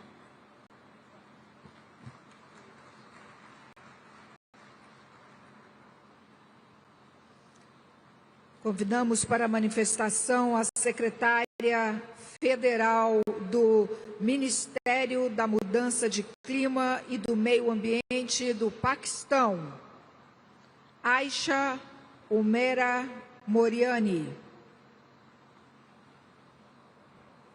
Mr. President, Excellencies, distinguished delegates, good afternoon and Assalamu alaikum. I begin by thanking the government and the people of Brazil for their warm hospitality in the beautiful city of Belem and for hosting this critical gathering. Pakistan has continuously drawn attention and spoken of living on the front line of the unfolding climate disaster.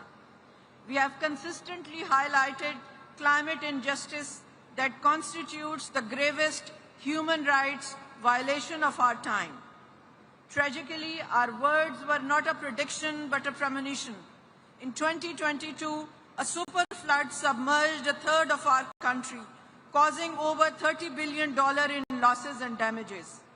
We thought it was once in a century calamity. We were wrong.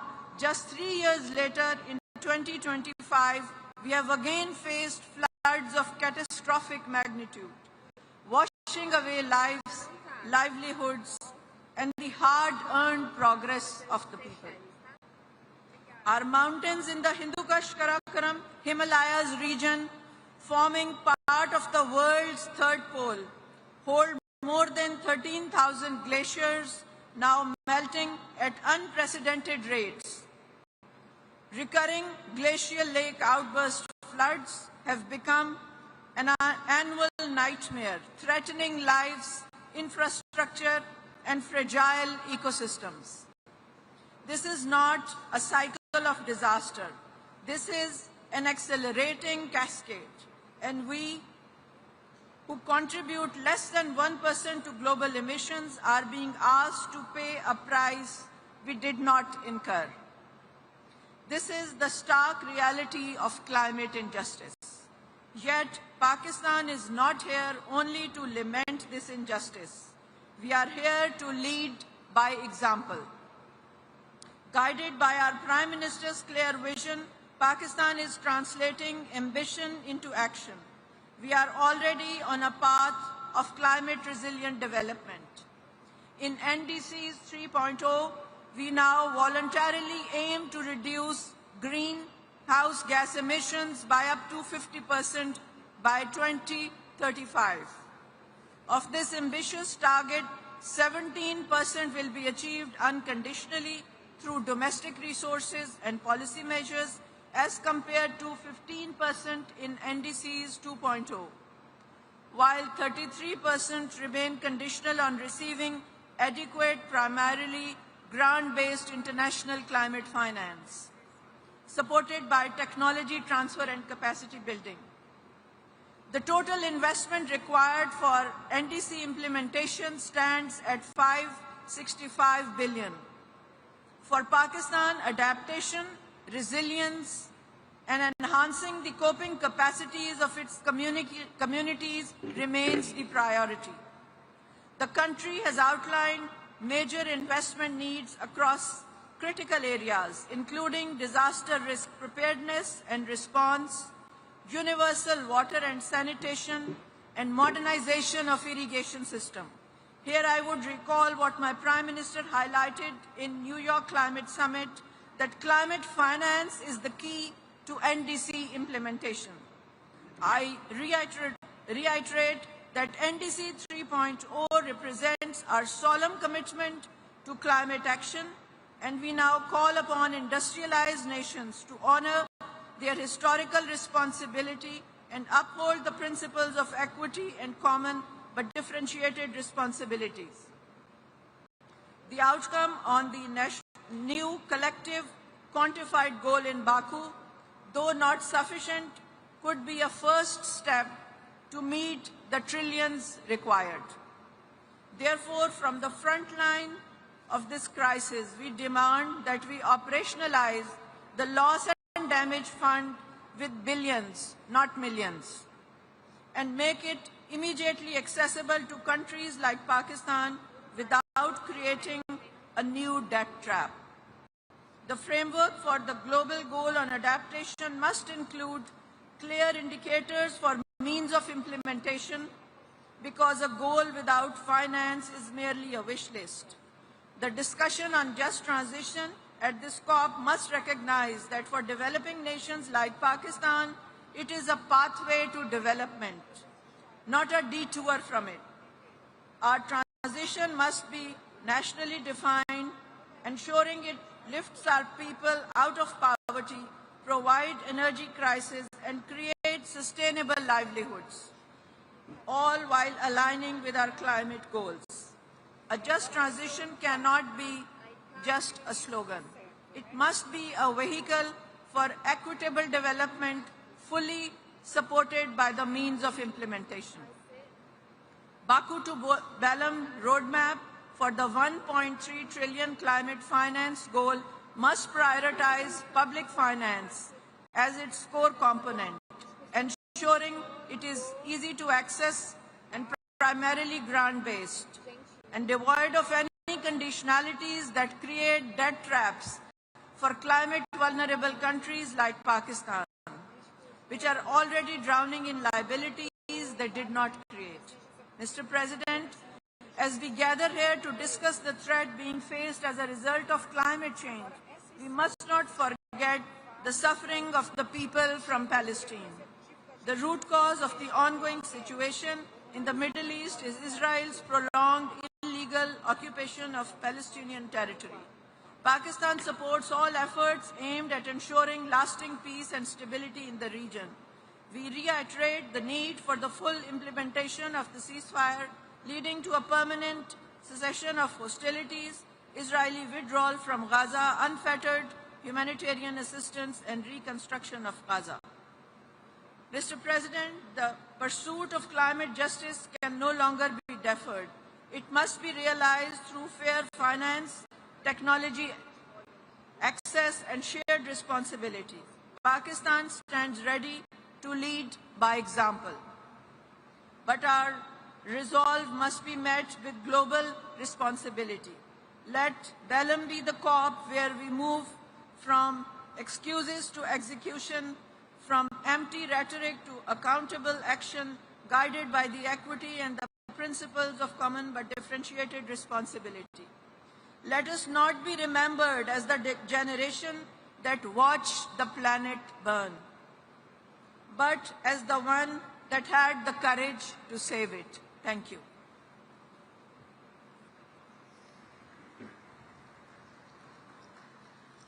Neste momento, vamos ouvir a manifestação do vice-ministro do Meio Ambiente do Uruguai, Oscar Capucci.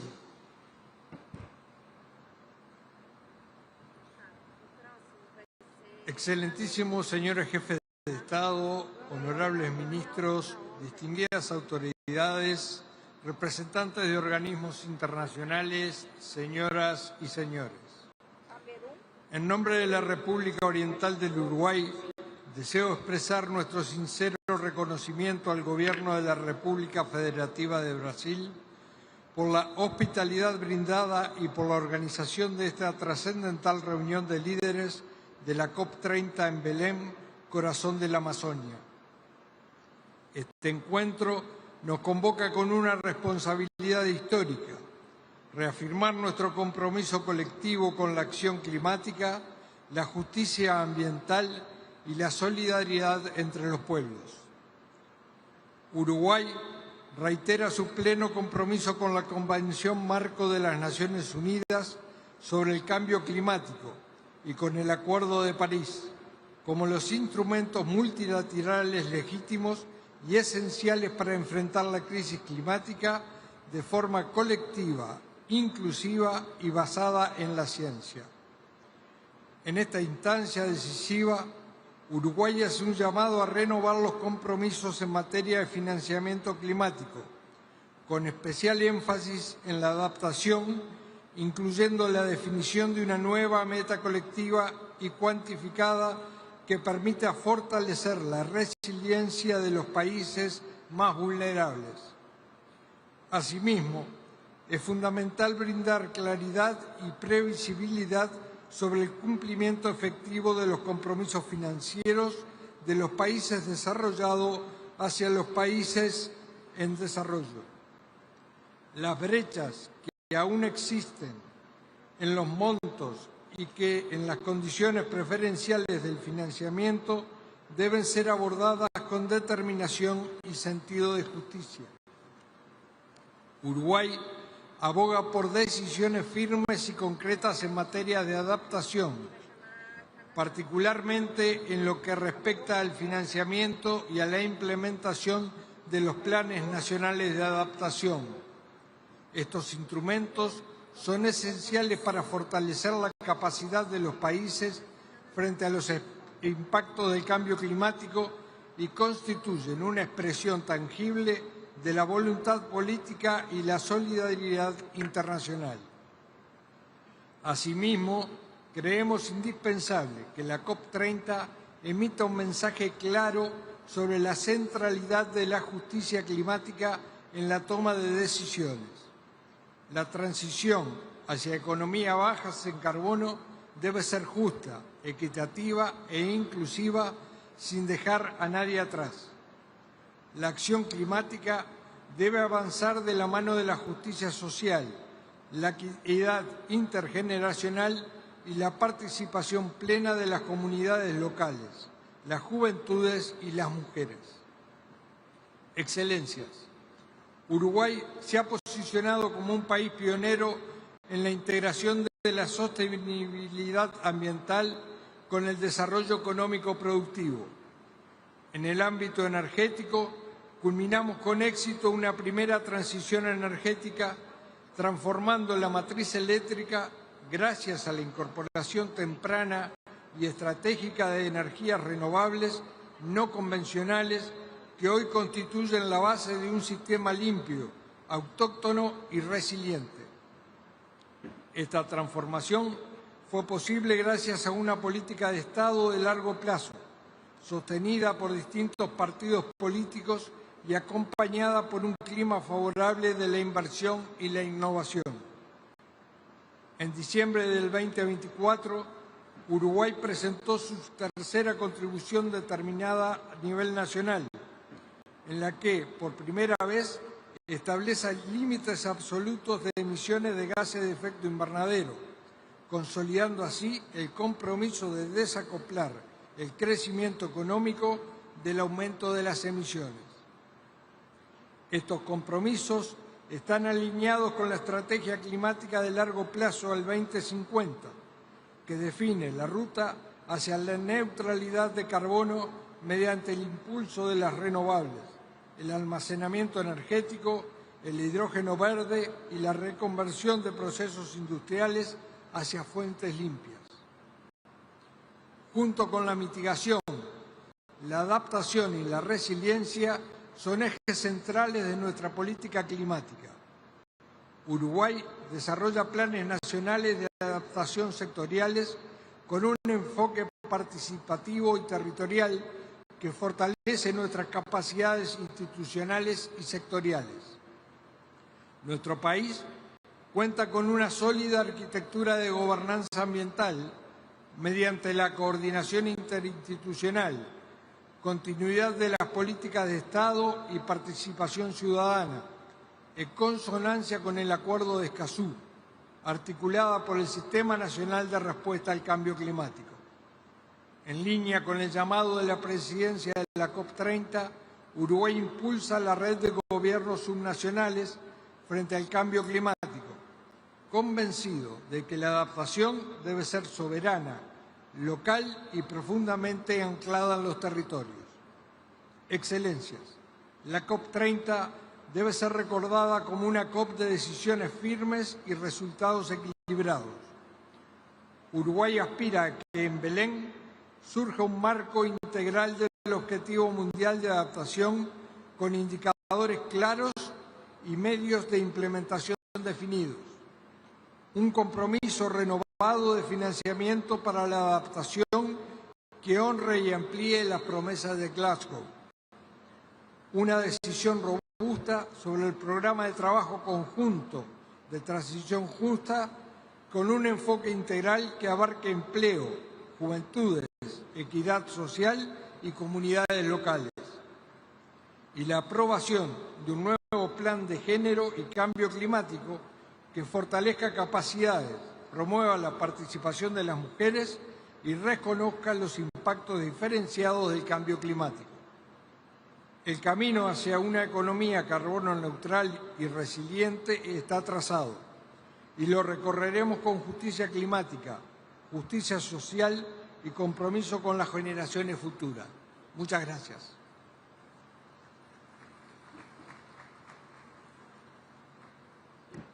Nesse momento, convidamos o representante do Canadá, embaixador Emmanuel Kamara-Riarnax. Boa tarde, good afternoon, bon après-midi tout le monde. President, Excellencies, guests, I am pleased to deliver this statement on behalf of the Right Honourable Mark Carney, Prime Minister of Canada. We're meeting in Belem at a crucial moment. These past 10 years, we've come a long way together. In Paris, we agreed that our shared future depended on our shared ambition, and that we could confront the climate crisis through a cooperation, trust, and a common vision. Since then, we have collectively made further strides towards a low-carbon and climate-resilient future. But there is still much to do. The benefits of climate action and the profound impacts of climate inaction are becoming more clear every day for the well-being and health of citizens across the globe, for biodiversity, for food and energy security, and for economic security. We know that effective action starts with detailed planning. We encourage all countries to come forward with ambitious climate action and to come to COP ready for candid discussions on the progress made so far and what more we can do collectively to reach net zero. We commend Brazil for making multilateralism a priority for COP30.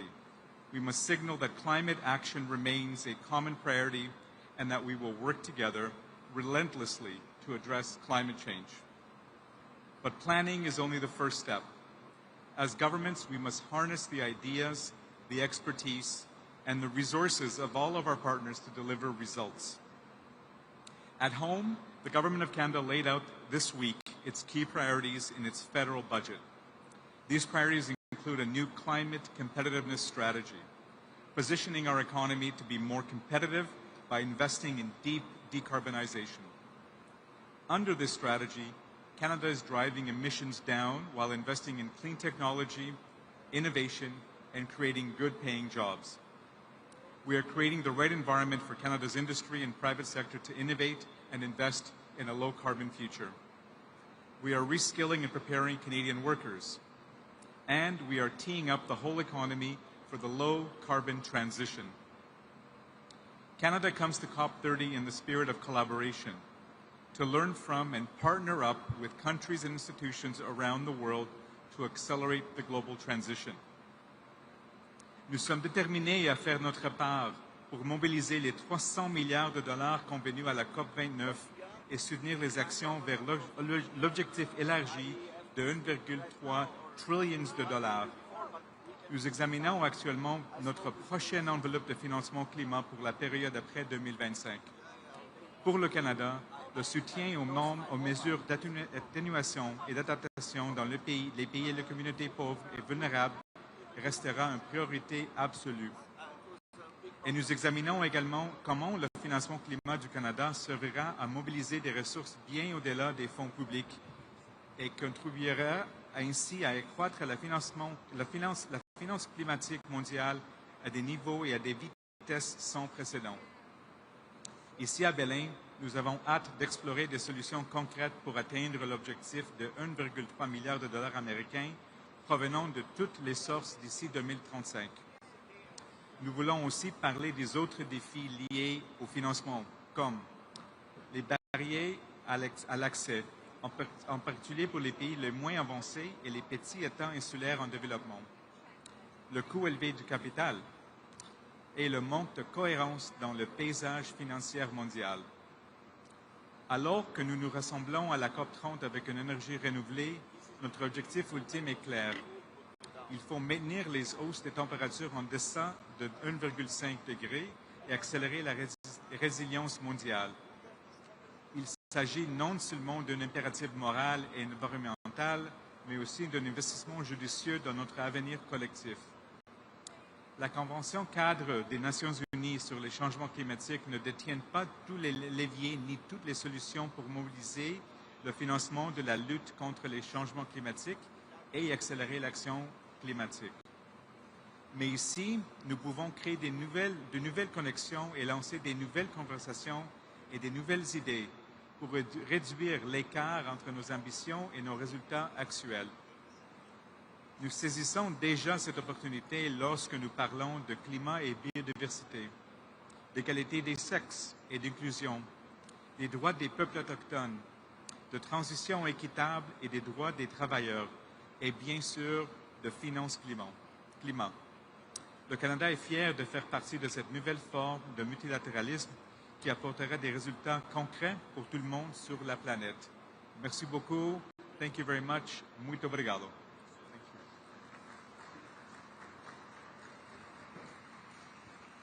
Neste momento, convidamos a embaixadora da Eslováquia, Katarina Tonková.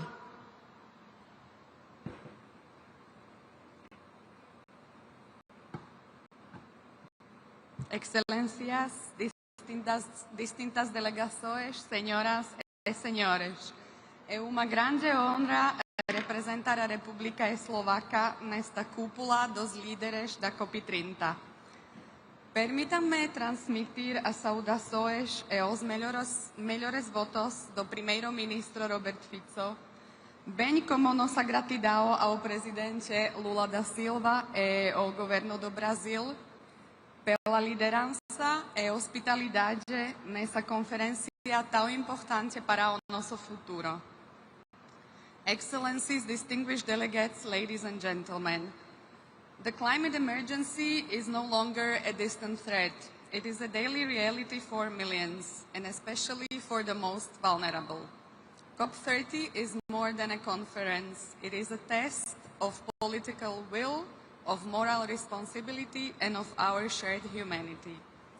The first global stocktake makes the path clear to reduce global emissions by 60% in 10 years and reach net zero by 2050. Slovakia is fully committed to climate action and to the implementation of the Paris Agreement. Since 1990, my country has reduced its emissions by more than 50%, and we want to do more. Today, Slovakia operates one of the lowest emission energy systems in the European Union, mainly powered by nuclear and hydropower. The share of low-emission energy will soon reach almost 90%, a result that speaks louder than words. But ambition and economic reality must go hand in hand. Our policies must protect jobs, competitiveness, and people's well-being. A successful green transition is one that strengthens both the environment and the economy, leaving no sector or community behind. No country can succeed alone. We need inclusive global partnership. Supporting developing countries is a moral duty.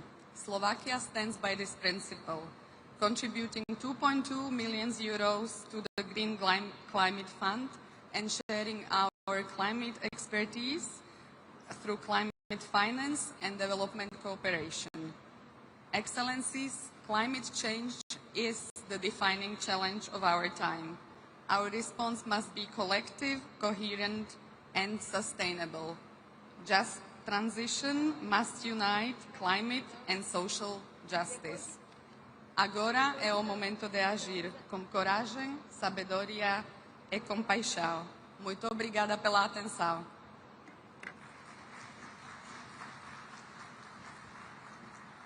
Agora, neste momento, convidamos o embaixador da Etiópia, Leuseged Tadez Abeb.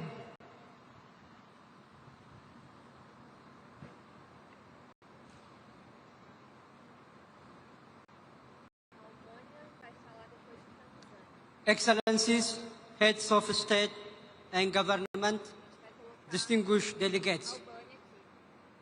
At the outset, I thank the government and people of Brazil for welcoming the world to Belem, a beautiful city in the Brazilian Amazon and symbolically important location for global climate action. The 10th anniversary of the Paris Agreement being commemorated at the heart of Amazon, the planet's carbon vault, should propel us to meaningful climate actions. This is the time to take climate actions with a sense of urgency and renewed political commitment. While gravely concerned by the gaps in delivering commitments in climate action by some developed countries, we remain hopeful of a notable progress in achieving the Paris Agreement goals. In this regard, we commend Brazil and fully support its theme Global Mercurio that calls for a shift from pledges to concrete and collective implementation. We also thank Brazil for introducing impactful initiatives during this COP.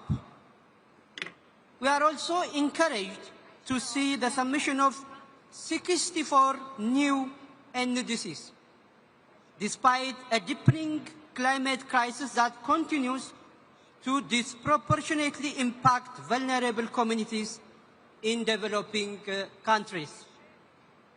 At this juncture, I am delighted to announce that Ethiopia has submitted an ambitious NDC that aims to reduce emissions by 70%.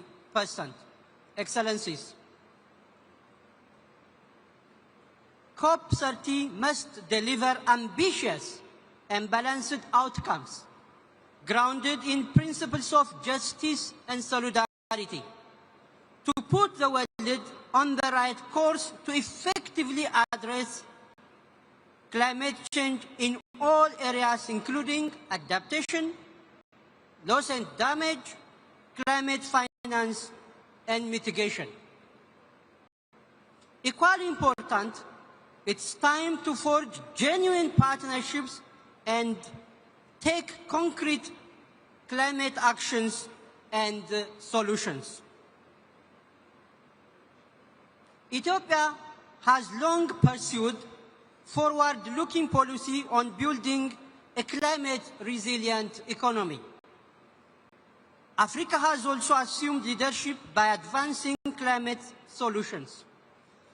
Such was exhibited at the Second Africa Climate Summit, where the continent outlined its leadership through actionable commitments in innovation, finance, energy transition, critical mineral development, restoration of nature, and emergency preparedness.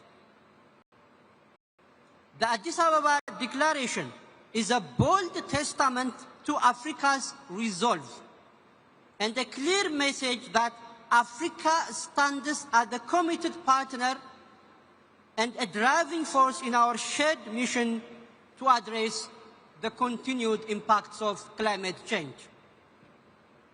Excellencies, allow me to outline key imperatives for COP30. First, the most important climate action originates at home. Ethiopia's Green Legacy Initiative, pioneered by His Excellency Prime Minister Abiy Ahmed, has achieved concrete results by planting 48 billion, yes, 48 billion tree seedlings over 7 years period. The multitude of similar initiatives across Africa are prime examples for tangible climate actions and solutions. Ethiopia's bold move to greening its transportation sector is reducing dependence on fossil fuels, resulting in massive reduction in emissions. That's why we say Ethiopia is leading by example. We therefore encourage all developing countries to start from home by taking climate actions that center on community mobilization and the use of domestic resources. Second, the devastating impacts of climate change cannot be addressed unless there is a breakthrough in delivering means of implementation for all pillars of the Paris Agreement. All financing commitments should be delivered in grant-based and non-debt-generating concessional finance.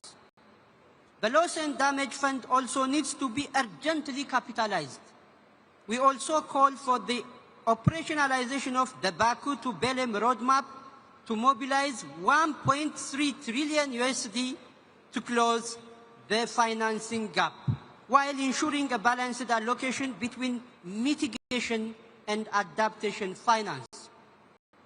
Third, on energy transition, we should honor the COP28 commitments by tripling renewable energy investment for Africa's share of the global 60 billion USD energy investment from just 2% to 20% by 2030.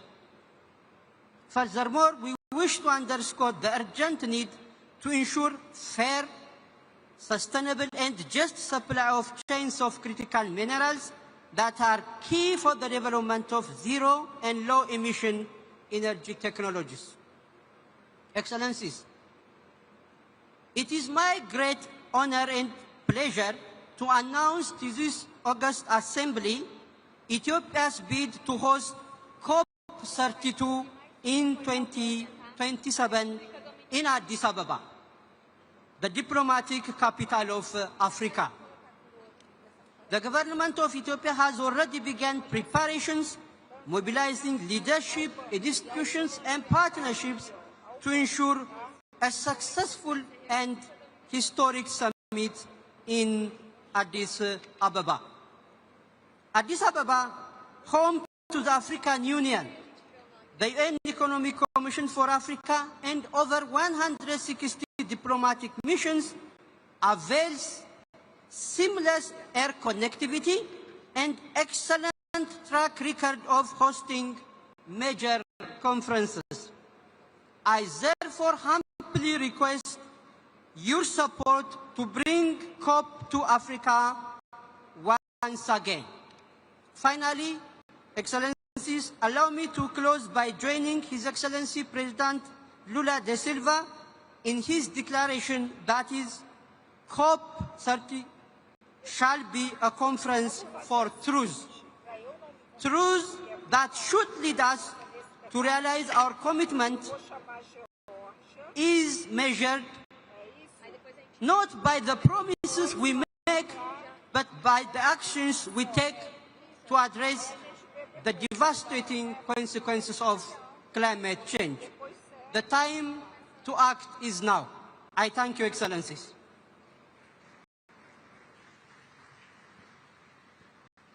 Nesse momento, convido para a manifestação o embaixador da Geórgia, Zurabi Mishedlishvili.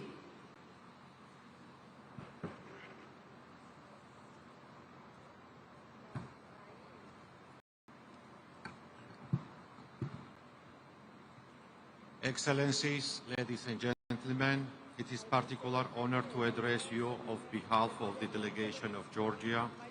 And at the outset, I would like to extend my sincere appreciation to the government of the Federative Republic of Brazil for the wonderful hospitality and honorable efforts that have made the COP30 a true success. Distinguished delegates, at the critical juncture as we mark the 10th anniversary of the Paris Agreement, it is vital to celebrate what we have already achieved together. From bending the emission curve to operationalizing the loss and damage fund, these achievements stand as a statement to our collective efforts to combat the climate change. Acknowledging this progress is not complacency. It is reaffirmation of the Paris spirit and a reminder that multilateral climate action delivers results. At the COP30, Georgia will advocate for an outcome that balances urgency with recognition, anchoring our collective efforts in the tools that drive implementation and shape a resilient, decarbonizing future for all. Georgia will support a consensus outcome that acknowledges the ambition implementation gap and commits us to closing through the instrument already agreed under the Paris Agreement. Nationally determined contributions are not absent pledges. They are the operation blueprint for climate action. Delivering of them requires a coordinating push across ambition, adaptation, finance, and technology. Georgia cautioned against reopening the ambition cycle. Instead, we must focus on delivering what we have promised using every tool at our disposal. Georgia is preparing its own national adaptation plan and encourages others to do the same, recognizing the resilience is inspirable for the credibility for our climate commitments. Georgia welcomes the Baku to Belem roadmap to $1.3 trillion and calls for it to both credible and inspiring. We support a strong signal of adaptation finance, including consideration of a new goal post 2025. The continuation of the Sharm el-Sheikh dialogue is essential to aligning finance flow with low emission, climate resilient development at COP30. Georgia will work to ensure that climate finance delivery clarity, momentum, and trust, empowering countries to turn the NDC into tangible outcomes. Ambition, adaptation, finance, and technology are all connected. They work together to help countries deliver on their climate promises, known as NDS. Their tools are not separated pieces. They support each other and must be used side by side to make real progress. Georgia is ready to help shape in COP30 outcomes that brings this effort together, building a future when our economy grows without harming the planet and our communities are stronger and safer in the face of climate change. While we commit to addressing the ongoing climate crisis, conflict worldwide continue to disrupt and slow global efforts in the direction. Due to the occupation of Georgia's Abkhazia and Skhin Valley region, the government of Georgia is unable to implement measures to severe consequences of climate change in those regions, which consist of 20% of Georgia territories.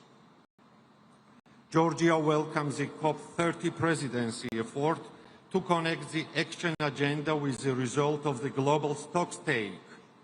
This is a crucial step to move from word in action, turning, negotiate, decision into real program on the ground. We believe these 6 thematic axes should lead to a clear and unified signal of how far we have come and where we need to go. For Georgia, the action agenda is not a side activity. It is a powerful tool to boost ambition and make climate effort more effective. We stand ready to contribute to a result-driven, inclusive and forward-looking outcome of the COP30. Thank you very much. Obrigado.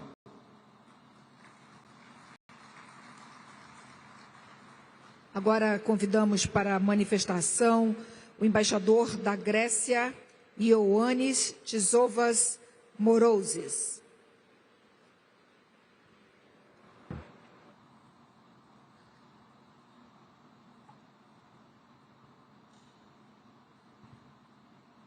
Boa tarde a todos e a todas, excelências, autoridades, colegas, amigas y amigos todos.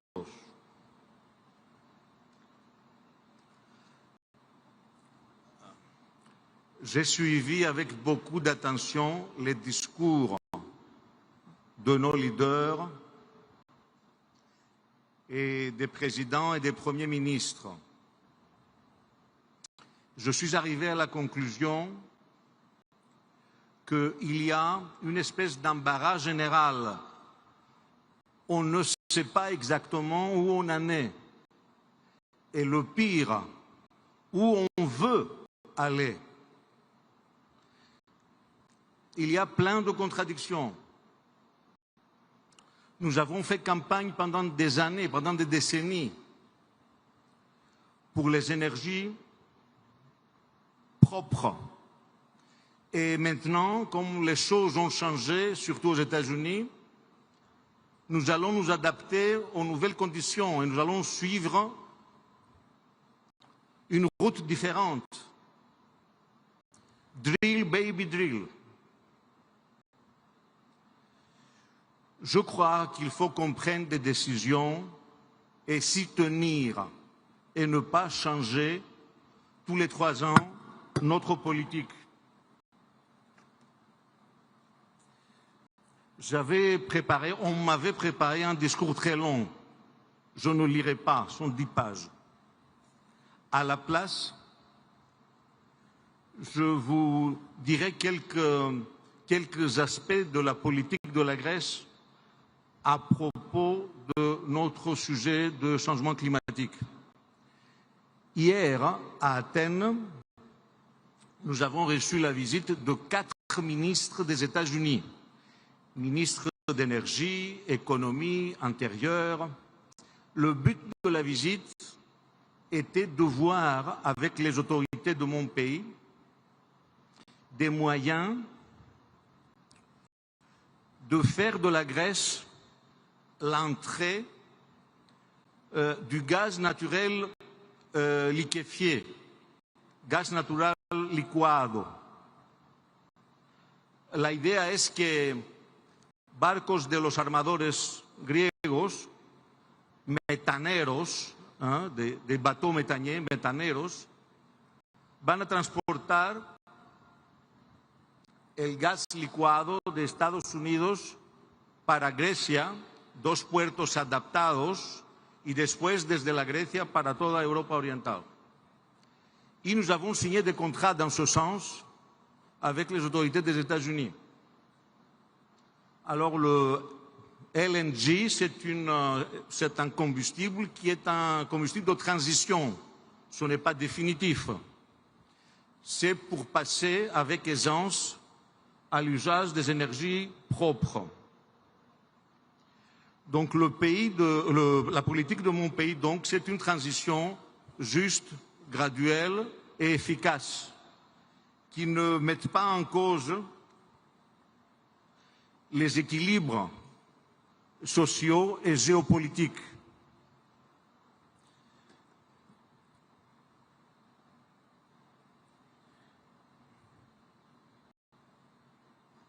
Greece is fully committed to ensuring the compliance of EU policy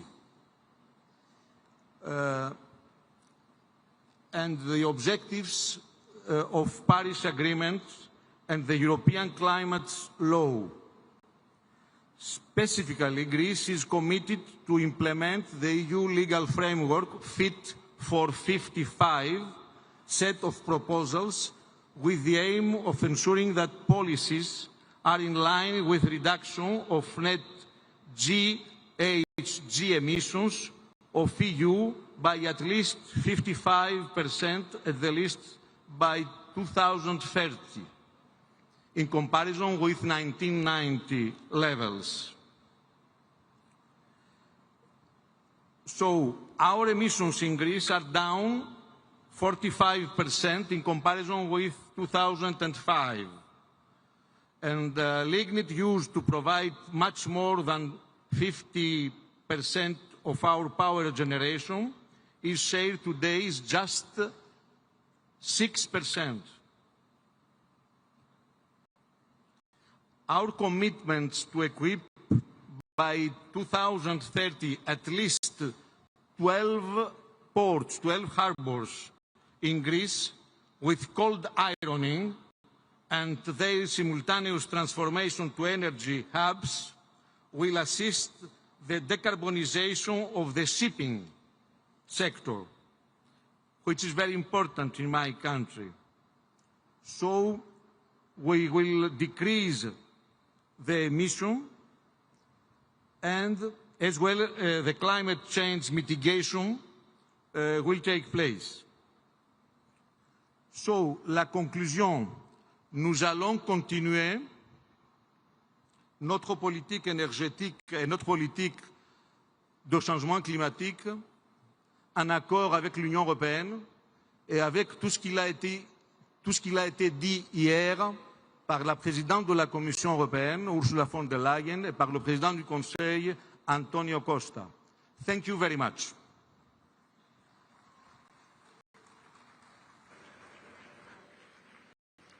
Chamamos agora o embaixador Mibala Alfredo Fernandes, de Guiné-Bissau.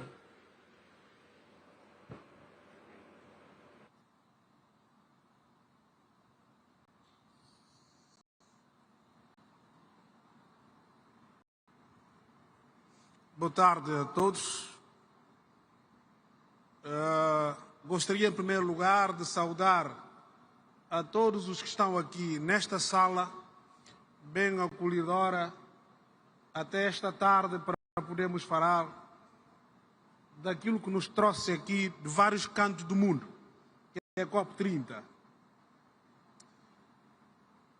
Quero aqui cumprimentar todas as autoridades presentes nesta sala, autoridades civis e militares, e todo o protocolo que nos foi reservado até este momento pelas autoridades brasileiras. É com grande honra que a Guiné-Bissau toma a palavra nessa 30ª Conferência das Partes da Convenção 4 das Nações Unidas sobre as Mudanças Climáticas aqui em Belém, símbolo da maior defloresta e da nossa responsabilidade comum partilhada a nível do planeta.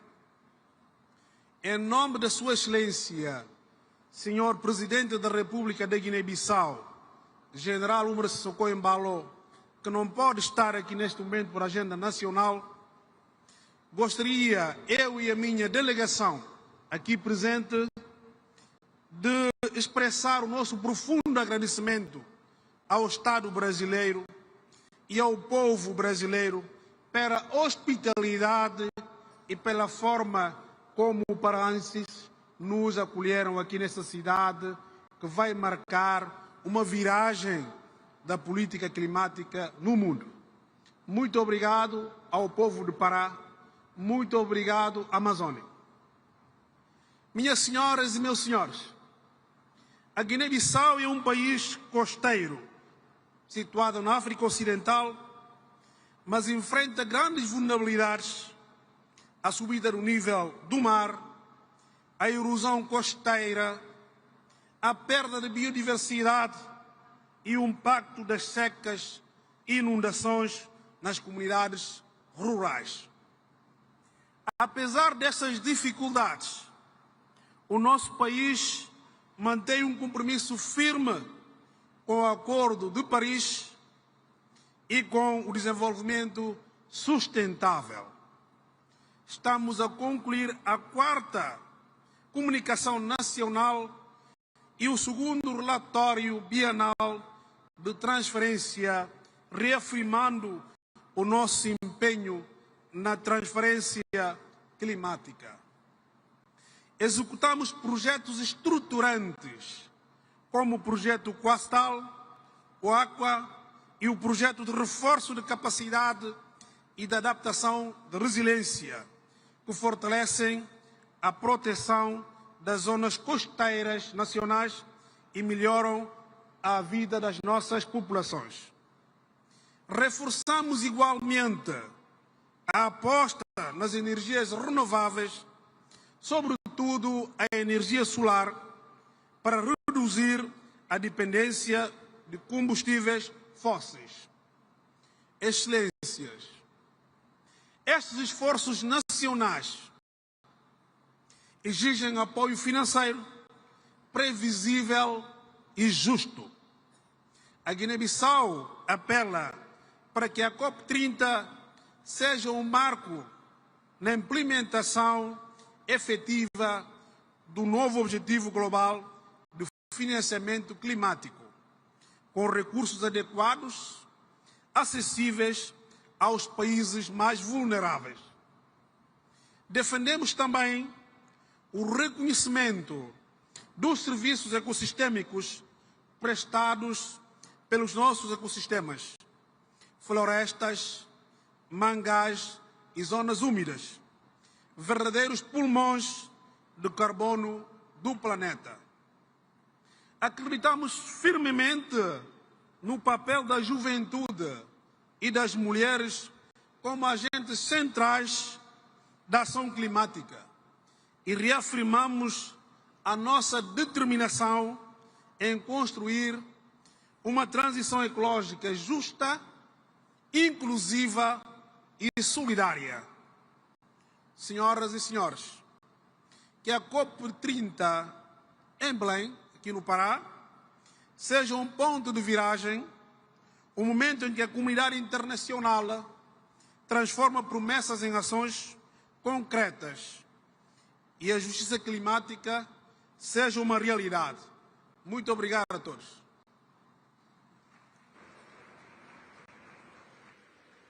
Chamamos neste momento o embaixador da Índia, Dinesh Bhatia.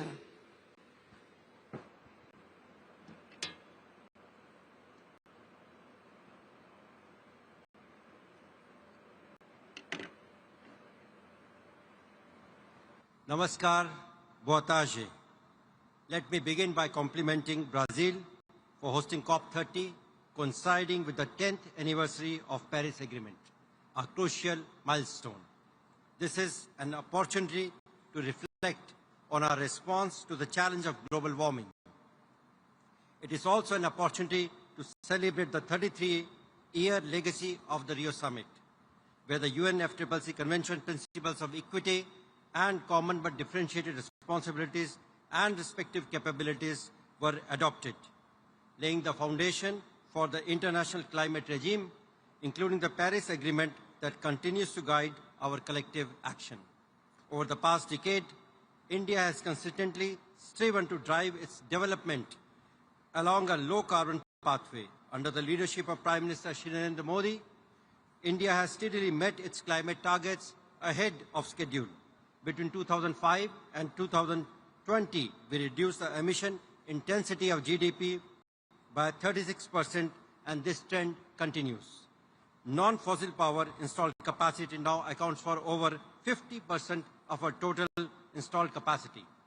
enabling us to reach our revised NDC target 5 years ahead of schedule. India has not only conserved but also expanded its forests and tree cover, which now stands at 25.17% of the total geographical area, witnessing the third highest annual net gain, as per the FAO's Global Forest Resources Assessment 2025, creating an additional carbon sink of 2.29 billion tons of carbon dioxide, equivalent from 2005 to 2021. With around 200 gigawatt of renewable energy, India is now the world's third largest producer of renewable energy, while ambitious programs in solar, wind, green hydrogen, and biofuels are transforming its energy landscape. The International Solar Alliance, launched globally by India and France in 2015, now unites over 120 countries, promoting affordable solar energy and South-South collaboration. 10 years after the Paris Agreement, global ambition remains inadequate. Many nations' NDCs fall short, while developing countries continue to take decisive climate action. Developed countries that have disproportionately appropriated the global carbon budget must accelerate emission reductions and deliver the promised adequate and predictable support. Given the rapid depletion of the meager remaining carbon budget, developed countries must reach net zero much sooner than they have declared and invest substantially in reaching net negative emissions. While mitigation is important, it is equally important to focus attention on adaptation to address climate risk and vulnerabilities at the local level, more so in developing countries. For developing nations like India, access to affordable finance, technology, and capacity building is vital to implement ambitious NDCs. Equitable, predictable, and concessional climate finance remains the cornerstone for achieving global climate goals. On the occasion of COP30, India reaffirms its commitment to multilateralism and towards preserving and safeguarding the architecture of the Paris Agreement, built on the foundations of the Convention. As a firm believer in climate action, we stand ready to collaborate with all nations to implement solutions and transition to sustainability in ways that are ambitious, inclusive, fair, and equitable, based on the principles of CBDR, RC, and national circumstances, thereby ensuring that climate action uplifts communities globally, protects livelihoods, and honors the principles of justice and equity. India welcomes and supports Brazil's initiative in establishing the Tropical Forests Forever Facility, representing a significant step towards collective and sustained global action for the preservation of tropical forests. India is pleased to join the facility as an observer. Finally, together, let us ensure that the next decade of climate action is defined not only by targets, but by implementation, resilience, and shared responsibility based on mutual trust and fairness. Thank you, dhanyavad, namaskar, muito obrigado.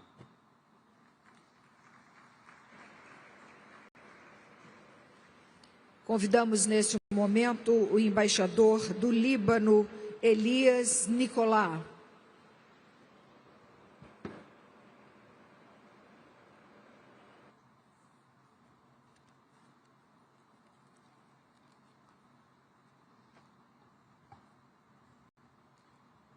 Mr. President, Luiz Inácio Lula da Silva, Your Excellencies, distinguished delegates, ladies and gentlemen, on behalf of the President of the Republic of Lebanon, His Excellency General Joseph Aoun, allow me first to convey to the government and people of Brazil our sincere gratitude and deepest appreciation for hosting this important conference and for their continued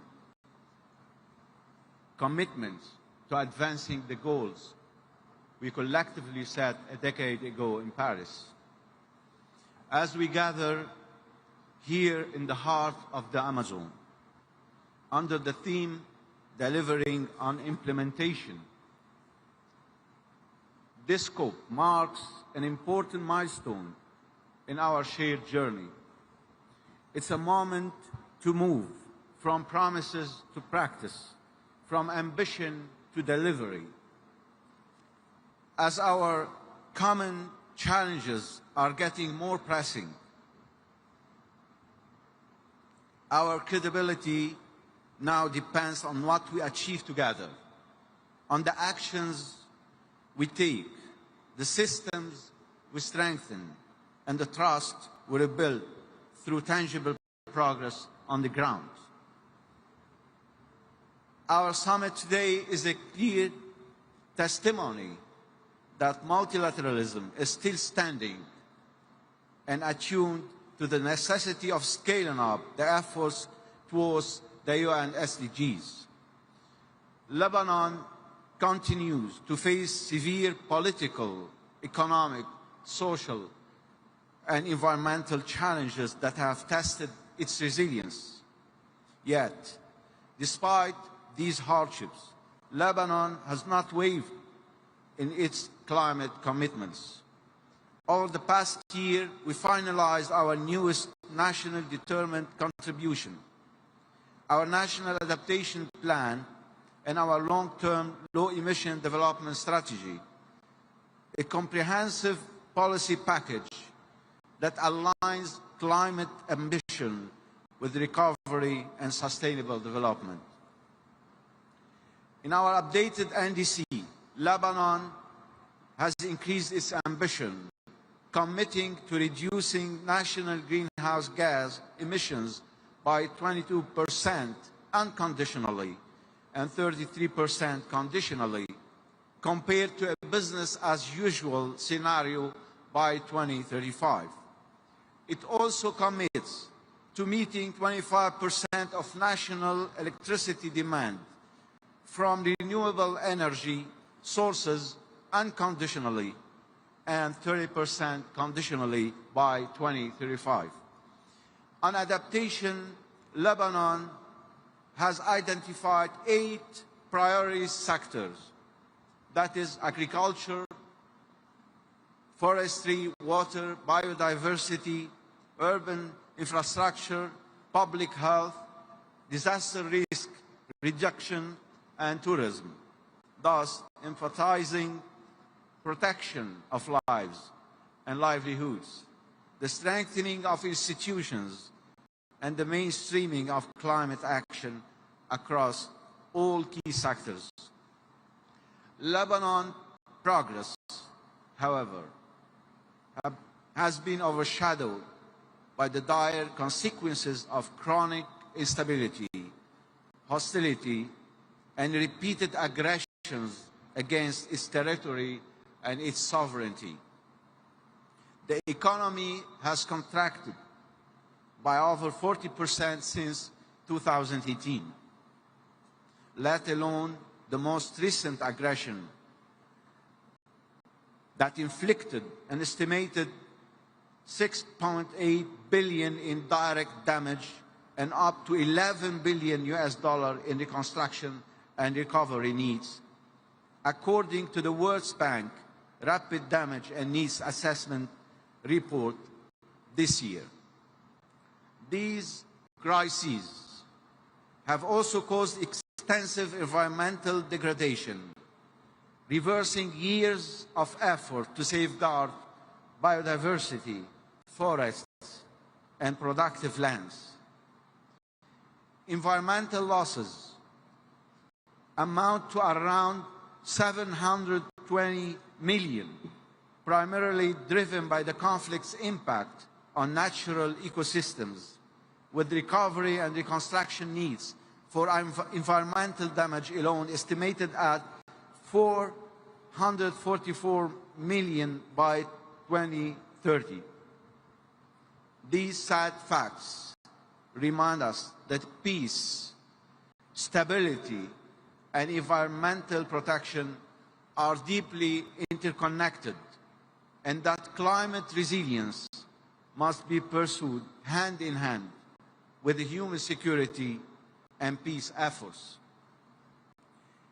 to enable countries under strain not to lag behind when it comes to realizing the objectives we all aim at.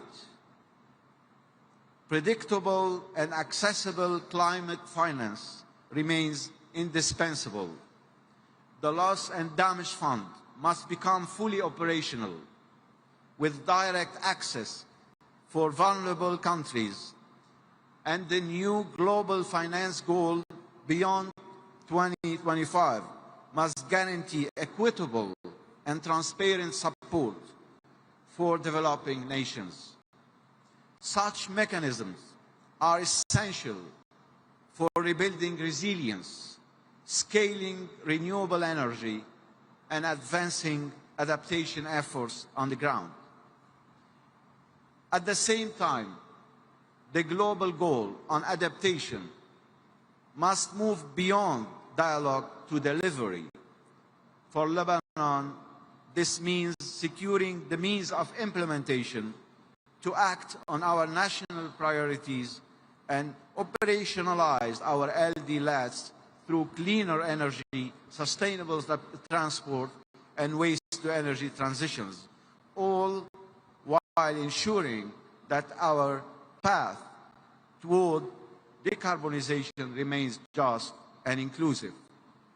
Excellencies, ladies and gentlemen, Lebanon's message today is clear. Lebanon's message today is clear. Despite all the constraints we face, we continue to plan, to reform, and to act. Climate action for Lebanon is not separate from recovery. It is at the heart of it. As we deliberate in Belem, let us make COP30 the moment when ambition is matched by implementation and solidarity by action. The world expects results, and it's our collective duty to deliver on them. Thank you. Obrigado.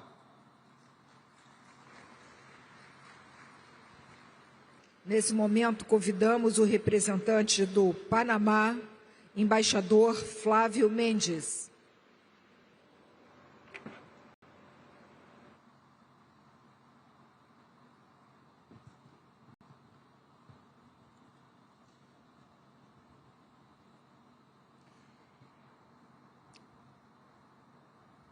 Buenas tardes. En reconocimiento del presidente de Panamá, José Raúl Mulino Quintero, hago un reconocimiento al Gobierno de Brasil y a la Organización de Naciones Unidas por acogernos para hoy celebrar la Conferencia de las Naciones Unidas para el Cambio Climático aquí en Belém do Pará, ciudad testigo de grandes logros multilaterales, como fue la adopción del Tratado Interamericano de 1994 para prevenir, sancionar y erradicar la violencia contra la mujer. Aprovechando que tuve la oportunidad en la infancia, por ser hijo de diplomáticos, de aprender el idioma portugués y luego estudios posteriores, me motiva a interpretar el discurso en portugués para poder compartir con la mayor fidelidad posible el mensaje del pueblo panameño al pueblo belenense y brasileño que nos ha acogido con tanta afección.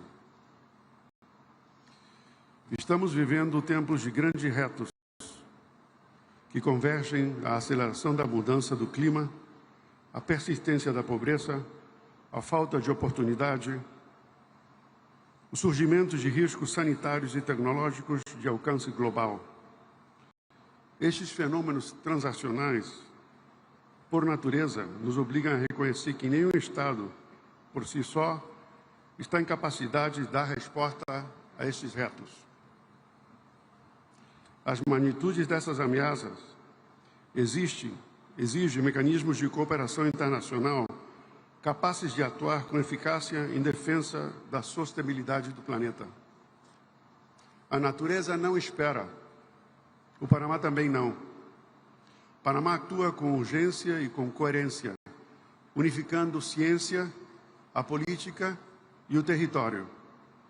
Atuamos não por conveniência, mas por convicção, porque cada bosque que se perde, cada recife de corais que se branqueia, cada lar que se inunda, nos lembra que o custo da inação já é alto demais.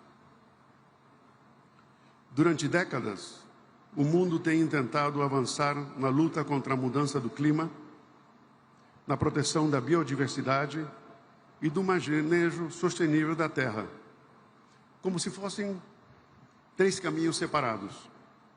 Esse enfoque tem nos custado muito tempo e muita eficiência.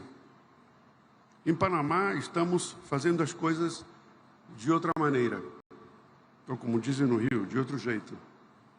Por essa razão, estamos apresentando o Nature Pledge, pacto que une nossos compromissos em matéria de clima, biodiversidade e terras. É uma forma nova de entender a política ambiental e climática. Na prática, Panamá se compromete a fazer uma redução adicional dos 11% de emissões por ano até o ano antes do ano 2035.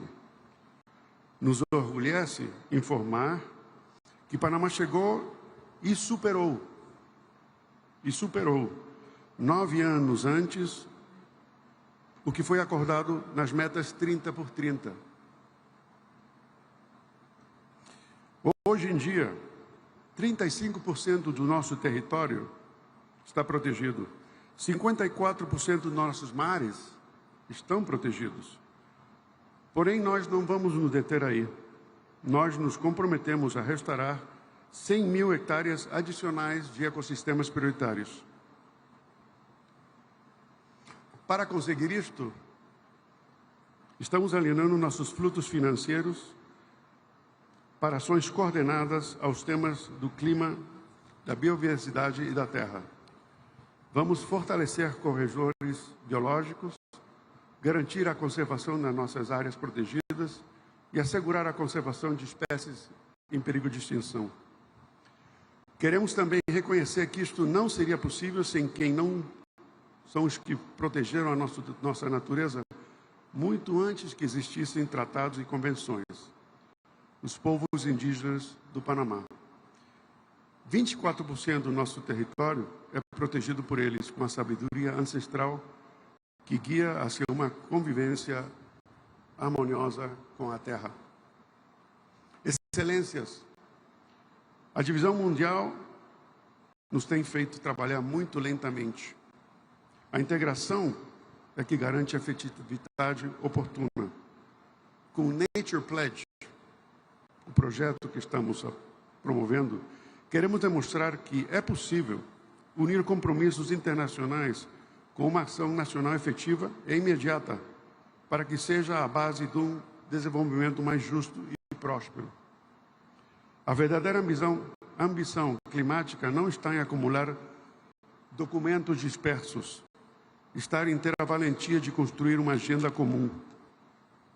Por isso, para esta COP, impulsaremos um documento único, cujo formato facilite aos países em desenvolvimento a acceder aos principais fundos multilaterais e ambientais. Também por um mecanismo de perdas e danos com uma coordenação efetiva e por um plano de ação interseccional onde ninguém vai ficar atrás. Quero fechar este discurso com uma anedota pessoal. Quando eu estava preparando a visita da nossa delegação para a COP em Glasgow, eu recebi uma ligação do Ministério de Ambiente indicando que nós éramos carbono negativo, coisa que não entendi nesse momento, porque sempre estava ouvindo do carbono neutro. Quando eu perguntei como é que tínhamos chegado a isso, a esse patamar, eles responderam: bom, não foi uma decisão só, tem sido um comportamento natural do povo panamenho ao longo do século. É no dia a dia, decisões de políticos, de pessoas comuns, sociedade civil, de que cada vez que tomava uma decisão, sempre pensava no bem comum ou no meio ambiente. Aliás, essa pessoa me lembrou que eu tinha começado, depois de me formar aqui no Brasil, quando cheguei ao Panamá, meu primeiro trabalho foi na ONG que se chamava Associação Nacional para a Conservação da Natureza. Ou seja, que como diplomata, antes de ser diplomata, comecei a trabalhar como conservação. Mas isso é só para poder dar uma dica que o panamenho, por natureza, é assim. Nós pensamos que é normal proteger o ambiente. Então, a mensagem com esta anedota é que eu acho que não é só fazer todas as coisas que, como governo, estamos tentando fazer, mas também homologar o cidadão panamenho comum com essas decisões de dia a dia que tem feito que o Panamá tenha essa posição tão privilegiada com o resto do mundo. E eu convido a vocês a pensar como nós, como o Panamá. Muito obrigado.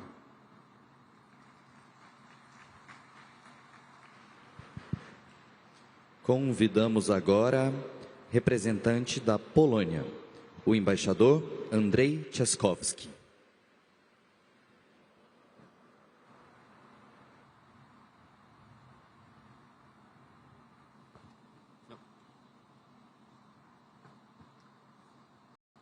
Your Excellencies, distinguished heads of state and government, ministers, esteemed delegates, honored guests. First of all, allow me to express my sincere appreciation to Brazil for hosting this summit and for leading the Conference of the Parties this year. Poland wishes you every success and stands ready to work closely with you to achieve it. Poland knows this process very well. We hosted 3 conferences of the parties, in 2008 in Poznan, 2013 in Warsaw, and 2018 in Katowice, each time striving to make negotiations practical, transparent, and connected to real life. Our work has been and remains at the very heart of this system. Climate change remains one of the defining challenges of our time. We agree on the fundamental importance of multilateral cooperation and recognize the undeniable value of the Paris Agreement. That agreement provided us with a universal framework for climate action. It brought us instruments designed to guide implementation. And yet we must also acknowledge that while the direction is right, our collective effort still falls short in ambition, in financing, and in implementation.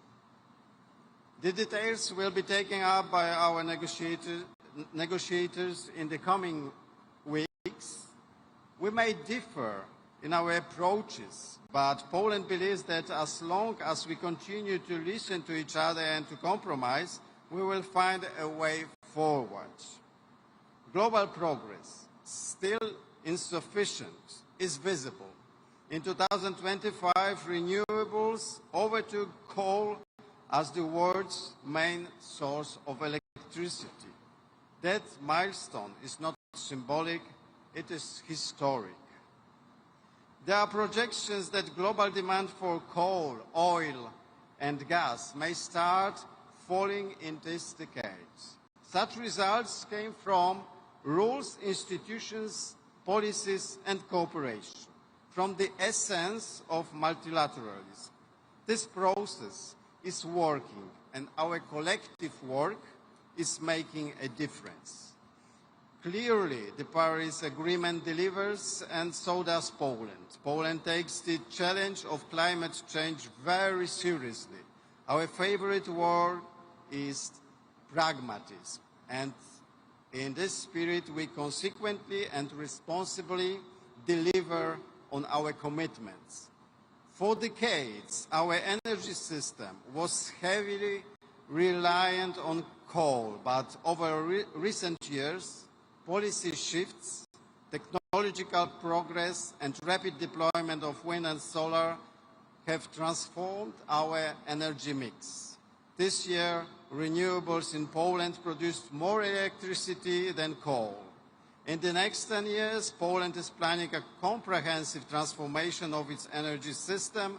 The goal is to make it clean, diverse, reliable, with nuclear power and renewables at its core. This transformation strengthens not only our climate policy, but also our energy security and economic resilience, and ability to adapt to climate change. We believe that just and resilient energy transition will help us to build a sustainable future. Poland's example shows that economic growth, energy transition, and climate adaptation are not the opposing goals. They can progress together. Yet, we know that no country can face the climate crisis alone. It's a global challenge that demands a truly global response.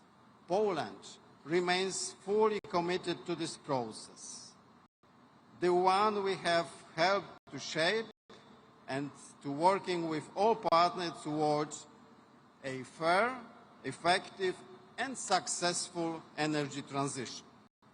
Together we can achieve more. Together we can deliver. Thank you very much. Muito obrigado.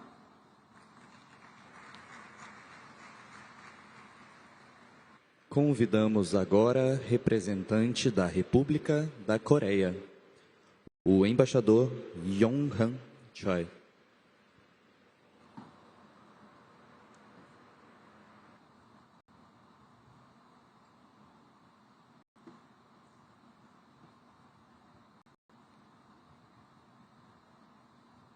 Your Excellencies, distinguished delegates, good afternoon, boa tarde. It is a great honor to attend the Belem Climate Summit at COP30 and to speak on behalf of the government of the Republic of Korea. Today, we gather at a critical moment as the climate crisis accelerates. Last year, for the first time, the global average temperature rise exceeded 1.5 degrees above pre-industrial levels. Climate disasters are becoming more frequent, hard to predict, and increasingly devastating in their impact and scale. Faced with these realities, our collective response and cooperation have never been more crucial. The Republic of Korea expresses its deep appreciation to the COP30 presidency for its leadership and dedication in preparing for today's summit. As we mark the 10th anniversary of the Paris Agreement, the coming 2 weeks represent a defining moment to reaffirm our shared resolve to strengthen global climate action. In particular, COP30 should serve as the bridge where ambition transforms into implementation. With the first global stocktake in 2023 and the submission of the first biennial transparency reports and 2035 nationally determined contributions this year, the Paris Agreement ambition cycle is now fully underway. While progress has been made in lowering projected temperature increases, the NDC synthesis report indicates that further acceleration of climate action is needed to keep the 1.5 degrees goal within reach. Therefore, at COP30, we must address both the ambition and implementation gaps and send a unified signal of determination to translate our pledges into concrete action. The Korean government is committed to contributing to this process by placing climate action and energy transition at the core of our national agenda.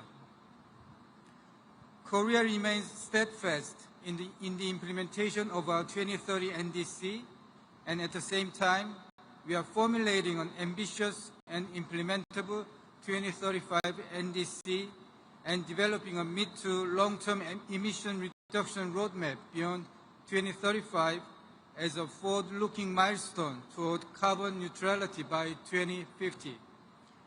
Our 2035 NDC target is now in its final stage of confirmation, and we look forward to announcing it in the coming weeks.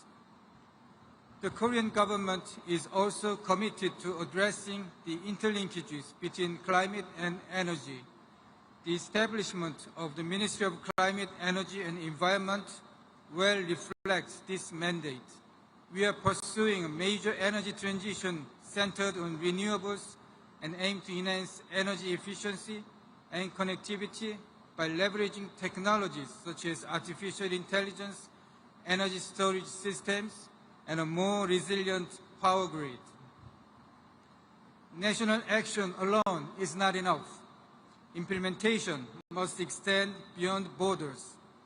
Through contributions to multilateral organizations such as the Green Climate Fund and the Global Green Growth Institute, and continuing support through Green ODA, Korea is supporting developing countries in adaptation and green transition, demonstrating that climate action is both a global task requiring joint efforts and a new opportunity for prosperity.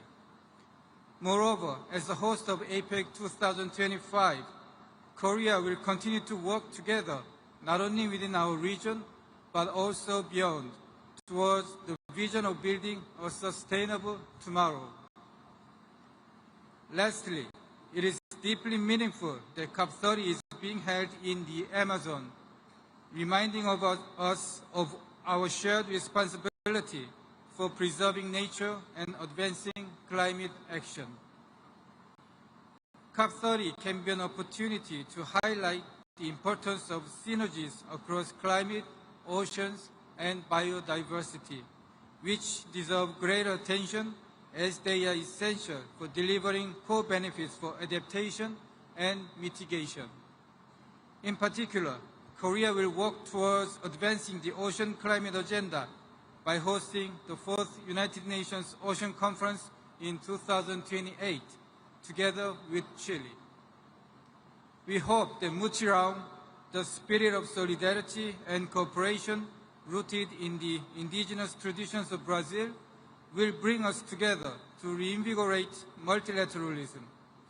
The Republic of Korea stands ready to work with all parties toward a successful COP30, one that will be remembered as the moment when ambition turned into implementation and confidence in multilateralism was renewed. Thank you very much. Muito obrigado.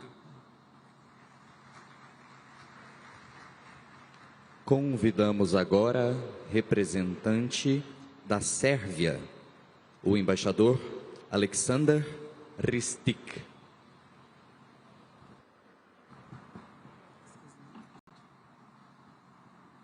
Boa tarde a todos e a todas. Eu gostaria de agradecer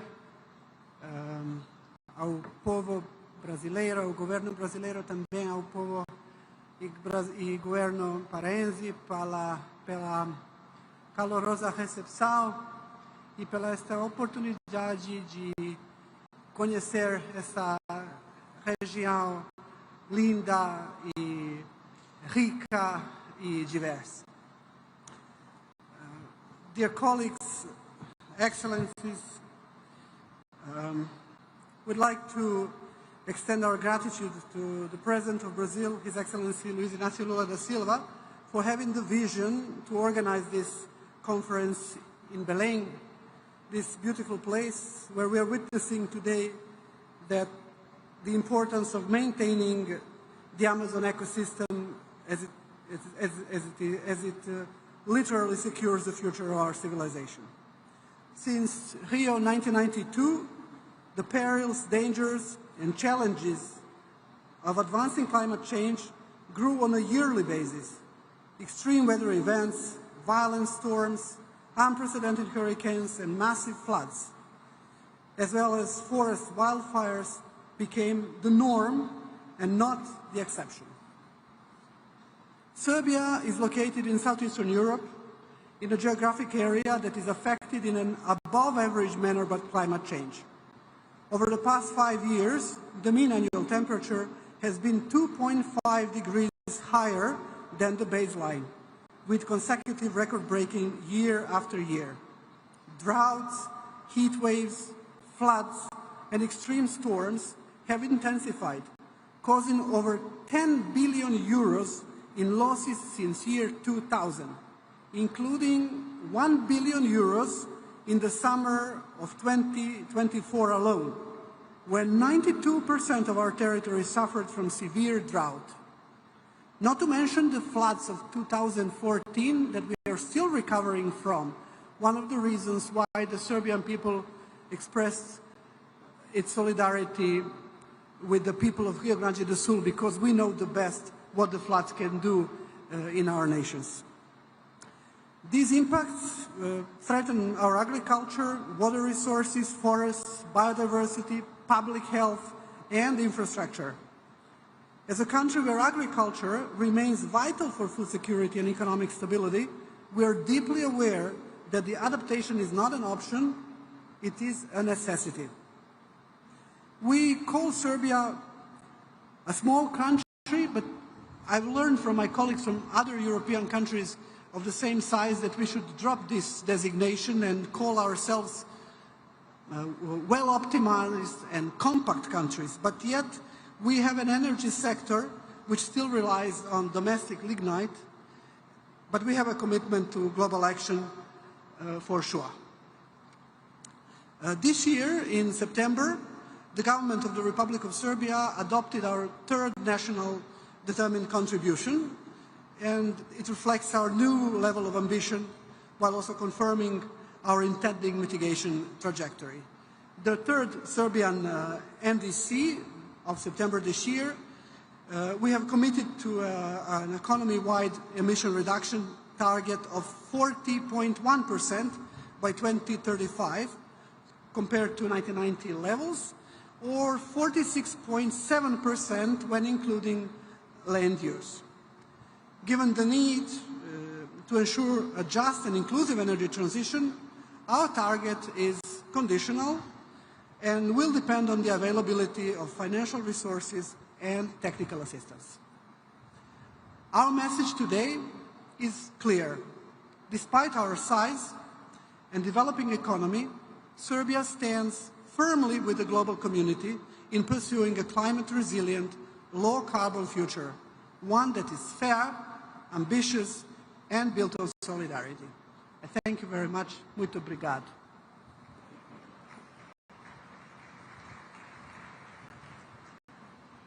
Neste momento, convidamos para a manifestação o embaixador do Sudão, Ahmed Etgani Suar.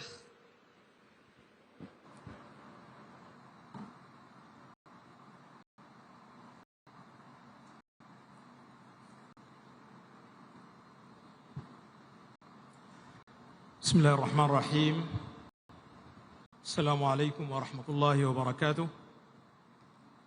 فخامة السيد لويس إيناسيو لولا دا سيلفا رئيس جمهورية البرازيل الاتحادية، أصحاب الفخامة والمعالي، الرؤساء ورؤساء الحكومات، السيدات والسادة، السلام عليكم ورحمة الله وبركاته. يطيب لي باسم رئيس مجلس السيادة الفريق أول عبد الفتاح البرهان وحكومة وشعب السودان أن أعرب عن خالص الشكر والتقدير لحكومة وشعب البرازيل الصديق على كرم الاستضافة وحسن التنظيم لهذه القمة التاريخية التي تنعقد في قلب الأمازون، رمز التنوع البيئي وكنز الإنسانية المشترك. كما نثمن الجهود المخلصة التي تبذلها سكرتارية اتفاقية الأمم المتحدة الإطارية بشأن التغير المناخ وكافة الشركاء الدوليين الساعين إلى مستقبل أكثر أمنا واستدامة لكوكبنا. السيدات والسادة،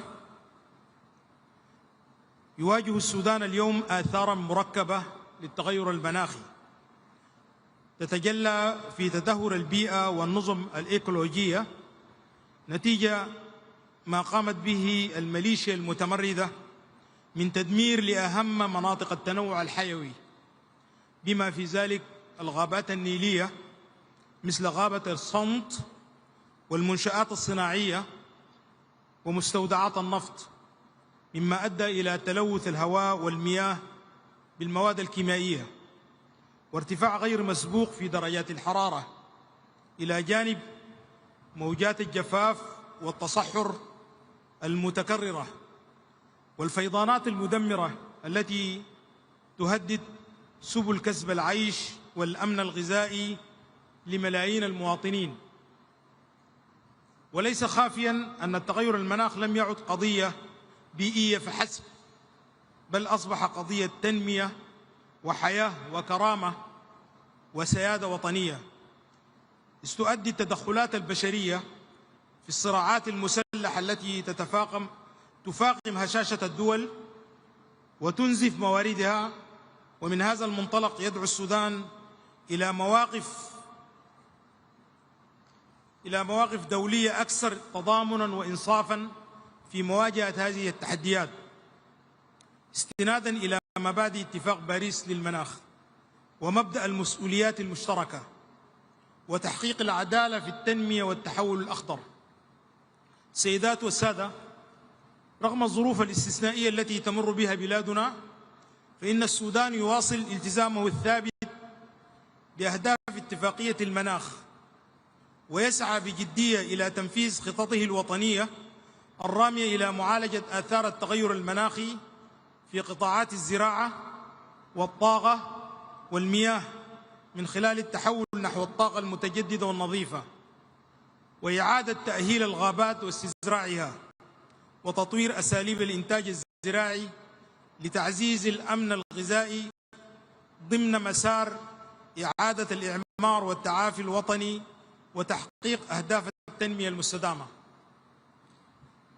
إن السودان وهو عضو فاعل في المجموعة الأفريقية ومجموعة ال77 والصين التي يؤكد دعمه لمواقفهما المشتركة، يدعو الدول المتقدمة إلى الوفاء بتعهداتها الدولية المتعلقة بالتمويل المناخي ونقل التكنولوجيا وبناء القدرات. فجهود الدول النامية ستظل محدودة دون دعم عادل ومستدام يضمن قدرتها على التكيف والتحول نحو تنمية منخفضة الكربون. سيدات والسادة، إن العدالة المناخية ليست شعارا سياسيا، بل ضرورة أخلاقية وإنسانية لضمان مستقبل متوازن وآمن. ومن هنا يجدد السودان دعوته إلى تفعيل صندوق وآلية الخسائر والأضرار التي أقرتها قمة شرم الشيخ وتوفير التمويل الكافي لتنفيذها. فالقارة الأفريقية رغم مساهمتها المحدودة في الانبعاثات العالمية تتحمل العبء الأكبر من تداعيات التغير المناخي، الأمر الذي يجعل تحقيق العدالة البيئية شرطا أساسيا للسلام والاستقرار والتنمية في عالمنا. إن اجتماعنا اليوم في البرازيل، الدولة الرائدة في التنمية الزراعية وحماية البيئة، يمثل فرصة تاريخية لتعزيز التعاون بين دول العالم لبناء اقتصاد أخضر شامل وعادل. ومن هذا الإطار يدعو السودان إلى إقامة شراكات استثمارية فعالة في مجال الزراعة المستدامة وإدارة الغابات والطاقة النظيفة والمياه والمعادن الحيوية، لتكون هذه القطاعات ركيزة للحلول لا ضحية للأزمات. إن السودان وهو يسعى لتجاوز التحديات الراهنة وبناء مستقبل أفضل لأبنائه، يحمل هذه القمة رسالة أمل وشراكة، ويدعو الجميع إلى الوقوف والتأمل في هذه الصراعات وتعزيز الدور الإيجابي من أجل إحلال السلام الدائم والتنمية الشاملة من أجل كوكب آمن ومستقبل مزدهر للبشرية جمعاء. شكرا جزيلا، والسلام عليكم ورحمة الله وبركاته.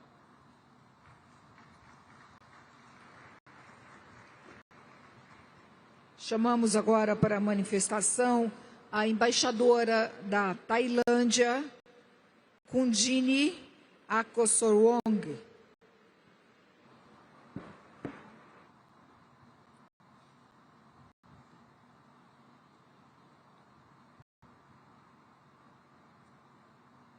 Mr. President, Excellencies, distinguished delegates, ladies and gentlemen, since becoming a party to the Paris Agreement in 2016, Thailand has translated its commitment and obligation into concrete policies and actions and has continuously raised our bold ambition.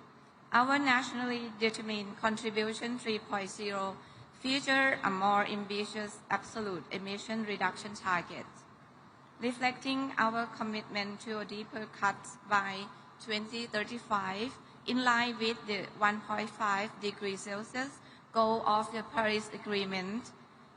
Our NDC 3.0 also incorporates an investment plan, align climate goals with investment prioritization, climate finance mechanism, and collaboration with international and private sector partners. This lays a solid foundation for steering the country towards net zero by 2050, 15 years earlier than Thailand's original pledge made in 2021. This reinforced Thailand's unwavering effort to create a sustainable and resilient future. On the adaptation front, our vulnerable communities are on the front line of climate impacts. That is why we have adopted a national adaptation plan while also strengthening early warning system, building resilient infrastructure, and empowering local administrations. We are also in the process of drafting the Climate Change Act. This legislation is designed as a comprehensive and balanced framework to fulfill Thailand's international climate commitment to foster a rapid transformation toward a low-carbon, climate-resilient economy and society, encompassing both mitigation and adaptation obligations, while providing adequate support to all sectors. Excellencies, distinguished delegates, at COP30, our work toward Baku to Belem roadmap to realize the goal of both $300 billion annually and $1.3 trillion by 2035 will be critical. We are also eager to see all parties agree on indicators that will effectively track progress made under the Global Goal of Adaptation framework. Our expectation also includes the establishment of clear guidelines on the implementation of the fund for responding to loss and damage, especially on the disbursement of funds annually by 2035 and on accessing the fund. Excellencies, our collective effort, or the so-called multi-round, should not be taken for granted. Our efforts here in Belem will not only mark a milestone in climate negotiations, but also act as a trigger point for more inclusive action on climate mitigation and adaptation. Let us work together towards this goal. Muito obrigada. Thank you.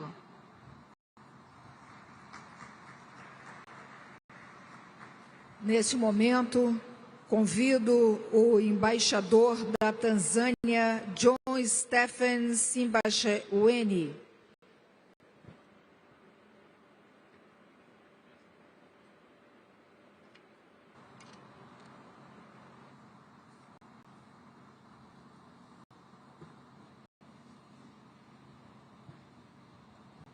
Your Excellencies, distinguished delegates, ladies and gentlemen, on behalf of the government and the people of the United Republic of Tanzania, I extend our heartfelt appreciation to the government and the people of Brazil for their warm hospitality and the excellent arrangement for COP30. We commend Brazil's leadership in advancing global climate action, particularly through nature-based solutions and sustainable forest management in the Amazon, an inspiration for all of us striving to balance development with environmental stewardship. Excellencies, we meet at a decisive moment after more than 30 years of the UNFCCC and a decade of the Paris Agreement. Climate change is no longer a distant threat. It is our daily reality. Developing countries, including Tanzania, bear a disproportionate burden. Rising temperature, droughts, and floods are reversing development gains and threatening lives and livelihoods. In Tanzania, floods have doubled since the 1980s, causing losses of over USD 460 million annually. The 2023 and the 2024 El Nino and the Cyclone Hidaya caused an additional USD 553 million in damages and claimed 170 lives.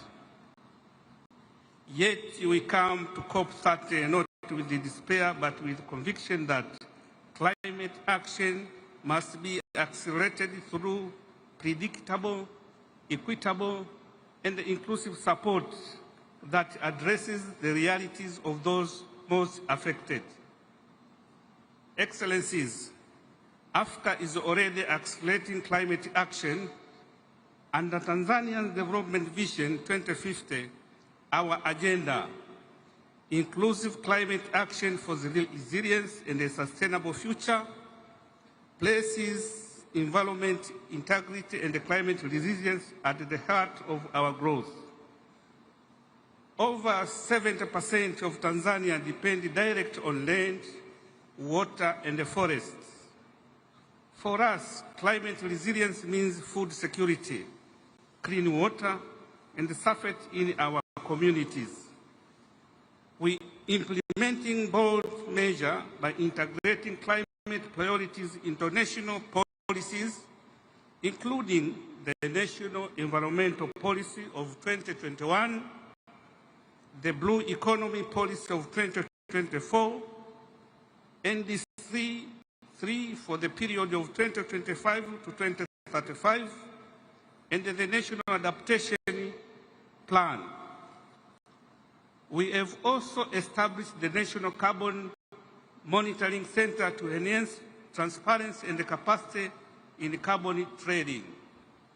Excellencies, as chair of the African Group of Negotiators, Tanzania works with all African parties and the African Union to ensure our collective voice is heard. However, progress remains constrained by limited access to predictable and grant-based finance, technology, and capacity. The Back to Belem roadmap and the commitment to mobilize USD 1.3 trillion by 2035 are crucial.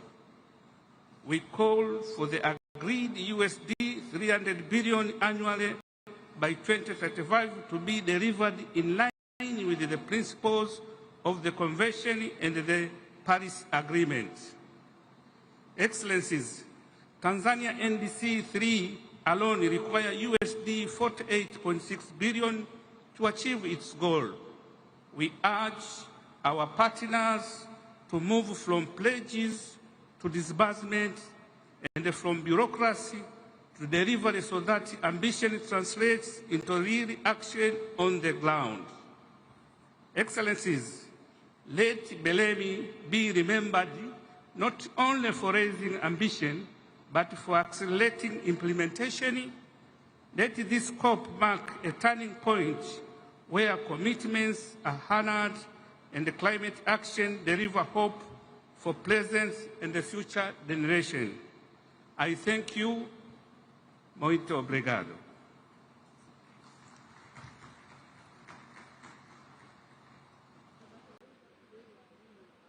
Neste momento, convido o embaixador da Albânia, Gentil Bendo.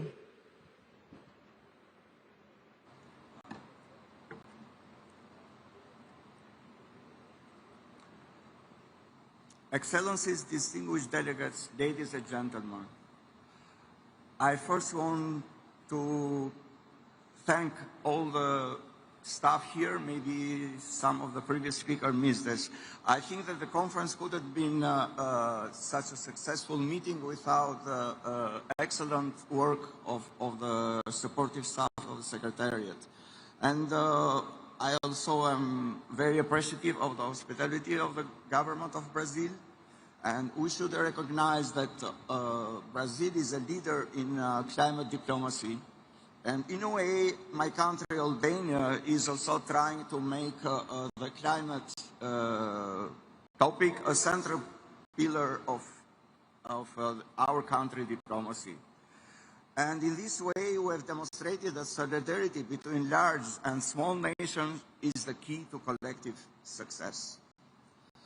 Albania was among the countries that co-sponsored and supported the Vanuatu resolution in the United Nations General Assembly, an act reaffirming the importance of advisory opinion of the International Court of Justice on the obligation of states concerning climate change and this turning point of the international law which can guide to global policy towards a fair and accountable climate order.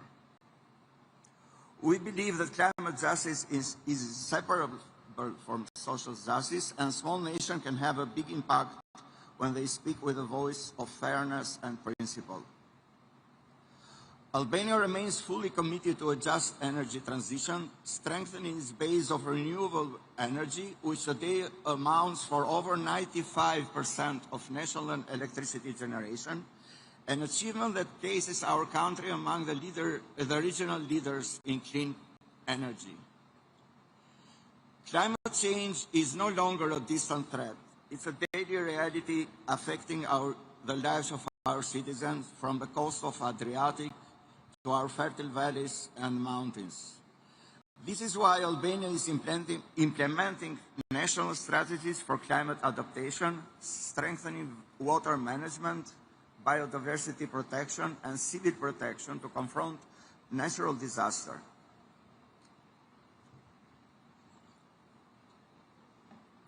Ladies and gentlemen, in fulfilling our obligations under the UNFCCC and the Paris Agreement, Albania has taken concrete steps to strengthen national climate governance and to build long-term resilience.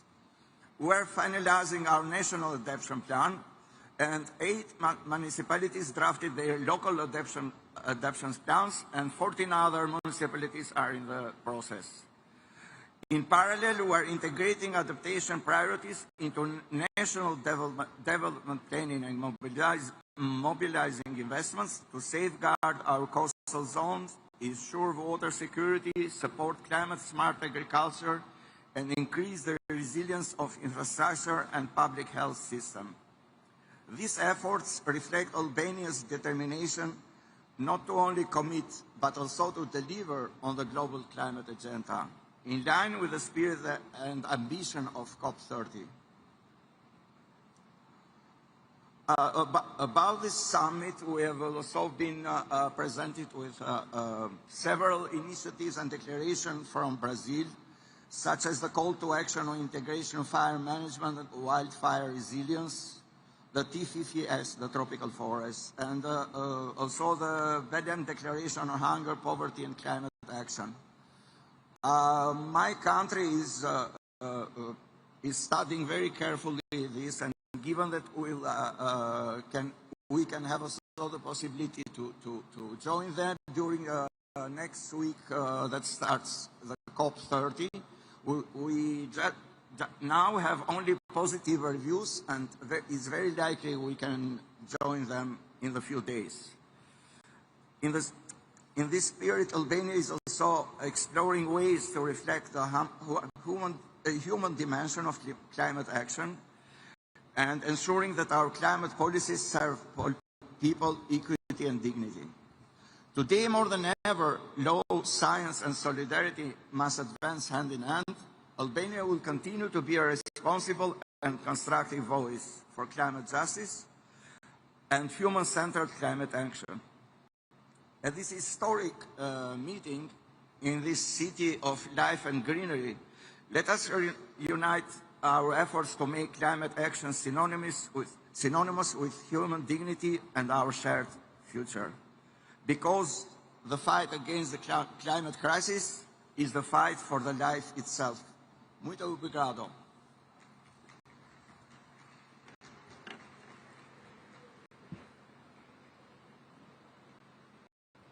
Convido, nesse momento, para a manifestação o representante da República Dominicana, vice-presidente executivo do Conselho Nacional para a Mudança do Clima e Mecanismo de Desenvolvimento Limpo, Maximiliano Puig.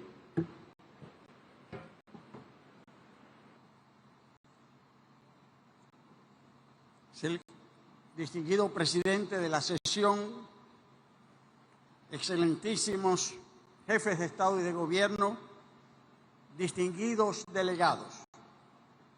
Quiero iniciar estas palabras agradeciendo al presidente Luis Inácio Lula da Silva por su liderazgo al convocar este evento de alto nivel y por asumir el reto de recibirnos en la Amazonía para la COP30.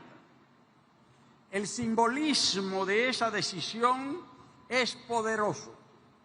Desde la República Dominicana, que ocupa una de las vicepresidencias de la COP, respaldamos los esfuerzos de Brasil para que esta sea una COP enfocada en resultados, en acciones concretas, en los 30 objetivos que este extraordinario país ha compartido con el mundo. La República Dominicana reitera hoy su firme compromiso con el Acuerdo de París. Trabajaremos para un mundo de no más de 1.5 grados. Nuestra acción climática está centrada en proteger a nuestra gente y nuestros recursos naturales, la preservación de cuencas y costas, la gestión sostenible del agua, la resiliencia agrícola, la salud y la protección social adaptativa para los más vulnerables. Para nosotros, la resiliencia climática es una cuestión de seguridad nacional, estabilidad económica y justicia social. Hemos definido una visión de país en nuestra meta RD 2036, cuyo objetivo es duplicar nuestro Producto Interno Bruto per cápita para el año 2036. Pero ese crecimiento debe ser sostenible, inclusivo y resiliente, o no será crecimiento real. El Fondo Monetario Internacional ha señalado que para alcanzar esa meta debemos fortalecer nuestras capacidades, la competitividad y la resiliencia ante desastres naturales, además de integrar la variable ambiental a la política fiscal. En coherencia con ello, hemos incorporado la acción climática en nuestra planificación y presupuesto. No la concebimos como un gasto, sino como una inversión en nuestro futuro. En 2020 nos comprometimos a reducir nuestras emisiones en un 27% para 2030, de las cuales solo un 7% sería cubierto con recursos internos. Sin embargo, ya hemos alcanzado una reducción del 11% exclusivamente con el esfuerzo nacional, superando en más del 50% nuestra meta autoasignada, lo que demuestra que con voluntad política, compromiso social y confianza del sector privado se logran transformaciones reales. El costo estimado para implementar nuestras medidas de adaptación asciende a 12.200 millones de dólares, abarcando 7 sectores prioritarios con 41 medidas y 155 metas específicas. Además, en la elaboración de nuestra NDC 3.0, hemos identificado un potencial de reducción de casi 10 millones de CO2 equivalente, que requerirá más de 11.000 millones de dólares en inversión. Podemos movilizar recursos internos, pero necesitamos acompañamiento y cooperación internacional. Cada dólar invertido en acción climática en un país en desarrollo no solo reduce emisiones, salva vidas, estabiliza economías, impulsa la innovación y construye prosperidad compartida. Este es un momento crucial. El liderazgo, la solidaridad y el compromiso deben traducirse en decisiones concretas. La República Dominicana está lista para contribuir a ese gran multilateral global, como ha llamado el presidente Lula, al gran esfuerzo colectivo que tenemos por delante. Muchas gracias.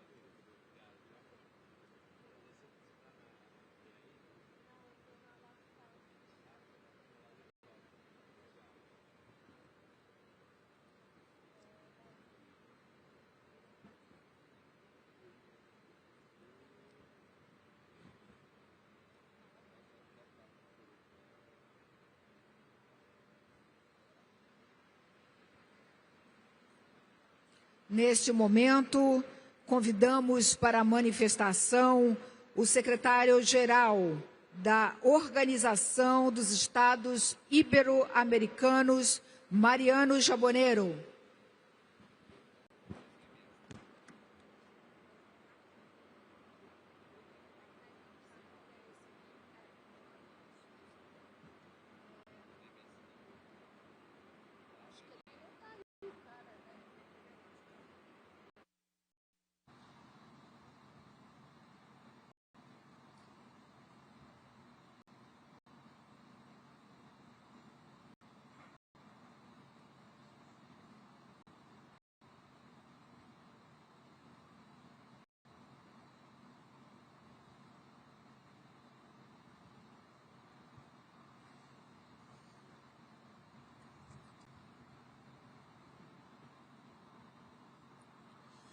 Buenas tardes a todos y a todas. Boa tarde. Es un privilegio estar aquí hoy. Quiero expresar nuestro sincero agradecimiento al Gobierno de Brasil, en nombre del presidente Lula, así como a todas y todos los trabajadores y trabajadoras que han participado en que este evento sea posible. Tenemos la alegría de acompañar al Gobierno de Brasil en la realización de esta iniciativa en calidad de organismo coorganizador de la COP. Agradecemos profundamente la confianza depositada en la OIT para esta tan honorable tarea. Somos un organismo multilateral de cooperación que trabaja desde hace más de 75 años en la educación, la ciencia, la cultura, junto con los países iberoamericanos, con una mirada especialmente atenta al sur global. Nuestro sistema está conformado por 23 países, hogar de más de 800 millones de personas que comparten dos lenguas intercomprensivas, el español y el portugués. La decisión de traer la COP a la Amazonía brasileña ha sido, en nuestro entender, tan acertada como necesaria. La OI desarrolla proyectos de cooperación en los países amazónicos, muchos de ellos orientados a objetivos medioambientales que cuentan con miles de beneficiarios. Intervengo en Belem para reafirmar una convicción sencilla. La transición energética, para ser duradera, debe ser justa. Y solo será justa si los países del sur global son escuchados protegiendo a quienes más se exponen, reforzando la seguridad energética y ampliando las oportunidades para todos. El presidente Lula ha señalado algunos ejes centrales que compartimos.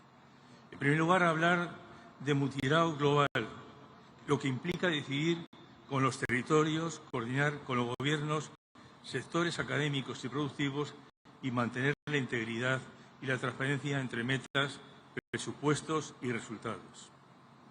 Cuando hablamos de la verdad, reconocemos el papel de la ciencia, afirmar que, más allá de coyunturas u opiniones políticas, debemos invertir en la investigación sin ninguna excusa. Al hablar de implementación, el presidente recordó ayer la desconexión entre los salones diplomáticos y la vida real. El lema de la OI es muy explícito al respecto: hacer que la cooperación realmente suceda, con más recursos, más ejecución y menos retórica. Sobre la financiación es necesario avanzar en la integración regional y lograr acuerdos de asociación, como es el caso del acuerdo Mercosur-Unión Europea, que desde la OI aplaudimos. Quiero enfatizar que la COP no es un punto de llegada, es un punto de partida. Es la culminación de todo lo que se ha hecho antes, durante y lo que se hará después de este evento. Y un gran proyecto de futuro que nos une y al cual la OI siempre acompañará, como hace en esta ocasión, haciendo sostenible a través de la educación, la cultura y la ciencia, que, insisto, son lo que le harán sostenibles. Sabemos que la materialización de esta agenda no será alcanzada por solo los gobiernos. Es imprescindible contar con todos y con todas. La OI pone su cooperación iberoamericana al servicio de este rumbo para convertir los acuerdos de protección real para las personas y territorios y para dejar un legado institucional más sólidas, o instituciones más sólidas, servicios de calidad que permanezcan y una ciudadanía capacitada para conducir este desafío. A todos y a todas, muchas gracias, muito obrigado.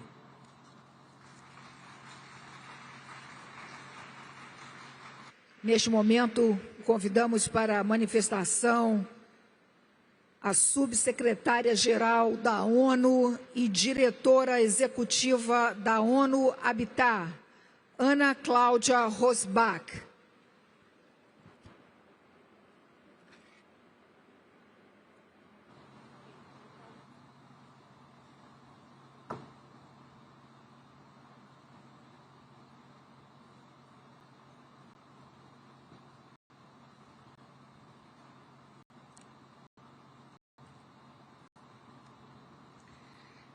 Excellencies, Heads of State, Ministers, eu agradeço o presidente Lula e a presidência da COP30 por nos convocarem e por colocarem os desafios climáticos e soluções mais cruciais ao centro desta COP.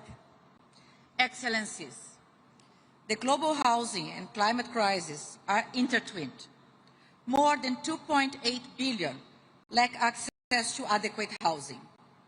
1 in 3 urban residents in the Global South live in informal settlements. Their growth is partially driven by climate displacement. Informal settlement communities are amongst the most exposed to climate impacts. Cities are also responsible for over 70% of global greenhouse gas emissions. The housing and building sector account for over 30% of the emissions. Thousands of cities and regions are already taking comprehensive climate action, yet they receive less than 10% of climate finance. This is not just a funding gap, it is a justice gap and a missed opportunity for transformative action. Our analysis of the new and updated NDCs shows that national governments increasingly recognize the importance of urban and multi-level action. The share of NDCs strongly integrating urban content has almost doubled. 3/4 of NDCs clearly describe sector-specific climate responses in urban areas, making a shift from planning to delivery. Recognition of housing and informal settlements remains limited, but it is growing, with approximately 1/3 of NDCs mentioning housing and informal settlements related climate action. Since COP27, we have co-hosted ministerial meetings on urbanization and climate change to facilitate multi-level climate action to keep the goals of the Paris Agreement alive. UN Habitat supports countries in strengthening the urban content of their NDCs, in developing national and city-level plans that integrate urban solutions. And we support cities in accessing climate finance and implementing of tailored climate action. Such finance needs to increasingly reach the most vulnerable, especially informal settlements. Local leaders met in Rio earlier this week. They are committed to driving climate action in partnership with national governments. I invite you to next week's ministerial meeting on urbanization and climate change, which will further advance concrete multi-level climate action. Local climate action will also be key to the 13th World Urban Forum on the theme of Housing the World, Safe and Resilient Cities and Communities in Baku, Azerbaijan next year.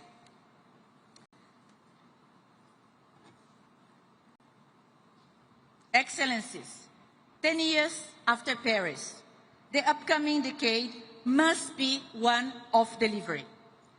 Let us operationalize multi-level climate action in mutirão spirit of collective action and ensure cities and regions are recognized and resourced as co-architects of the Paris Agreement's implementation.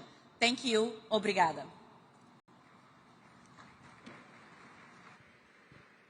Neste momento, convido o diretor executivo sênior de Desenvolvimento e Políticas do Banco Mundial, Axel van Trotsenburg.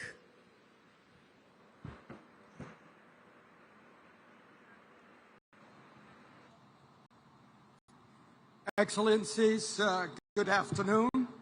At the World Bank Group, we are committed to helping countries grow, create jobs, and lift people out of poverty while facing droughts, storms, and floods.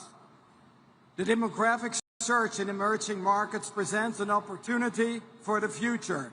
If young people have access to clean air and water, education, healthcare, and jobs, that's why we focus on smart development, resilient, fiscally sound, efficient, and built to last.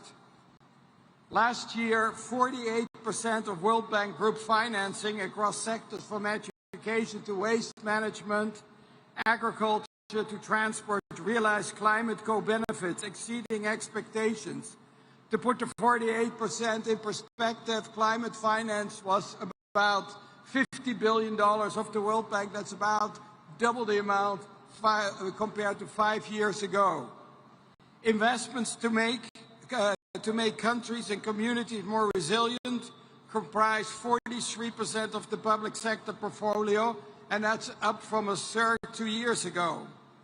Of our IDA financing for low-income countries, 53% are directly supporting adaptation investment, i.e. building resilient communities, companies, and economic assets. On IDA 21, we have started implementing. There are clear commitments taken on climate financing. We have committed ourselves to provide at least 45% of climate financing of the IDA commitments, and half of it will be in the adaptation area. And turning to crisis preparedness and response, we have completed our toolkit in helping countries better deal with crisis, including introducing climate resilient debt clauses that are being currently implemented. But it is also important to recall that we are able to react fast and immediately when crisis hit. For instance, Jamaica is receiving a full payout of $150 million after Hurricane Melissa hit the country, and this is provided under the catastrophic insurance coverage. Our private sector arm is also stepping up its investment in climate. IFC delivered about $8.1 billion in long-term health development finance with climate co-benefits and mobilized an additional $16.5 billion. So totally almost $25 billion. But these numbers, behind these numbers, we need to say there are key outcomes. Last year we supported with this climate financing about 136 million people with enhanced resilience, about 210 million people with strengthened food security, and about 93 million hectares of land and sea under improved management. But international finance alone is not enough. It must be paired with investment-friendly policies, strong institutions, and resilient infrastructure. And most importantly, what we need to realize, it is apart from all these policies, what we need is commitment, and commitment to climate action and climate implementation. And you can count on the World Bank Group to continue its effort to improve not only climate outcomes in developing countries, but also provide that through finance and technical advice as well as studies. Thank you very much.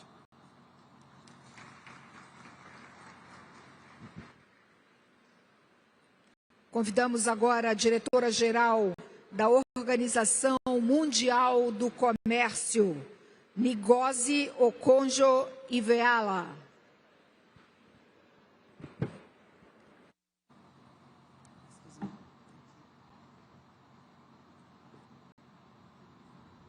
Thank you, President Lula, Excellencies, ladies and gentlemen.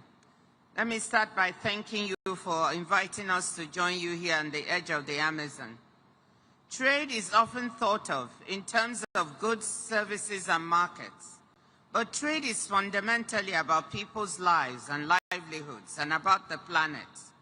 Trade and the multilateral trading system are part of the climate solution. While there is an asymmetry of perception in which negatives like transport-related emissions tend to loom larger in people's minds, trade is a net positive for the climate. Since Glasgow, trade has risen in prominence on the climate agenda, and I thank our partners for organizing COP Trade Days. We take note of the launch of the Integrated Forum on Climate Change and Trade and look forward to seeing if and how our members take it forward, because the world cannot succeed at fighting climate change without trade. First, not every country can manufacture all the low-carbon technologies needed to make the transition, and even those that can need to import critical minerals and other inputs that are central to low or zero emissions technologies. Trade is essential for production and deployment. The specialization, scale, and competition that comes with trade drive down the cost of green technology, so much so that they now routinely undercut fossil energy. Second, although many countries' nationally determined contributions have typically overlooked trade, this may be changing. At COP28, the WTO launched a menu of trade policy tools to turbocharge climate action, such as appropriate tariff policies that incentivize the import of new or zero carbon emissions goods and services over higher emissions products, or using the roughly $13 trillion in annual public procurement spending to create new markets for green goods and services. And we are seeing good examples, like Fiji's duty-free imports for renewable energy equipment, or Japan's rules requiring the procurement of materials with a low environmental impact. Further, as governments implement trade facilitating measures, border wait times are falling, and with them the emissions from idling trucks. Third, and as I mentioned in the session on oceans and forests, harmful subsidies should be part of the trade and climate conversation. The WTO agreement on harmful fisheries subsidies just entered into force, and I want to compliment WTO members for doing this. Cutting $22 billion of harmful fisheries subsidies that encourage illegal, unreported, and unregulated fishing of our high seas delivers SDG 14.6 and will free up resources that could be redirected to the green transition. Reforming harmful fossil fuel subsidies and trade-distorting agricultural support would have even greater impact. I know this is politically difficult to accomplish, but imagine if only 1/3 of the harmful fisheries subsidies were repurposed to serve climate objectives. It could add $7 billion, 9 times more than what we now have in the loss and damage fund. So let us join hands to make trade work even more effectively for people, for climate, and for nature. Thank you.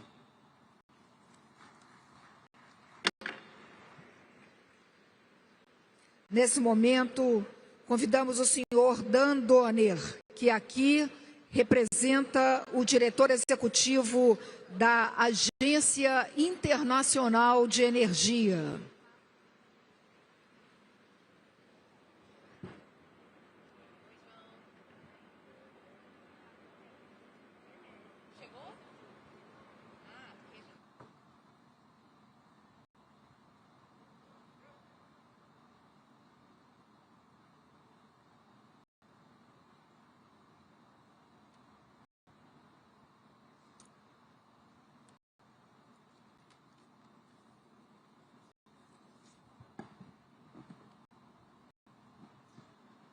Excellencies, distinguished delegates, 10 years ago, when world leaders gathered in Paris, a key question confronting them was whether their climate commitments might harm their economic and development goals.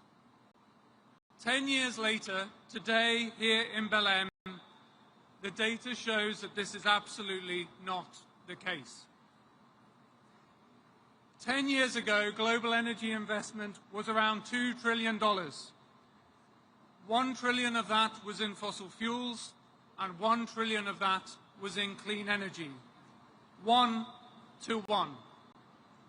10 years later, today, fossil fuel investment is still $1 trillion, but clean energy investment is no longer $1 trillion, but now exceeds $2 trillion. The ratio has now moved to 2 to 1. And at the same time as investment has grown, so too the unit costs have fallen precipitously, meaning that we now get much more for each and every dollar we invest. And again, more than that, we now see that we have also created more than 10 million new clean energy jobs over that period. But we also know that much more must be done. Global improvements in electricity access, for example, have stalled. The number of people without access to clean cooking facilities, that number is actually growing today. The situation is getting worse, not better. And as we know, energy sector CO2 emissions continue to rise. So in this context, praise to Brazil for its focus on implementation at COP30. The International Energy Agency has been honored to co-chair a series of energy transition dialogues this year with the COP30 presidency, and we bring from those dialogues 3 concrete priorities into COP30. First, boost investment in electricity grids urgently. In 2024, 700 gigawatts of renewables were added globally. And yet, despite this, emissions still grew by around 1%. And another 1,700 gigawatts of renewables are still awaiting connections to the grid. And if those 1,700 gigawatts had also been connected in 2024, rather than seeing an increase in emissions in that year, we would have seen a decrease in emissions. They would have gone down and not up. Second, the IEA has been honored to support Brazil in the development of its Belem 4X pledge on sustainable fuels. Scaling up sustainable fuels in line with this pledge can complement electrification and energy efficiency, supporting transition and energy diversification. We see this pledge as a positive rallying call in this important area that needs further action. Third and last, we must ensure that the benefits of energy transition are felt much more widely than they are today. More energy investment must flow into emerging and developing economies. Only 2% of clean energy investment today is in Africa. Only 2%. And more must also be done to overcome the tragic fact that 1/4 of the global population still cooks with traditional toxic fuels that link to 2.7 million premature deaths each year. We at the International Energy Agency will continue to work with our partners to overcome such terrible energy inequalities. And we are so grateful to President Lula and Brazil for putting such a strong focus on the most vulnerable and the least responsible in society. We must ensure that no one is left behind. Thank you. Obrigado.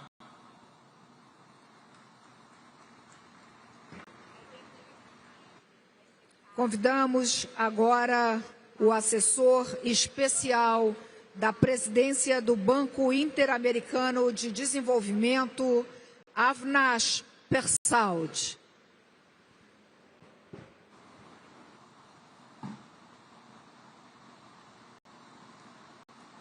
Your Excellencies, Ministers, friends, bonjour. I speak to you on behalf of Ilan Goldfein, President of the Inter-American Development Bank. We are proud to be the current chair of climate heads of the multilateral development banks. The MDBs have been acting in recent years as a system, and I can report to you, pleased to report to you, that that system is strong and stronger than ever before.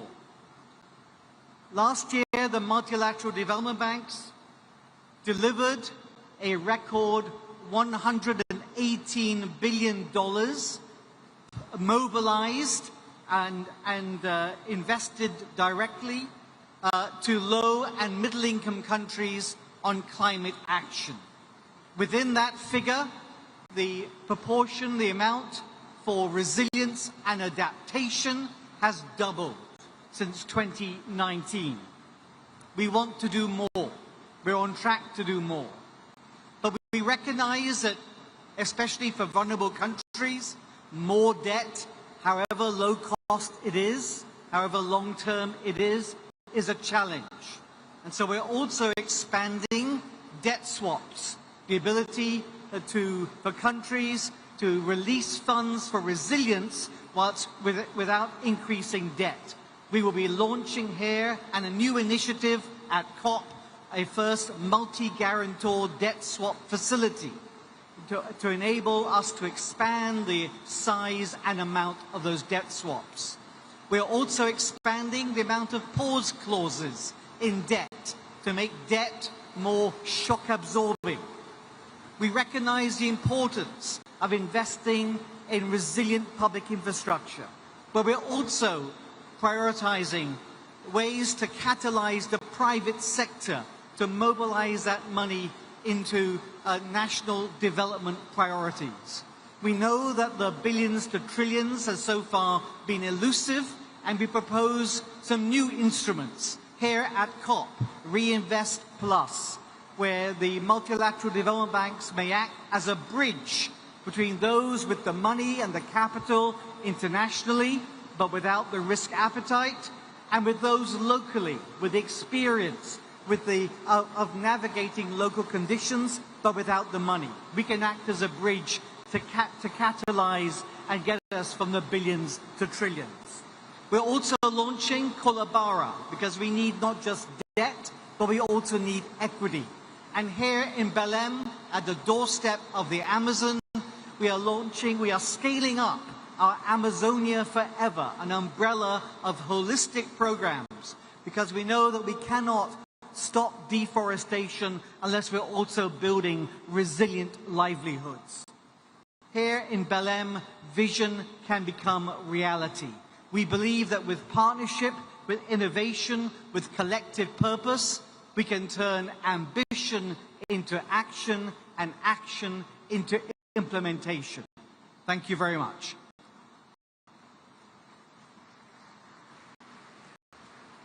Neste momento, convidamos para ouvir a manifestação do senhor Pablo Gentili, que aqui representa a presidência executiva da Corporação Andina de Fomento.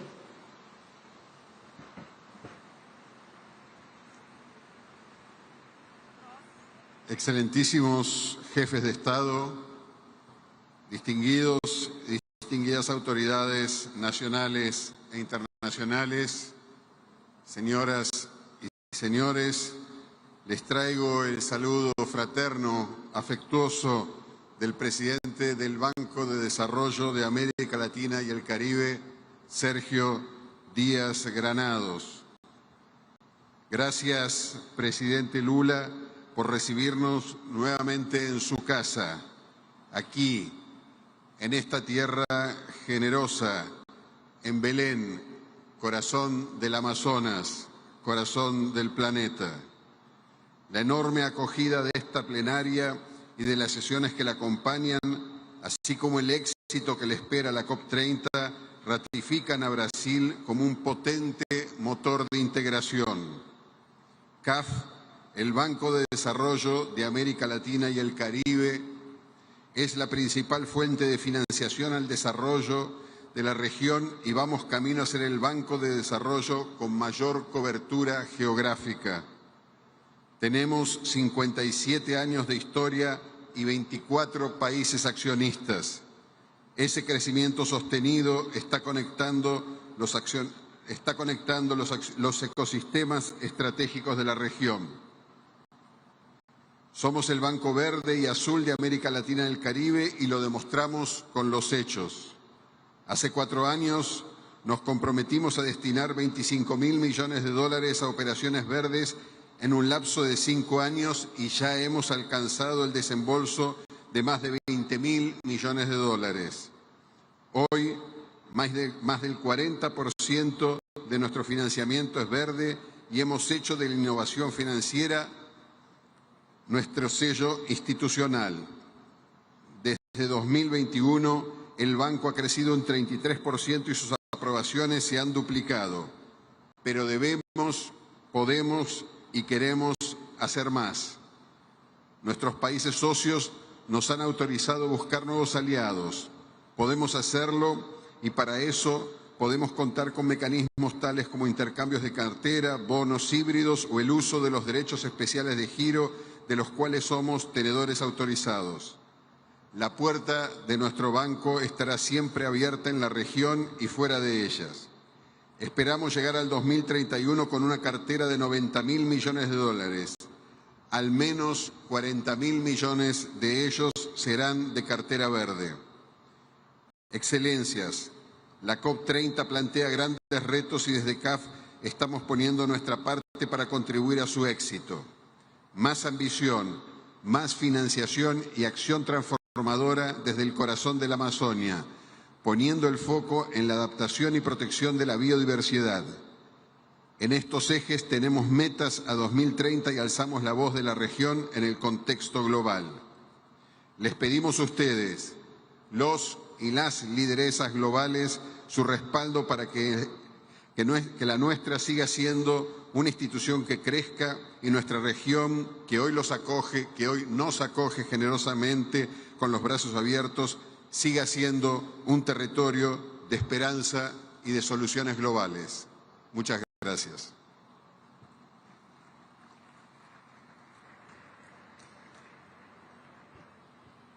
Convidamos a diretora executiva do Fundo das Nações Unidas para a Infância, Catherine Russell.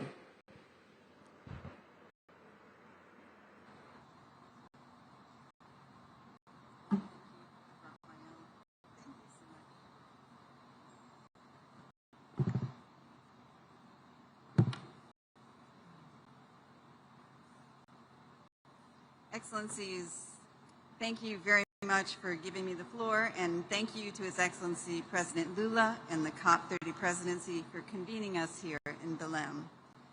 Children today live in a world that is hotter and more polluted than the one we all grew up in. This crisis is at its heart a child rights crisis. Children make up 1/3 of the world's population and half of all people living in extreme poverty. Half the world's children live in countries at extreme risk of climate change. Because children are smaller, with less developed systems, they are much more vulnerable to climate change than adults are. The risks to children begin even before they take their first steps. For every 1 degree Celsius increase in temperature, the odds of a pregnant woman experiencing a preterm or stillbirth rise by 5%. Once born, the threats continue. During heat waves, children's bodies heat up faster and sweat less efficiently, putting them at greater risk. They also breathe twice as fast as adults, which means they inhale more polluted air. By the 2050s, children's exposure to heat waves is projected to increase 8-fold. Already, 1 in 5 children experiences at least double the number of extremely hot days each year compared to when their grandparents were children. Climate events are growing in frequency and severity. The science is clear about what needs to be done. What is less clear is, will we meet the challenge? Will the world act to protect children? We know what we must urgently do, which is to reduce emissions. A just energy transition will bring enormous benefits for children, reducing air pollution, which accounts for 15% of all under 5 deaths, and creating new opportunities for young people in the green economy. We must scale up investments in adaptation and in the response to loss and damage, particularly in the basic services children rely on to survive and thrive: health, education, water and sanitation, nutrition, and social protection. UNICEF welcomes the growing recognition of children's needs in national plans and the COP process. Today, 70% of the nationally determined contributions include child-sensitive commitments, and 70 governments have signed the Declaration on Children, Youth, and Climate Action. We commend your leadership and reaffirm UNICEF's readiness to support your efforts. Children need and deserve a cleaner, safer planet.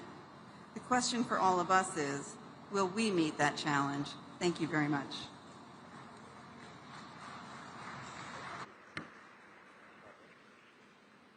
Nesse momento, chamamos o diretor de clima da Organização das Nações Unidas para a Agricultura e Alimentação, Kaveh Zaed.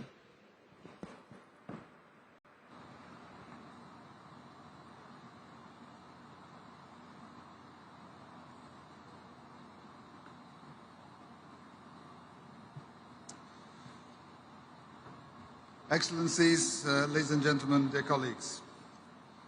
Achieving climate goals will require a systems change, fast and at scale, as was made clear during the global stocktake at COP28. And at the center of this change is the transformation of global agri-food systems to be more efficient, more inclusive, more resilient, and more sustainable. This transformation is essential for achieving the Paris Agreement and much more.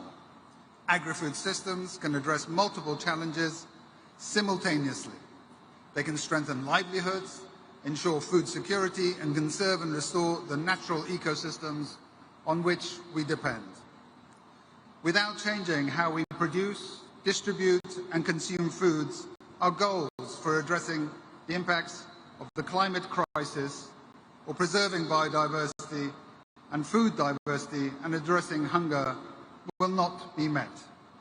The Belem Declaration on Hunger, Poverty and Human-Centered Climate Action shows just how interconnected these agendas are and how we must respond with systems solutions. But science and experience shows what works. Well-designed agricultural interventions reduce emissions, boost carbon sequestration, and revive ecosystems, while ensuring food security and nutrition for the world's growing population. From the restoration of degraded agricultural lands to resilient crops and sustainable agriculture and livestock, we have the solutions that deliver across sectors. For example, agroforestry initiatives such as mixed crops help farmers earn higher and diversified incomes, as well as protecting soil health, pest control, and pollination. Here in the Amazon region, agroforestry projects are restoring degraded lands while supporting local communities, a triple win for biodiversity and food diversity, for food security, and for the climate. But of course, potential is not enough. Investment remains far below what is needed to deliver agri-food system transformation at scale. Despite an increase in critical agri-food investments by the Green Climate Fund and the Global Environment Facility, forestry, livestock, fisheries and crop production together still receive just 4% of total climate-related development finance. For a sector that can deliver a third of global emission reductions, this gap is not only unequal, it is a lost opportunity. By overlooking agri-food systems, we are leaving one of the most effective pathways to low-emission growth untapped. Investing in sustainable and resilient agri-food systems, including forests, is one of the smartest choices we can make for climate action. and for the four betters: better production, better nutrition, a better environment, and a better life, leaving no one behind. Thank you.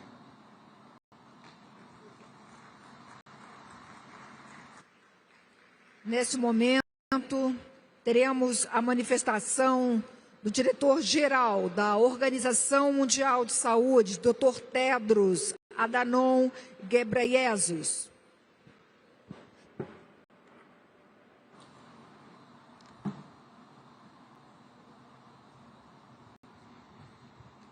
Thank you, moderator. Your Excellency President Lula, Excellencies, dear colleagues and friends. WHO thanks Brazil for hosting COP30. Here in the heart of the Amazon, the lungs of the earth, we're reminded that healthy people depend on a healthy planet.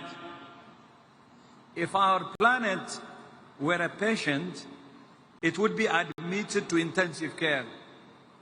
Its vital signs are alarming. It's running a high fever, with the average global temperatures increasing year after year. Its lung capacity is compromised, with the destruction of forests that absorb carbon dioxide and produce oxygen. And many of the Earth's water sources, its lifeblood, are contaminated. Most concerning of all, its condition is deteriorating. A sick planet means sick people. The climate crisis is a health crisis, not in the future, but now. It's already spreading disease, worsening malnutrition, displacing communities, and claiming lives through heat, floods, fires, and pollution. Health is the strongest argument for climate action. It's much easier to convince people of the need to protect their own health or that of their children than to protect glaciers or ecosystems. Both are important. One is a lot closer to home. We welcome Brazil's leadership through the Belem Health Action Plan and the inclusion of health in the COP30 activation agenda. And we commend the Baku COP President's Continuity Coalition for Climate and Health, which is an important step to institutionalize health as a central part of COP presidencies. WHO is supporting more than 100 countries to build climate-friendly and climate-resilient health systems through the Alliance for Transformative Action on Climate and Health, or ATACH. But there is still one step to go: making health a formal topic in UN climate negotiations. It's also worrying that health-specific climate action remains severely underfunded, capturing only 2% of adaptation funding and 0.5% of multilateral climate funding. So our call today is simple: put health at the center of every climate decision. Direct climate finance towards protecting lives and livelihoods, and recognize health as a measure of climate ambition and success, because there can be no healthy people on a sick planet. I will repeat, because there can be no healthy people on a sick planet. Obrigado. I thank you.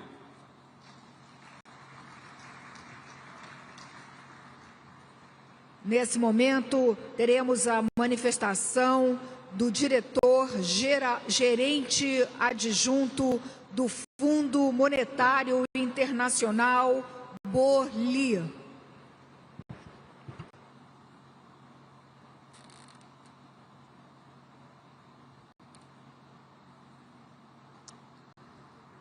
Excellencies, distinguished guests, COP30 takes place in a challenging context. Growth is not as strong as we need, and uncertainty is high. Poor and vulnerable countries face additional challenges, such as high debt service costs and cuts to development assistance. In this context, unfortunately, the world is not on track to achieve goals of the Paris Agreement, as shown by a forthcoming IMF paper. There is an ambition gap. NDCs, including new pledges submitted ahead of COP30, would cut emissions by only 7% from 2019 levels, compared to the 30% needed to limit temperature increase to 1.5 degrees. And there is an implementation gap as well. IMF analysis suggests the gap between promises and practice is such that current policies will see global emissions rise by 9% by 2035. In part, the shortfall is driven by explicit fossil fuel subsidies, which amounted to $800 billion last year alone, that effectively constitute a negative carbon price. By making it cheaper to burn oil, coal, and gas, these subsidies are in direct opposition to our climate goals. Putting emissions on a path compatible with the Paris Agreement would entail significant macroeconomic shifts. Many countries working towards their national mitigation goals call on us to examine the macroeconomic implications of these shifts. The IMF can discuss the most efficient and fiscally sound policy options to achieve countries' climate objectives. For fossil fuels exporting countries facing potential revenue losses, we discuss economic and fiscal diversification strategies, such as putting revenue into sovereign wealth funds or developing low-carbon exports. Climate change and extreme weather events already threaten economic stability and put pressure on budgets and external positions in many countries. The IMF is working to map these threats into macroeconomic and debt sustainability frameworks. When relevant, we have also included climate-related risks into our financial sector assessment programs. We advise on policies to enhance resilience, including through technical assistance, data and capacity development. Through the Resilience and Sustainability Trust, we also provide affordable lending to reduce climate-related risks to prospective balance of payment stability in low-income and vulnerable middle-income countries. We have approved 26 countries with RSF arrangements so far, with total commitments of about $14 billion. In the context of ongoing RSFs, we can also work with country authorities help them mobilize and coordinate climate finance by convening dedicated roundtables. One thing we found through these roundtables is that public sector and private sector have to work together to scale up climate finance. Public sector has to assume more risk by providing equity investment or providing guarantees as a way to de-risk for the private sector. And private sector have to be innovative and also look through short-term fluctuation for long-term gains and long-term profitability. Thank you.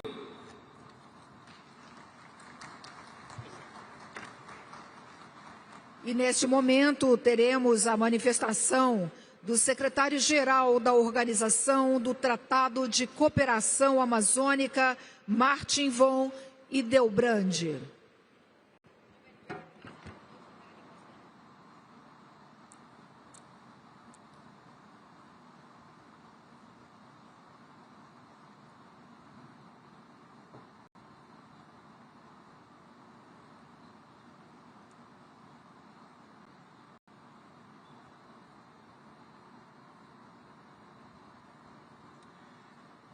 Excelencias, distinguidos delegados, muy buenas tardes.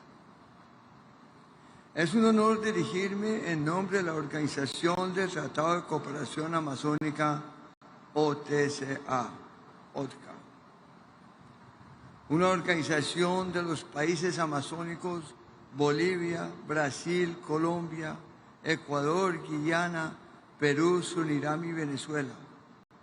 Y allí trabajamos juntos para cuidar la Amazonía y a casi 50 millones de personas que aquí viven, celebrando una de las mayores diversidades culturales del planeta. La Amazonía reúne más de 500 pueblos indígenas y centenares de lenguas en paisajes rurales y también urbanos, con casi el 70% de su población en ciudades. Es una región plural, contemporánea y en permanente cambio.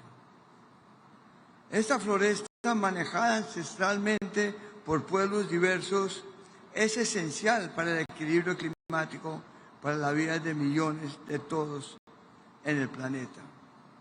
La humedad que llega desde el Atlántico se recicla sobre la selva por evaporación y transpiración y forma ríos voladores que llevan lluvias a gran parte de Sudamérica.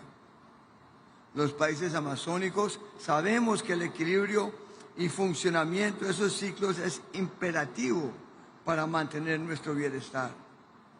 Hemos avanzado mucho en ese sentido, pero también sabemos que podemos y debemos hacer mucho más. Estamos comprometidos con detener la deforestación y la degradación en nuestros territorios, pero si el calentamiento global no se frena, la ciencia advierte que la Amazonía puede colapsar a pesar de nuestros esfuerzos locales. Mantener el funcionamiento de la selva y su conectividad con los océanos es una responsabilidad global. Del lado de los países amazónicos, gobiernos y sociedades civiles hemos avanzado.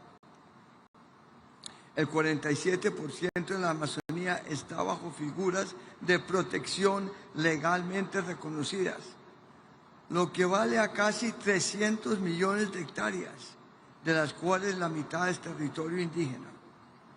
Estas cifras representan un logro extraordinario, fruto de la cooperación y del compromiso regional durante las últimas 3 décadas. Aún así quedan muchas tareas por hacer. Consolidar lo avanzado, implementar plenamente las áreas protegidas, fortalecer la gestión de los pueblos indígenas en sus territorios, restaurar la conectividad perdida y seguir adelante con eficiencia, sinergia y unidad. La OTCA acompaña este rumbo con una agenda robusta de cooperación entre gobiernos y sociedad civil, con protagonismo de los pueblos indígenas y participación activa de comunidades locales, academia y ciencia.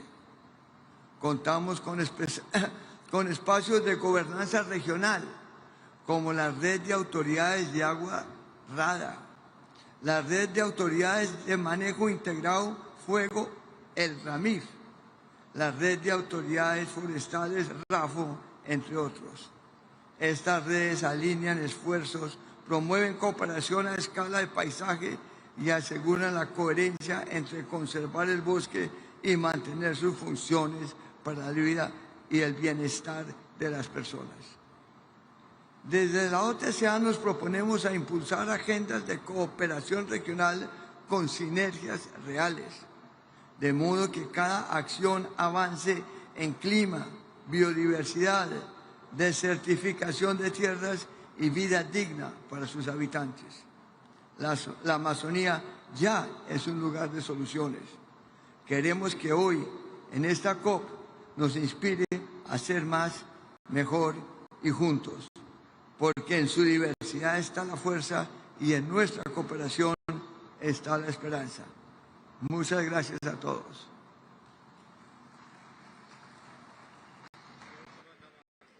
Neste momento, convido para a manifestação o diretor da Divisão de Mudança do Clima do PNUMA, Martin Kraus.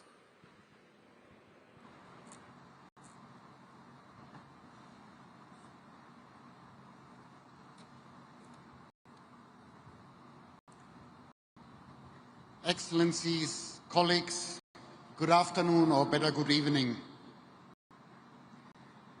The new NDCs have made a slight difference to global warming predictions, but not enough of a difference. Most countries are off track to meet their 2030 commitments, never mind new 2035 targets. Excellencies, we are strolling along while climate change is sprinting. UNEP's emission gap report that was launched earlier this week, finds that we need to cut 55% of global greenhouse gas emissions by 2035 to stay on a 1.5 degrees Celsius pathway with little or no overshoot. The size of these cuts, the time available, and current political trends means that temperatures will officially exceed 1.5 degrees Celsius. And that is very likely to happen within this decade. We cannot stop this from happening, but we can affect how far we go above and how quickly we come back down. To keep returning to 1.5 degrees Celsius by the end of this century, to keep this within the realms of possibility, we need rapid, unprecedented cuts to greenhouse gas emissions, far above what has been pledged. Addressing methane emissions and other short-lived climate pollutants is our emergency brake. We must pull it fast and forcefully. Such action is essential because every fraction of a degree avoided reduces damages, saves lives, reduces the need for carbon dioxide removal, and also lowers the need for adaptation. Excellencies, we must invest more in adaptation. UNEP's Adaptation Gap Report, which was launched about 10 days ago, finds that developing countries will need over $310 billion in adaptation finance per year by 2035. and that is 12 times as much as current international public adaptation finance flows. Temperature exceedance will require exponential investments in adaptation and in loss and damage. So, we need COP30 to deliver a clear plan to close the gaps on mitigation, on adaptation, and on finance. We need nations, and particularly the G20, to step up. Excellencies, we are on the right path, but with the wrong pace. UNEP is working with nations to deliver solutions, particularly those that bring socio-economic benefits, such as protecting forests, tackling short-lived climate pollutants such as methane, implementing cooling solutions, transforming the building and construction sector, and backing also early warning systems. Excellencies, investing in and implementing these solutions can rapidly bring down emissions, can save lives and deliver trillions of dollars in economic benefits. And that is what this COP must deliver. We welcome the COP focusing on implementation and on action. And we are pleased to be partners of the Beat the Heat, the wildfires and other mutiraos. Many thanks. Obrigado.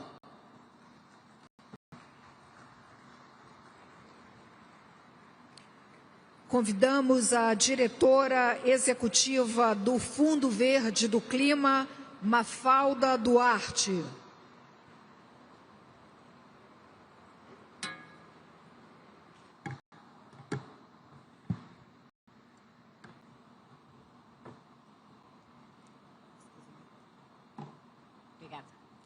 Excellencies, colleagues, caros amigos brasileiros, let me begin by recognizing Brazil's leadership and thanking President Lula and the COP30 presidency for bringing us together here in Belem, no coração da Amazônia. Standing at the heart of the world's largest tropical forest reminds us what's at stake: a stable climate in support of human prosperity, resilient ecosystems, and the dignity and inclusion of the people and communities who depend on them. We commend the Presidency for establishing the 4 leadership circles, which have created new bridges across ministries, financial institutions, civil society, indigenous and traditional communities, political leadership, and cultural sectors. The Circle of Finance Ministers, in particular, has been instrumental in guiding inputs to the Baku to Belem roadmap's bold target of mobilizing at least 1.3 trillion per year by 2035. We also recognize how the People's Circle and the Global Ethical Stocktake Circle have ensured that the voices, rights, and knowledge of indigenous people, Afro-descendant and traditional communities are integrated in the global conversation. We further value the Mutirão for Climate Action as a principle that has amplified inclusivity throughout the process leading into Belem.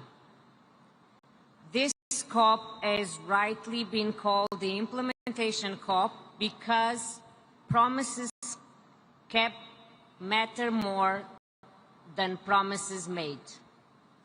It is time to focus on accountability and to stop pretending that there are trade-offs between climate ambition and human development. To recognize that climate finance, of which Green Climate Fund is at the heart of this system, has been critical in reducing the green premium of critical investments and helping prevent suffering for the poorest and most vulnerable. In that spirit, as this COP At this COP, we are highlighting our support to the Tropical Forest Forever Facility countries, advancing multi-level climate action, particularly for adaptation, and will soon unveil new momentum on country platforms in support of greater scale and impact of investments. These are all priorities in the COP's presidency action agenda. Excellencies, as most speakers have alluded, we gather at a defining moment in history and in a world shaken by overlapping crises. And amidst of all of this, last year, for the first time, we entered a 1.5-degree world.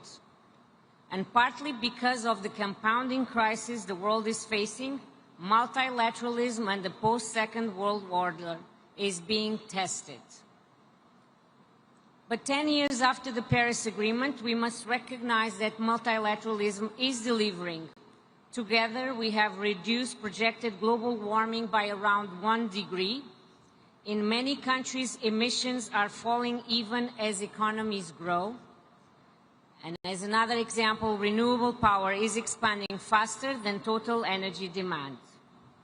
Change is happening, and the Green Climate Fund is helping drive it.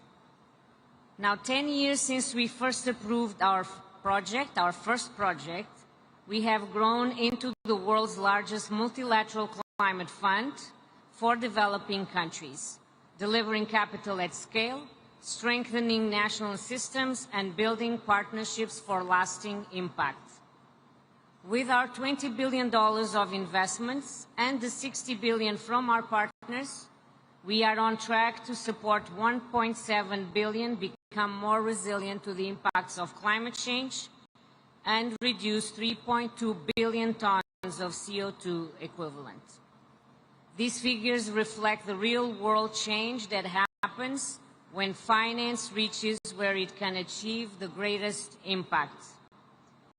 This year, we've achieved our highest volume of investments, more than $3 billion, a result of the reforms now taking hold as we work to build a $50 billion fund by 2030, one capable of mobilizing far greater volumes of public and private capital in alignment with the new collective quantified goal. As we look ahead to the next decisive decade, we will carry forward the spirit of Belem, a spirit of solidarity and delivery. We will continue to show that when the world works together, transformation is possible. I thank you.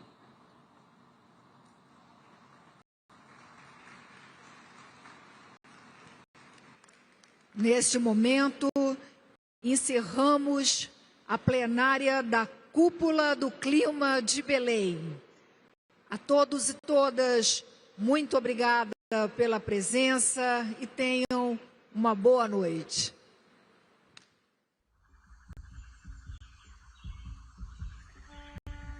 A Amazônia não é Eldorado. Seus rios voadores irrigam o céu. Suas árvores sustentam o pulsar do mundo.